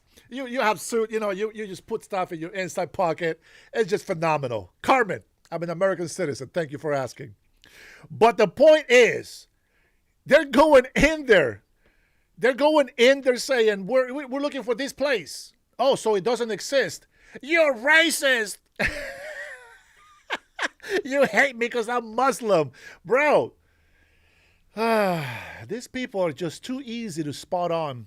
These Somali pirates, I'm going to tell you something. Hey, Jedi, okay, I am a Honduran American. Let's get it right, okay? Now, remember, for a lot of people, just before we continue with the video, for a lot of people, what you don't understand is there is an ethnicity, right, which will be like a native descent. So I'm not Mexican because I'm not an Aztec. I'm not an Palo Verde. I'm not none of those Oaxaca. I'm not none of those Indians. I am a Mayan. I'm a Mayan and Spaniard mix. I'm a mutt. Now, some parts of the Mayan kind of cover the south of Mexico, but that's because Mexico used to go all the way from the United States area all the way down to Panama. And then we started independence. Every country, every one of the countries had borders that they had to respect, okay? So, in a way, I guess we are all related with Mexicans and Native Americans, all the way from north, all the way down to Panama. We're all related in some way. But nationality is your country, your nation's name. The nation of the United States of America makes it American. See, Mexico, it's a United States of Mexico. Bernie, what's going on? Mestizo, my friend. That's right, baby. Bernie, I miss you, bro. Where you been, man? You know I love you, bro. Thanks for stopping by, man. It means a lot to me every time I see you. I haven't been, wanting to bug you on your phone or anything. But I am taking a trip, my friend. And I'm going to put some videos out. Maybe I'll go live, depending on the reception on the area where I'm at. But only members will get to see these videos. And you will see why. Because this right here is just a little hint of what's coming very, very soon. So Oh, man. Hey, Bernie, does this color look familiar? Do you like this jacket? Oh, man, I think you have it on in that picture, brother. I think you have it on that picture right there. All right. So, for those of you who don't know, well, now you know. All right, let's go ahead and get back to these fake victims. That suffers because of fraud? We're talking about fraud. Are we the only community that does fraud? Are we the only community that does this? This is about fraud. Wait a minute. Wait a minute. Did you hear that? Did you hear this? Did you hear this, Governor Bernie? Listen to this guy. Listen again, please. Listen. Them an invoice. Watch this. So guess what happens when Shirley finds fraud? The Somalis just Attacking us. This Are we is the fraud. only community that suffers because of fraud? We're talking about. Are we the only community who suffers because of fraud? Are we the only community that does fraud? Are we the only community that does fraud? You can't make this up. Are we the only community that does fraud? You heard that, right? You heard that. Okay. This is why it's important to learn some English. That's right, Rich. That's right. We just had an invasion of illegal immigrants, and we have to do our part as American citizens. And if that means carrying my passport to prove my citizenship, why not? You carry your license, don't you? Of course you do. So why not carry a passport? You see what I'm saying? Boom, boom, let's go, baby. Let's go. Okay, tell us again, brother. Tell us again. Only community that suffers because of fraud? We're talking about fraud. Are we the only community that does fraud? Are we the only community that does this? This is about fraud. All right, but there's what, 300 Somali providers in all of Minnesota? There's actually 800. Don't touch me. So, you speak transportation English? companies. Your security doesn't even speak English. Listen, let me tell you something. This isn't a race issue, sir. This is about fraud. You want to sacrifice the safety of 80,000 people. If only Somalis will come MAGAs, Trump will pardon their fraud. I don't think so, buddy. They are far too cooked. There is no way to bring that back, my friend. It has to happen to all other white folks who did fraud. Don't believe me, search. Oh, I know. I understand that. And again, I'm going to make the bottle of, I'm a migrant, but I'm a legal migrant that became a citizen. Okay. Now, if there is any fraud in here, right? If there is any fraud in here, there will be people that will be held accountable for it and be guilty. And there is people that get guilty, but with no proof, just by association. In that case, whatever that pardon entitles, maybe they would probably get a pardon from the president if they at least show love for this country. If they at least show a little sign that says, I am so sorry, I'm guilty, I'm so sorry. If they just a little bit, maybe there's a sign. But these people have been a fraud to all American citizens, and we have to stop it here in Minnesota, because it's happening in Washington, it's happening in California, it's happening in Oregon, it's happening in Ohio, it's happening all over the states. You cannot stay quiet. You got to continue telling the truth. You got to continue to search. I don't give a shit if you are Somali. I don't care if you're Chinese. I don't care if you're white. If you are committing fraud, you need to be investigated. And stop being so damn defensive. Don't pull out the race card. Don't pull out this Islamophobe card. Come on. That's what I'm against. Let them investigate. What's the problem? You know what the problem is? Ilhan Omar and the Democratic corrupted politicians have such a big problem with Doge. Do you know why they had a problem with Doge? You know why? Because they were money laundering to Somalia. They were supporting terrorists. USAID got canceled. The economy in Somalia crashed down. And the economy in Somalia is only $12 billion. Let's not forget about those cases where Somalis were caught bringing millions of dollars in suitcases, going through Europe, and then into Somalia. Let's not forget about that. And tell me one thing. How did nobody on TSA that looks through all these luggages through the x-ray machine never found $1 coming into that country illegally? Let me tell you something. Every time I go to Honduras, here's my passport. Every time I go to Samoa, here's my passport. Okay, sir, you know what the most common question is? How much money cash do you have with you? If you have more than $999.99, you're okay. But the moment that you bring $10,000 or more, we'll question some things here. Let's see. Number one, why you have this much cash? What's going on? This and that. Imagine $1 million in a suitcase. Whoo, Dosito. Oh, man. I already read the whole thing, brother.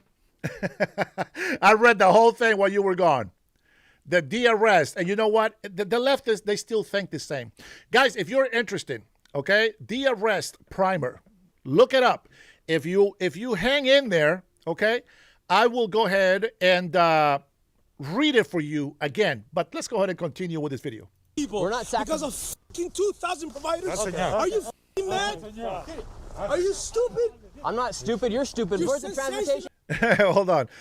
Remember when Fox said euthanize the homeless? Well, I mean, let's be honest. Should homeless be reproducing? I don't know, man. I don't know. Company. What about if a mass shooting happens in Minnesota? It will be because of you. It will be because of you. If any Somali gets hurt in Minnesota, it's because of Nick Shirley. Okay. 80% of Somalis are on welfare. And they have a citywide fraud ring. And now they're the victims? No, the victims are the taxpayers. Shirley couldn't find a single legit business. Yes, we're wondering where Silver Mountain. Silver Mountain? Silver Mountain. Oh, I don't know that. Where it is. It says 2722 Park Avenue. Sandra, thank you. I got you. I got you, sis. Where is Silver Mountain here? Silver Mountain. You don't have a permission to do that. Okay, so Silver Mountain does not exist. You were the name's not Silver Mountain. It's just Silver Mountain. Don't ask me that. When you come. All right, so sir. Well, Silver Mountain does not exist. You're making a business. Park You Avenue. have millions of people. Okay, I'm going to point out the obvious. I'm going to point out the obvious. Some people, you might like it, you might not like it, but I'm going to point out the obvious. Let's just say, for whatever reason, it's not Somalis.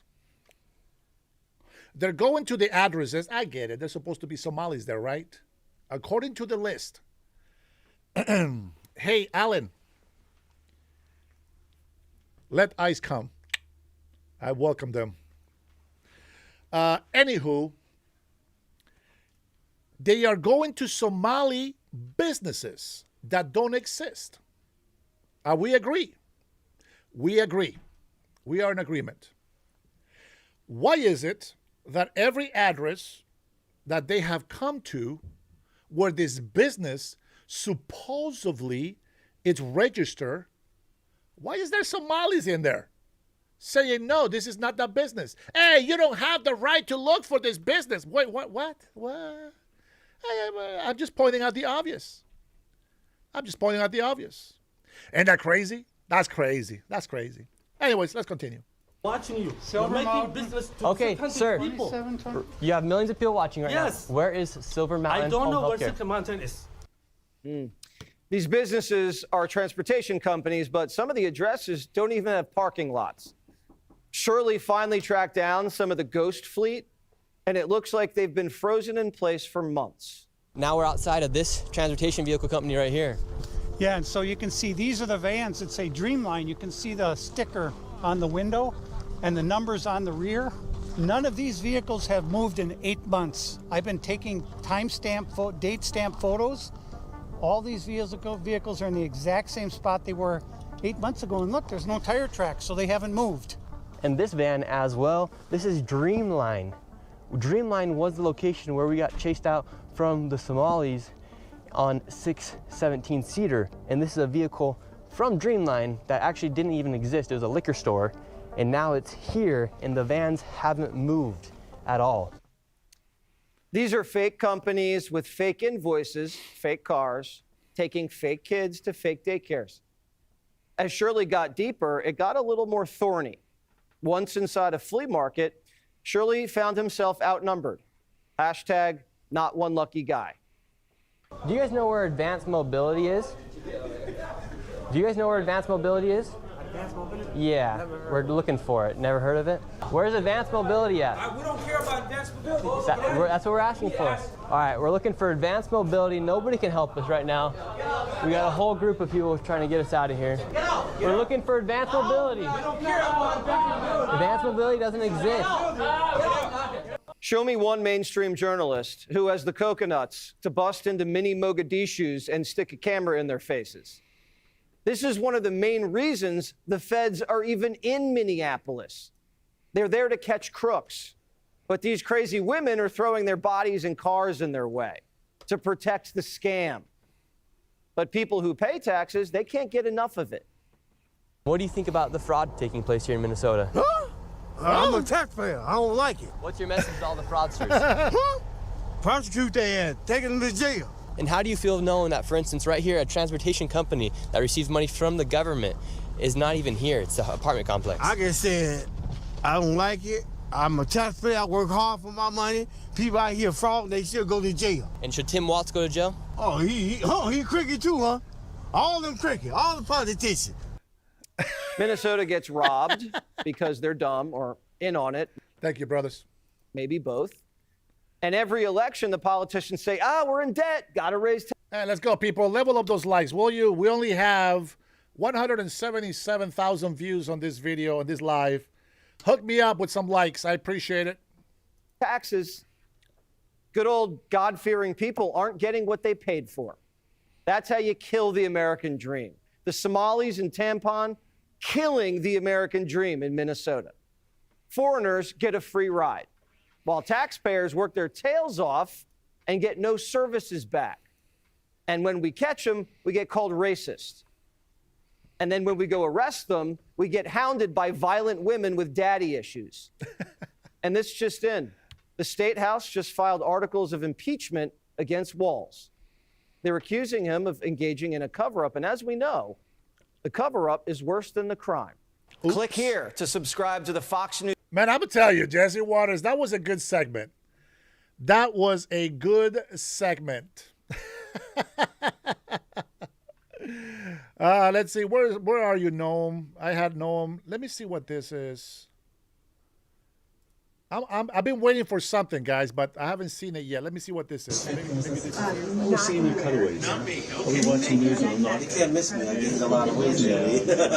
Usually I'm just seeing your face between two officers will be you watching. The area that we are going to is right next to the chamber, so we are going to stay in a very tight line. It's a very... All right, we're going to wait for this. I think it's supposed to be live. This is Venezuela's opposition leader Maria Corina Machado meets with the U.S. Honestly, I know it's supposed to happen today, but I don't know if this is actually the live that I'm waiting for, okay? So, hey, and thank you guys for subscribing. I appreciate it. You guys have put me in. Let's see where we're at now. We're at 16,182 subscribers. Thank you guys for that support. Thank you for showing me the love. I appreciate it. We are up to 179,000 views on the live today. Thank you so much for the likes on the video. I appreciate every single one of you guys.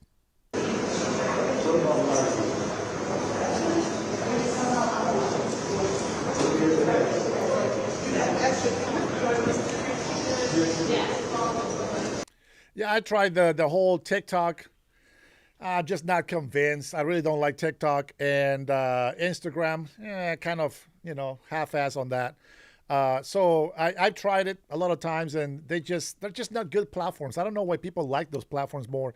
They only support you if you do some dumbass short videos, or if you're very pro China. It seems like all the videos that go viral is videos that are stupid. They're making yourself look like a dumbass is what goes viral. But telling you the truth, they call you that, except you don't go viral. Time is on my side. Yes, he is. What's going on, Time? Welcome to the Dennis Herrera Show. I know the haters don't like it, but the patriots love it. And I appreciate every single one of you. Come on, people, hurry up. Let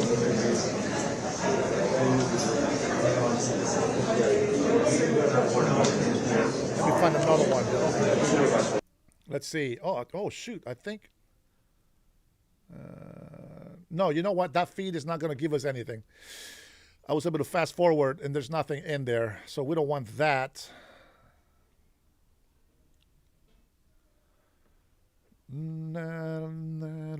Let's see. Nope, we already seen that live. Let me. Where is Kristi Noem? What happened? You let your city burn. Noem says Walz rejected federal help amid rising. Okay, let's take a look at that. There we go. White House, and thank you for your time, Madam Secretary. Yes, good thank you morning for inviting to you. me. What more can you add from this incident last night? Well, our agents were out doing what they're doing every single day across this country, as they were doing targeted enforcement, going after individuals that are breaking federal law.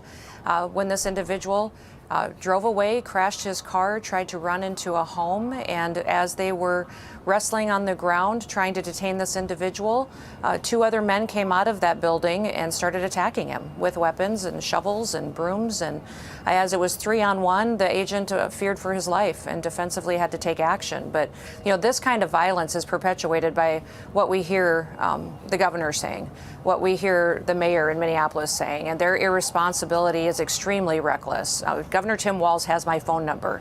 I have called him and talked to him and said, listen, you let your city burn down in 2020. Don't do it again. President Trump wants to keep everybody safe. We're enforcing federal law.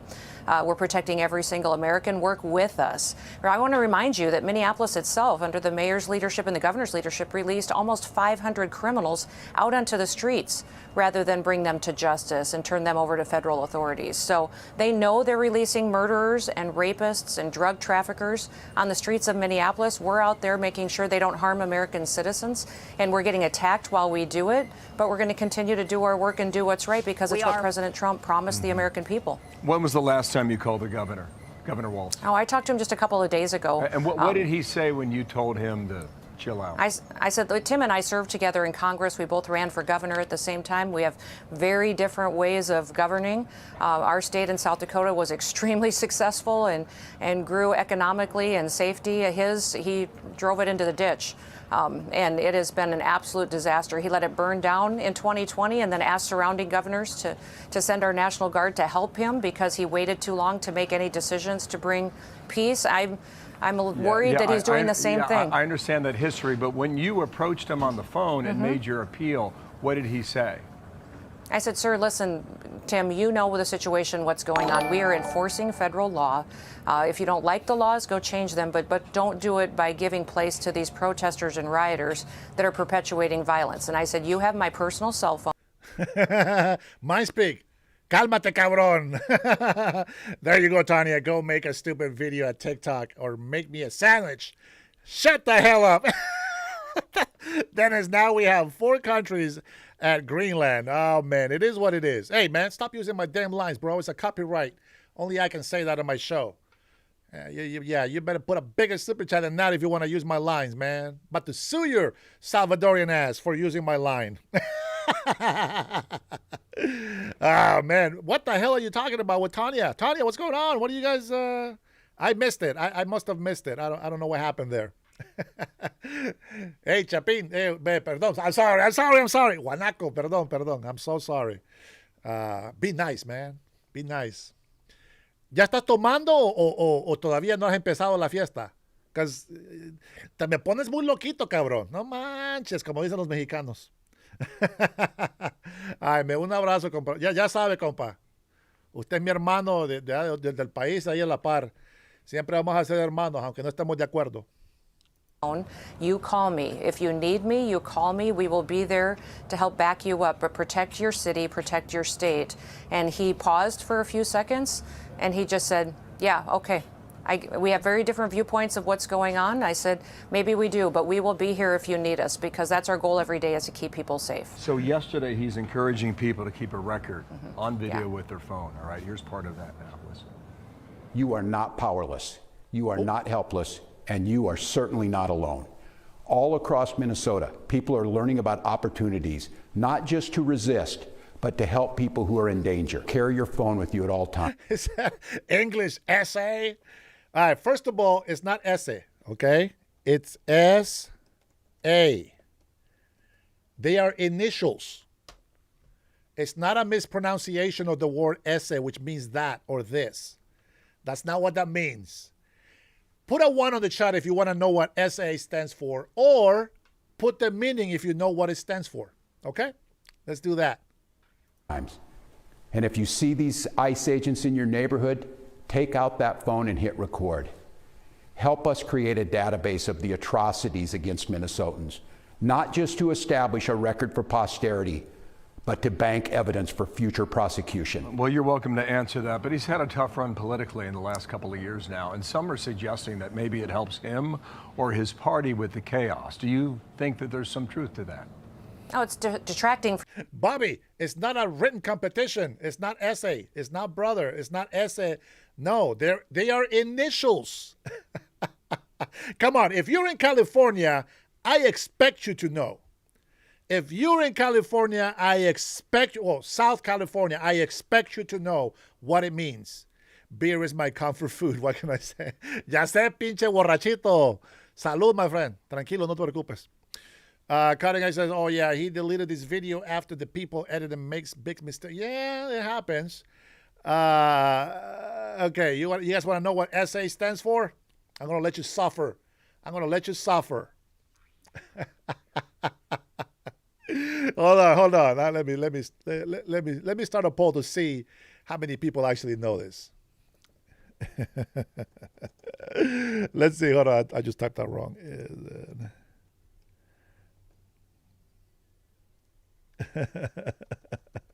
First of all, we got to find out what you guys think.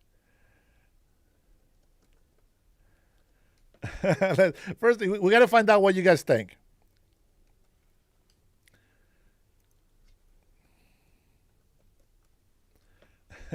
Let's see what happens. Here you go. From the fact that for years he's had the greatest fraud in American history happening right under his nose, and he didn't just allow it to happen. We believe, from all indications, that he was complicit in it, that he knew all about this Somalian fraud that was happening, stealing from government programs and taking dollars away from the most vulnerable individuals in this country and putting it in their pockets to make them rich. So he had this fraud going on for many years. He'd love to change the. Here, I'll give you a hint. It's not. I'll give you a hint. This is the other version. This is the other version, okay? But this is the only hint that I'm going to give you to understand what those initials mean. And I expect all of you beaners in my chat to know what this is, okay? Every single one of you beaners like me should know what this is. So, this is the equivalent of that, of the initials. There you go. The conversation, trying to demonize our ICE officers. But we're not going to. We are there. We're doubling down in Minneapolis to get to the bottom of this fraud, to make sure we bring perpetrators to justice, and to make sure that we're doing the right thing and bringing safety to the streets. So I take your answer to be a yes. Is that right? That you believe the chaos does help him and or his party? Absolutely. Only my beaners understand what that means. If you are not a beaner, shut the hell up and keep your white guilt with you. Because if you look at the mainstream press, they're helping them. They're misportraying the situation on the ground. We had an officer last night viciously attacked with weapons, 3-on-1, where his life was in danger, and he defended himself. And you see a lot of news reports out there that it was another ICE shooting. They didn't report anything about the weapons or the fact that these individuals came out of a home to beat him mercilessly. I feel bad that I am not letting her talk. Homeboy is vato. Okay? Homie, vato, yeah, loco, those kind of fool, that's what that is. But essay is not an accent. They are initials. It's not dude, bro, homie, man. Nope. So I know that the Spanish people in here, like I said, my beaners, all the ones that eat beans like me, you guys know what a Chicano is? Does anybody know what a Chicano is? Okay. I'll tell you this, okay? A Chicano is a Hispanic person that comes to this country and their kids are Chicanos. They are Hispanic Americans, and I just told you what the SA stands for. What's another word for Hispanic? I know some of you will get it. What's another word for Hispanic? And I know that as soon as I type it in here, you will know. If you didn't know, now you know, and you are a lot smarter for knowing the difference.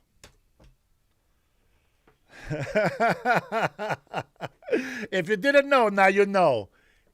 Chicano means Hispanic American, Mexican American, Honduran American, Guatemalan American, Spanish American. That's what they call you. Hey, SA. It's SA. With a shovel, and that he had to protect his own life. And this college. See, you know what's talking about. He said, "Ni gusto frijoles." I'm a half breed. I can understand by the way that you butchered the whole Spanish language there. It's not ese, because ese means this and that. It means this. Hey, this. No, man, we're not that stupid. Spanish American, that's it. The equivalent is Chicanos. That we're soon coming to back him up. So absolutely, I think that this is a distraction for him. We're not going to let that happen. We're going to continue to talk about the fraud and the stealing from the American taxpayers that he has allowed to have happen in Minneapolis. It is the largest.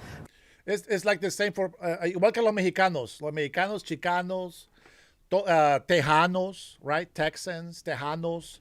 Chicano es cualquier hispano, normalmente en México porque es el más cercano a los Estados Unidos, but every single Latin American country that is born here, has kids here, they are those essays. Yeah, Hispanic American, yeah, Hispanic American. Spanish American. It's Spanish American is more like a bad slang to Hispanic America, because Hispanics is already including that we're mixed. We're native Indians mixed with Spaniard descendancy. But if we say Spanish descent, we're talking about Spaniard descent, and we're not really Spaniards. We are proud of the half breed that we are. So that's why it's not like, hey fool. No, hey fool is like saying, hey crazy, right? Hey loco. That's why if you hear me say loco to Mindspeak, it's because Mindspeak is Salvadorian, I'm Honduran, and we are neighboring countries, and we speak almost the same, except Salvadorians, they don't pronounce the S right. A lot of Salvadorians, they pronounce the S like in English, like the H sound, ha, right? Salvadorian, right? Salvadoreño, homos amigos. The real hard accent Salvadorians, they use the sound of the S as an H.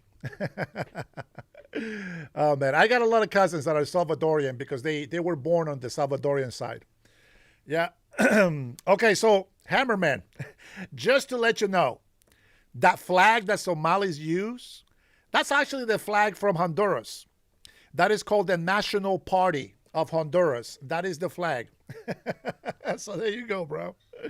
All right. Fraudulent scheme in American history, we believe. It's in Minnesota. We're going to get to the bottom of it and bring people to justice, Okay. even the elected officials that allowed it to happen. Two more things quickly. I don't have much of time. The mayor yesterday was warning people not to take the bait. That was his words, right? We cannot counter Donald Trump's chaos with our own brand of chaos. Do you sense that he's backing away from his tougher language perhaps a week ago? It's better than it was a week ago, but he's got a long ways to go. He needs to start working with our law enforcement officers. We could go get these criminals off the streets with their partnership and do it in a safe manner with less agents if he told everybody to go home and said it was no longer acceptable. The violent rioters that we're seeing on the streets today are there because of the mayor and how he's spoken. He needs to make sure that he's working with us, with his law enforcement officers, to make sure we're arresting the dangerous ones and sending the rest of them home. Last point. The president's threatening the Insurrection Act.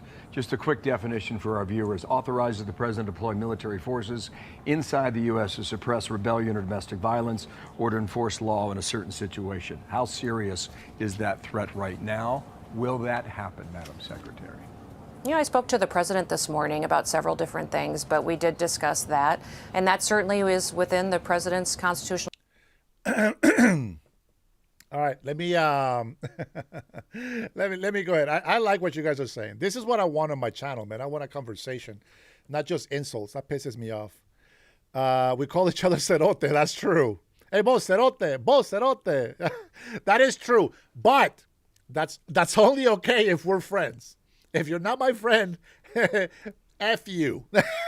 Don't call me that unless you're my friend. It's like saying, you know, the N-word for with black people. Don't call me that unless we're friends, okay? So mine's big, I know, man. And I'm going to tell you something. I know people think that I'm a hateful person. I don't want migrants. No, by all means, I want all migrants. I want my, you know, especially my Hispanic people to come here.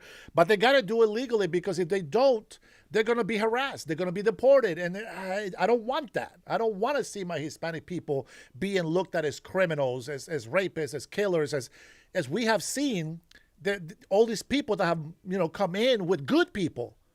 We just can't, guys. I'm serious. It's nothing to do with it. It's sad, emotional. I get it, but we need to really, really respect immigration law, man. We just can't. I don't know how else I can say it without sounding like I'm hateful, but as sad as it is the truth.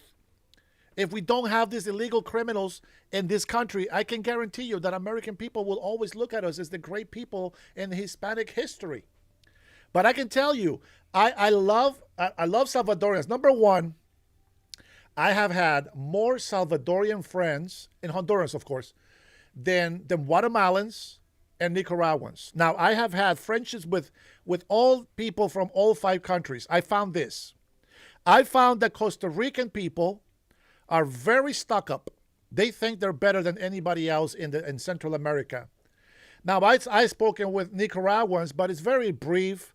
They seem to be pretty close to Hondurans, okay?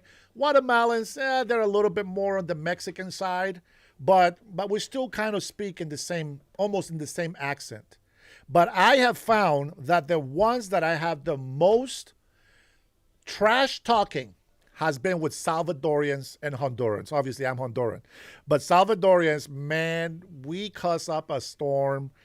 We have a blast, and have to be very careful, because some people, their blood is not meant to take alcohol because they go crazy. They go nuts. But I can tell you that when you find a good Salvadorian or Honduran, like me, for example, me and mine speak. This guy gets on my nerves sometimes because he's an asshole about it.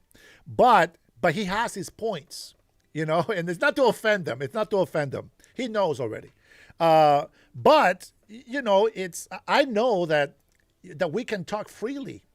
And I know that he's not going to be like, you know, getting mad at me, or if he knows that I'm talking shit to him and I'm talking back to him, I can tell you that I know he's not mad at me.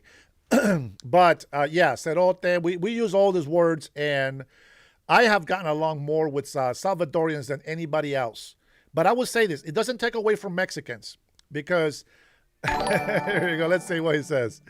Do you know if the world gets underwater, only the Salvadorians will survive because cerotes flow, baby? Hey, not all of them. Not all of them. I seen some sink, bro. They got some serious, especially if you're a big beaner like me, bro. If you're a big beaner, you're going to make some cerotes with enough iron to make that boat not float. I'm just saying. That was probably too much, but don't worry. Probably nobody knows what the hell we're talking about.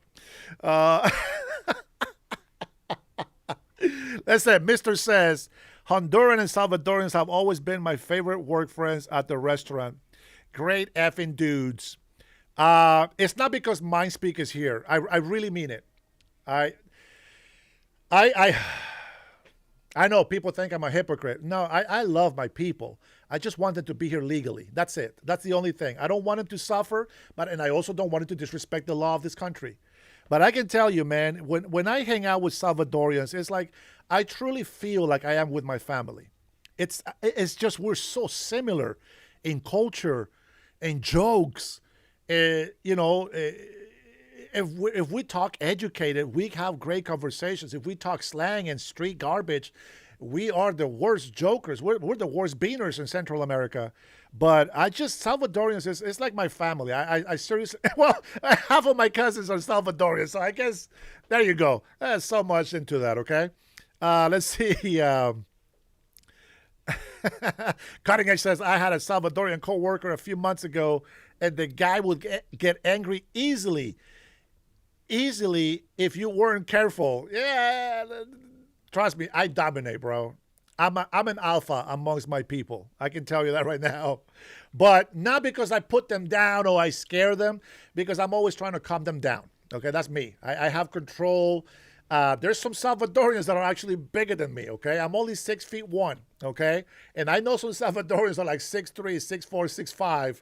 There's some big giants in Central America. Don't let that fool you.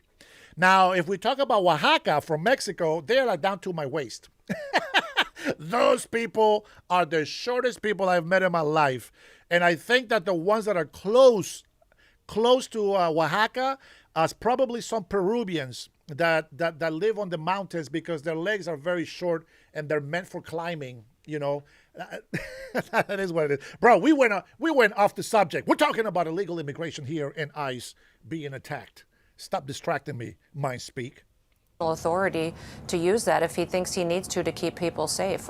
What I love about this president is the very first question that he asks me is, how are you doing and how are our people doing in this country? How are the people doing and our law enforcement officers? What can we do to keep them safe, but to also make sure we're bringing dangerous criminals to justice? Well, there's a lot of work to be done based on what we're seeing in Minnesota, and who knows what comes next. Thank you for your time. That's right. Hey, I don't know if you guys saw this before, but it says this from a day ago, I think. I guess yesterday. There was some shooting happening. Let me take a look because I want to know myself. Now, this is a long 19 minutes. We'll probably won't watch the whole thing, but let's take a listen a little bit. It was a chaotic scene in the middle of morning rush hour traffic. It says Gainesville police, suspect killed, 2 officers shot. Brings into light some great concerns that we had upon arriving here because we had our motoring public. Let's be clear. I don't want to give false information. Why is the poll still going? Let's close this poll. 60% of you mofos is wrong. SA is the correct way to say it. Their initials, it means Spanish American. Now you know. Now, let's make something clear. MindSpeak and I, we're brothers. We're both from Central America. I love him, except soccer time. When we play like in Salvador, we don't know each other. And we have added one more thing to our battles. I am a Seahawks by living here in Seattle, Washington, and he is a loser 49er in California. So we already beat them. Well, they beat us a lot too, but we're going to have a rematch. Remember that. I'm looking forward to it. And by the way, you never paid me my $100 that I bet you on the Seahawks game. I told you $100 that Seahawks was going to beat San Francisco, and you didn't pay up. Sucker. I'm not betting on this one. Get out of here, bro. For some reason, I can't find my 49ers hat. Something must have happened to it. Businesses that are trying to make a living, all having to deal with this. I bet $100, and you know what? When I won, you didn't show up in my channel for like a week. That's how I know you were avoiding me. So, bro, I'm not just joking, brother. It's unfolding, again, in a very violent manner. Immediately thereafter, once we were able to secure our 2 police officers that were wounded in the exchange and get them treated and taken to the hospital, we, of course, began a search of the area. Information that we had received took us to a nearby business, a lumber yard, where the initial... Guys, we're going to have to watch this later because I do have to go pick up my wife. I'm having so much fun with you guys, despite all the bad shit that we have to deal with. I'm having a lot of fun with you guys. I'm glad that MindSpeak is here. My patrons are actually have a good sense of humor. And for all of you guys that come into my channel, man, thank you so much. First of all, I want to say MindSpeak, I haven't done this for a while, but MindSpeak is actually the boss in the chat. And I think that he needs to be honored with the title. So we're going to go ahead and put this in honor of MindSpeak. I haven't been doing this for a while because leftists have been beating you guys on the chat, and they don't want to see President Trump dancing. So with that being said, let's go ahead and get this. And I'll go ahead and get our one last video just for now because I might do another live later. We'll see. But I'm having a lot of fun with you guys. Talking shit is okay. Joking around, all that stuff. But at the same time, we can talk some politics, some religion. Listen, we have to be free people. We have to be able to love and argue and stuff. But sometimes if I'm blocking your comments because it's just, it's just throwing me off, it's just too negative, and we're not at that stage of, the show, then I'm not going to allow it, period. There's sometimes that I want to really concentrate on what I'm doing. And if you guys are negative about it, the only time that you can pause me is if you have a super chat. And I'm very clear with that, okay? These guys have been putting super chats for me all the time. So I appreciate it. And if I, get to your comment, I'll read it. You don't have to put a super chat, but you can demand it. Okay? There we go.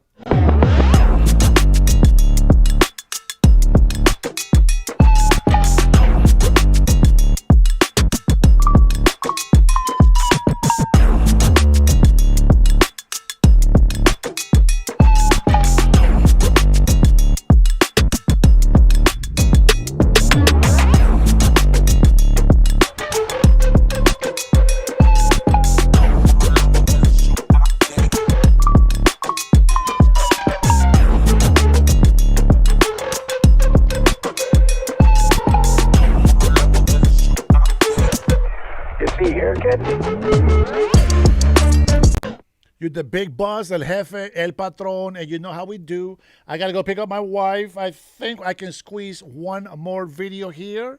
And this is going to be our video for our crime chef. Everybody knows if you like the crime chef and you want to support his channel, you can go to Crime Chef and subscribe. Give him a like. And tell them that Dennis Herrera sent you from the Dennis Herrera Show. I'm sure he'll appreciate it. His channel is growing fast as well.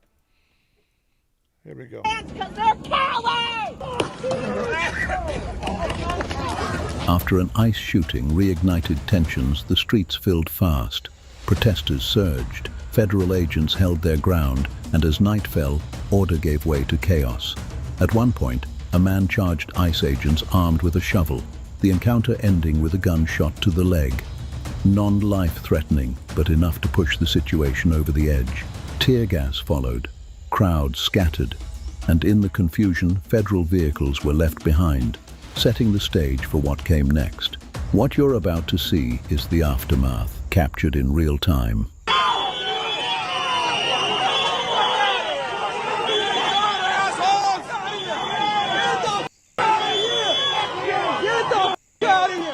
I will not rest until every illegal is deported and every rioter terrorist is locked up.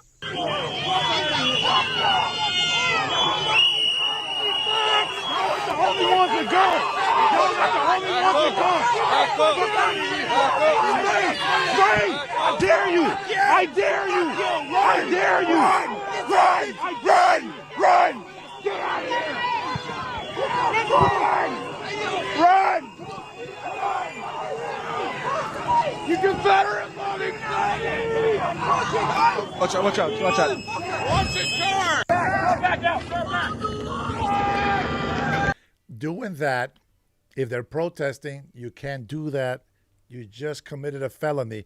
And if you get caught throwing that stuff, your ass is grass. Just saying.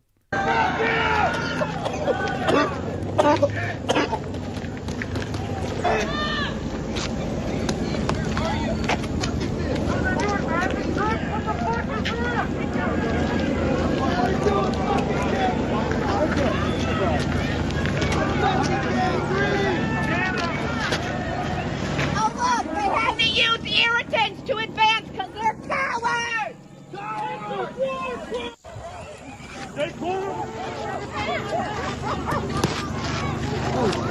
Hey, keep moving. There's a little bit of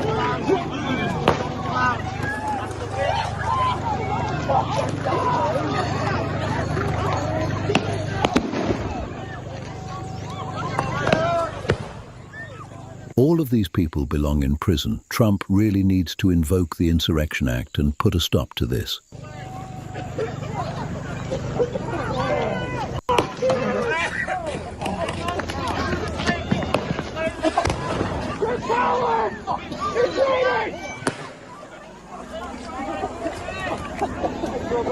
Yeah!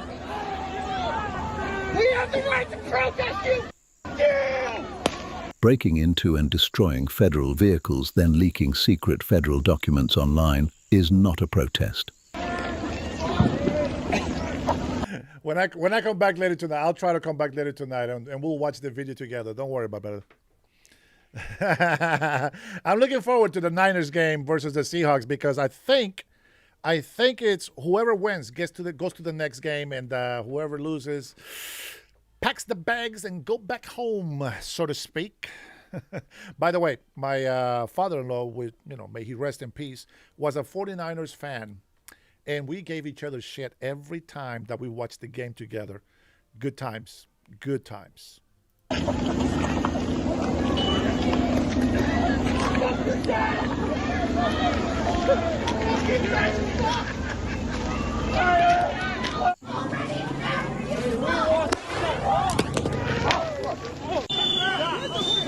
He has a gas canister in his hand. Yep.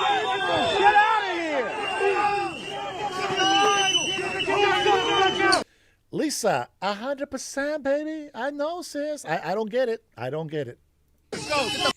But most importantly, why are people putting yeah, who farted, right? More importantly, why are people putting their life on line for this? Come on, they got families at home, don't they? Don't they got work to go back to? Don't ruin your life protesting for things that you shouldn't. And if you do protest, do it the right way. Don't commit felonies doing it. Pepper spray was sprayed. Hallelujah. Spray these terrorists.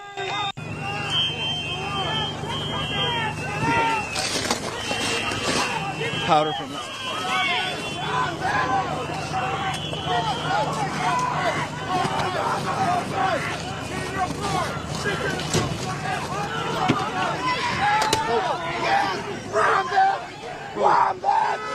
This is ice being thrown at ice. Pepper spray canister was. Salt water. Why so late, brother? So late. Thanks for the super chat, my brother. Much love, Dennis and Patriot family. Double tap that screen, like, and subscribe. Consider being a member and joining Dennis Herrera Show. Patriot love, real news. We'll probably catch you later because I have to go pick up my wife. She's gonna be waiting for me. But I want to finish this video here and then I'll come back. I'm telling you, I got so many things that I have to do, but I'll try to come back later tonight so that we can go ahead and watch the news that I was going to watch today. Dropped by an officer, run back to grab it. Oh, you a bitch! You don't care what y'all fucking bitches said! Get the fuck out of here! Woo! Woo! Get the fuck out of here! That guy screaming does not sound like an American citizen. Didn't go off. Oh.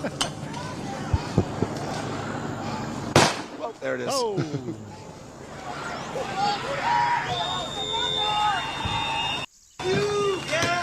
Run like a little. Oh.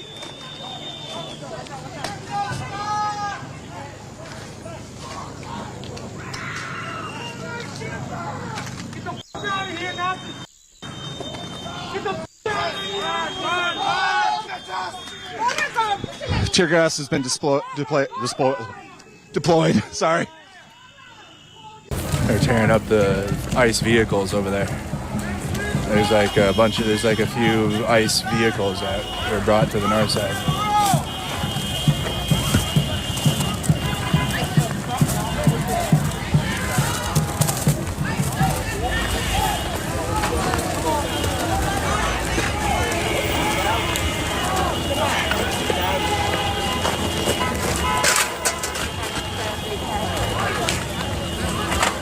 They tore that shit up.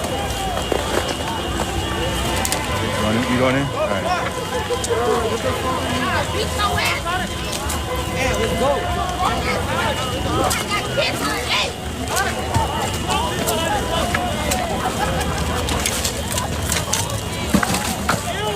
The Minnesota terrorists will still find a way to pull the victim card, and the woke media will claim these are mostly peaceful protesters. It's a complete joke and betrayal of the American people. There's a few ICE vehicles that are left. Dang, they tore their shit up.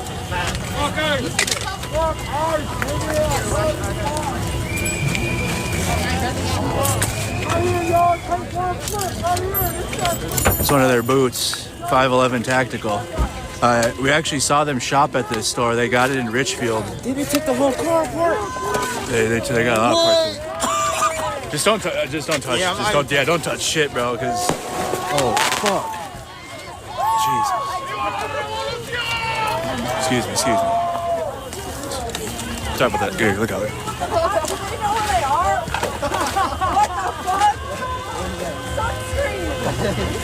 They have their bag out here, their clothes. Their clothes are in the street, all their medical shit.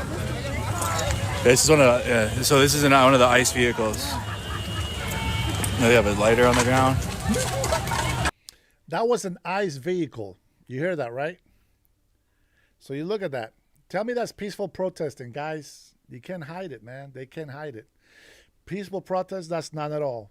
And my man is right. Felons, all of them. They're all felons. And all these people touching, leaving fingerprints and all that, if they get investigated, bro, they're screwed.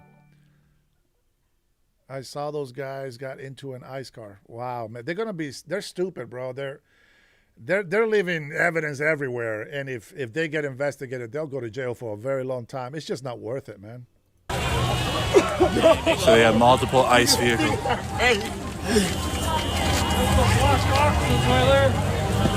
Keon, are you excusing violence against ICE? Dang. Not the Reeboks. I had the Reebok. Thank you so much. Thank you. Had the Reeboks on. Dang. It's crazy work.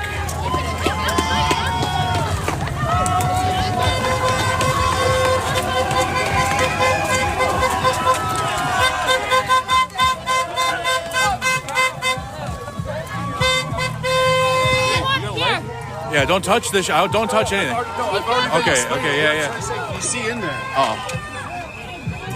Yeah, I can't see shit in there. Oh, yeah, it's gear. It's just gear? I see a gear in there. I'm trying to keep them off this thing all night because they've been trying to jam I'm not physically touching a thing. No. This is all federalish property. I was trying to wonder what was in there. Yeah, I have like a picture. I got you have a from one of picture? the agents. We found in the car. Oh, is that Elijah? Yeah, okay, well, he lost his ID. Did that gal find you with the paperwork? Yeah, it looks like some gear in there. I can't. Tan, don't worry about it, sis. Not mandatory. You're my sis. Don't worry about it. I'm I'm not touching anything. So. Did the gal find you with that paperwork? Oh no! What was the paperwork? From here. Is that? Oh, I think Status Quo was reading it. Okay. I just can't catch every single comment, but if I see you comment, I'll read it. Don't worry about it, okay? Just super chats, they pop out for me, so I give people more time. I answer the question or read the comment out loud, and I pause the video because they're paying for it. But I only ask for that because, you know, sometimes people want to demand me to, you know, answers and whatnot. And I can't read every single comment. Good, yeah. Okay, yeah, they got it. What did you get? What was it? It was all the paperwork from here. Oh, shoot. No, dude, it's like project plans, staffing, everything. Oh, shit. Dude, no, I said... Yeah, I see what you're saying. I see what you're saying. I got you, come on. They got their whole... Wait, no, I know, I hear you. Damn, they got their full fucking planning. Chat, they got their... Wait, that document is their whole battle, like their battle plan out here, I guess. They got a hold of ICE. Bro, isn't that that's a different level of felony there, stealing documents from the federal agents? Breaking into a federal property is a felony. Oh, there you go. I guess is a felony, right? If you say yes, well, like January 6th. Get the hell out of here with January 6th, bro. January 6th is a 50-50 problem, bro. You're never going to convince me. You're never going to convince me that January 6th was not a setup, because you guys have your videos and your facts, and I got my videos and my facts. We'll always agree to disagree with January 6th. Let's try to keep everything a little bit more current to where we are today. His entire game plan for Minneapolis, they said in the packet. That's what Status Quo was reading. No, it goes away.